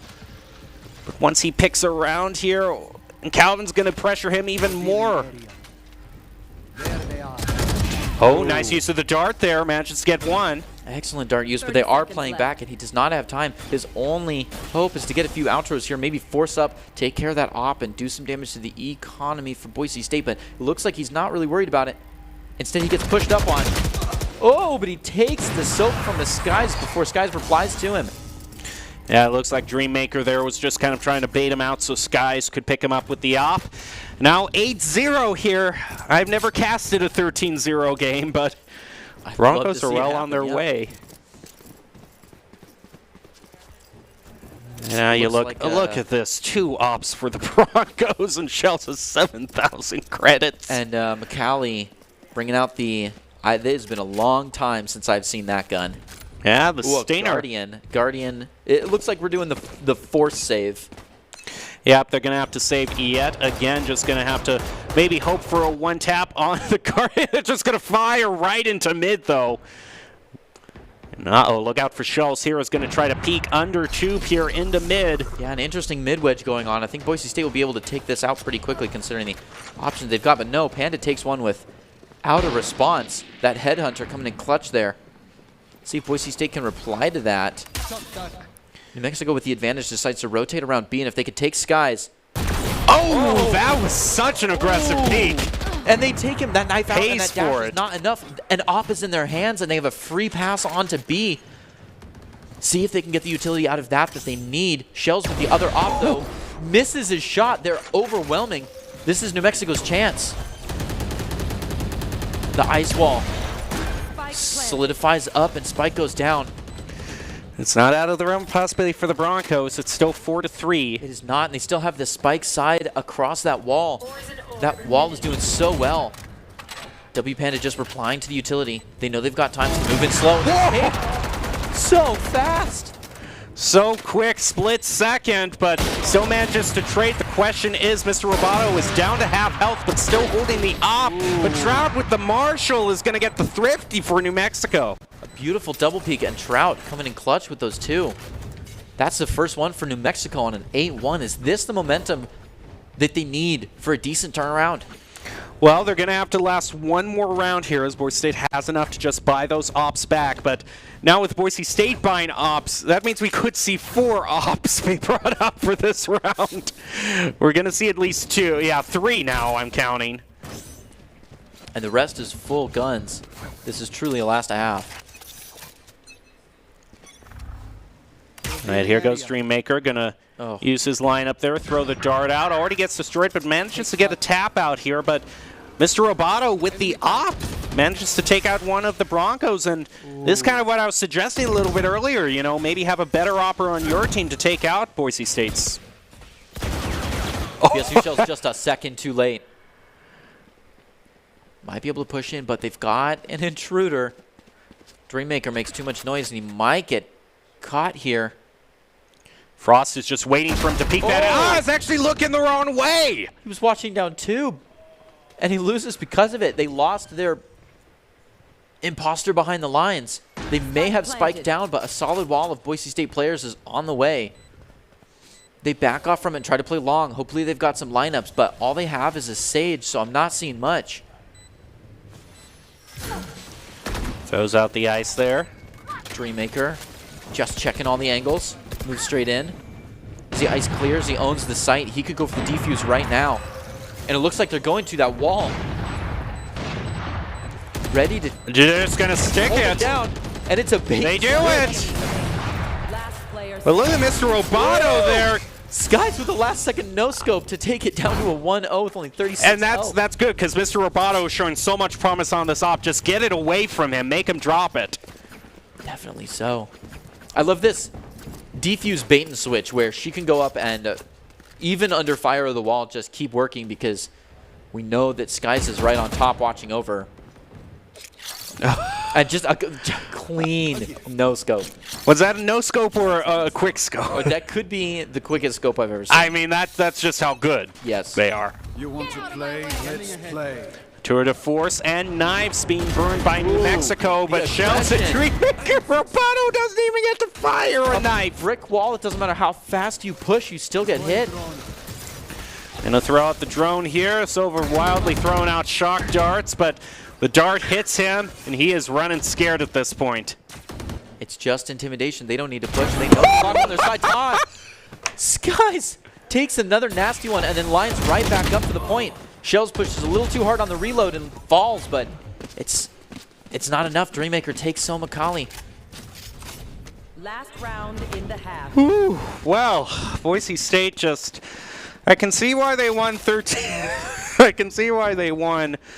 Oh, what was it? 13-3 last round, the round we didn't get to see? Yeah. I mean, it looks like it's just more the same this round, so I guess we didn't miss much last round. Just picture a duplicate of this one. Well, I don't know. This has been pretty exciting. We've seen some crazy stuff. Yeah, the chamber is going insane. Shells. But Skies also wants to make some flashy outplays. Is just going to hold down here on yellow. And Dreammaker with the lineups, and that's consistent owl. They fall to it every time. Trying to get the lineup for the shock dart here. Considering this wall, decides to play off it instead. Oh, gets caught in util! Bad timing. Ice in hand falls, and there's no reply. Panda gets a free one on a Boise State, and they back off for it. Holding that spike in pocket, though, is not getting them in a lot of good position. They've got one deep on A. Some more shots fired, but nothing comes of it. We're going to see Dreammaker keep trying to play against Panda here. While that 1-on-1 ensues, we see a rotation off of A with a wall onto B, but it's all a bait. We see him pushing slowly onto A, or at least considering. The spike changes hands, and they've got a free site to walk onto, but they don't know it. Boise State's Viper turns back around. It's too slow for a B push, so they know there's something on A. And that's the now miss. That dart's going to confirm it. Ooh. Very sneaky. Oh, but they knew where he was. That's a very well-placed shock dart. Viper's pit now. Commit to the site with the ice in the Viper's pit. Panda decides to push in, sees 2, takes some damage onto 1, but it's a 2v5 for Boise State. Skies looking to even it up. Comes on to site with the spike down. Frost doesn't need to step out. They own the zone. They have this space. Just to get one right above the Viper's pit. Oh. He doesn't know they're right there, though. Shoulda, woulda, coulda. So Roboto takes a free one onto Skies. Shells with an absolute uphill battle here. Has the tour de force but can't use it. And falls to McCallie in that. And he used some celebratory ults as well. Yep. But still 10-2 for the Broncos. Indeed. They can either break or hold tonight's record by making those last 3 points. Yeah, they could do even better than they did the first round. They could, yeah. Let's see who has a stronger attack or defense on this half.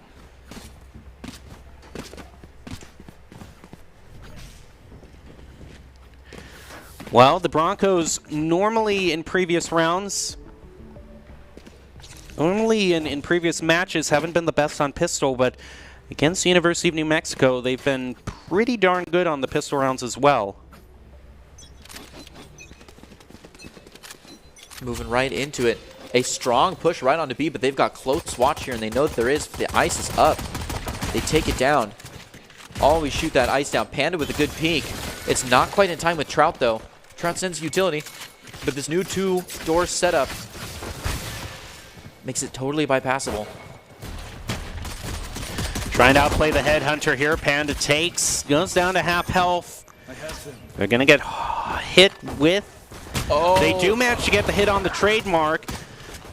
Trading back and forth with Classics. Taking shells was a big one. He was in a good position to take one there. Oh, Dreammaker with a great position. Oh. Might catch a real sneaky one. Some aerial play here. He's considering dropping, but he doesn't want to make the noise. Yes, he does. There's a free one. Goes for the drop. Oh, and that trick of shooting and dropping at the same time that we saw last year in the VCT, he pulled that out, just in case you didn't catch that. One enemy remaining. Panda just doing some bit of cleanup work right now. It's all up to their Sage. Trout's going to get pinched in from both sides here, though. He's just here to waste time, make some extra noise. Calvin. Now the Broncos are just 2 away here. Look at all those hits on a Trout. Trout was so forward in the game that the assist out there was 3 people.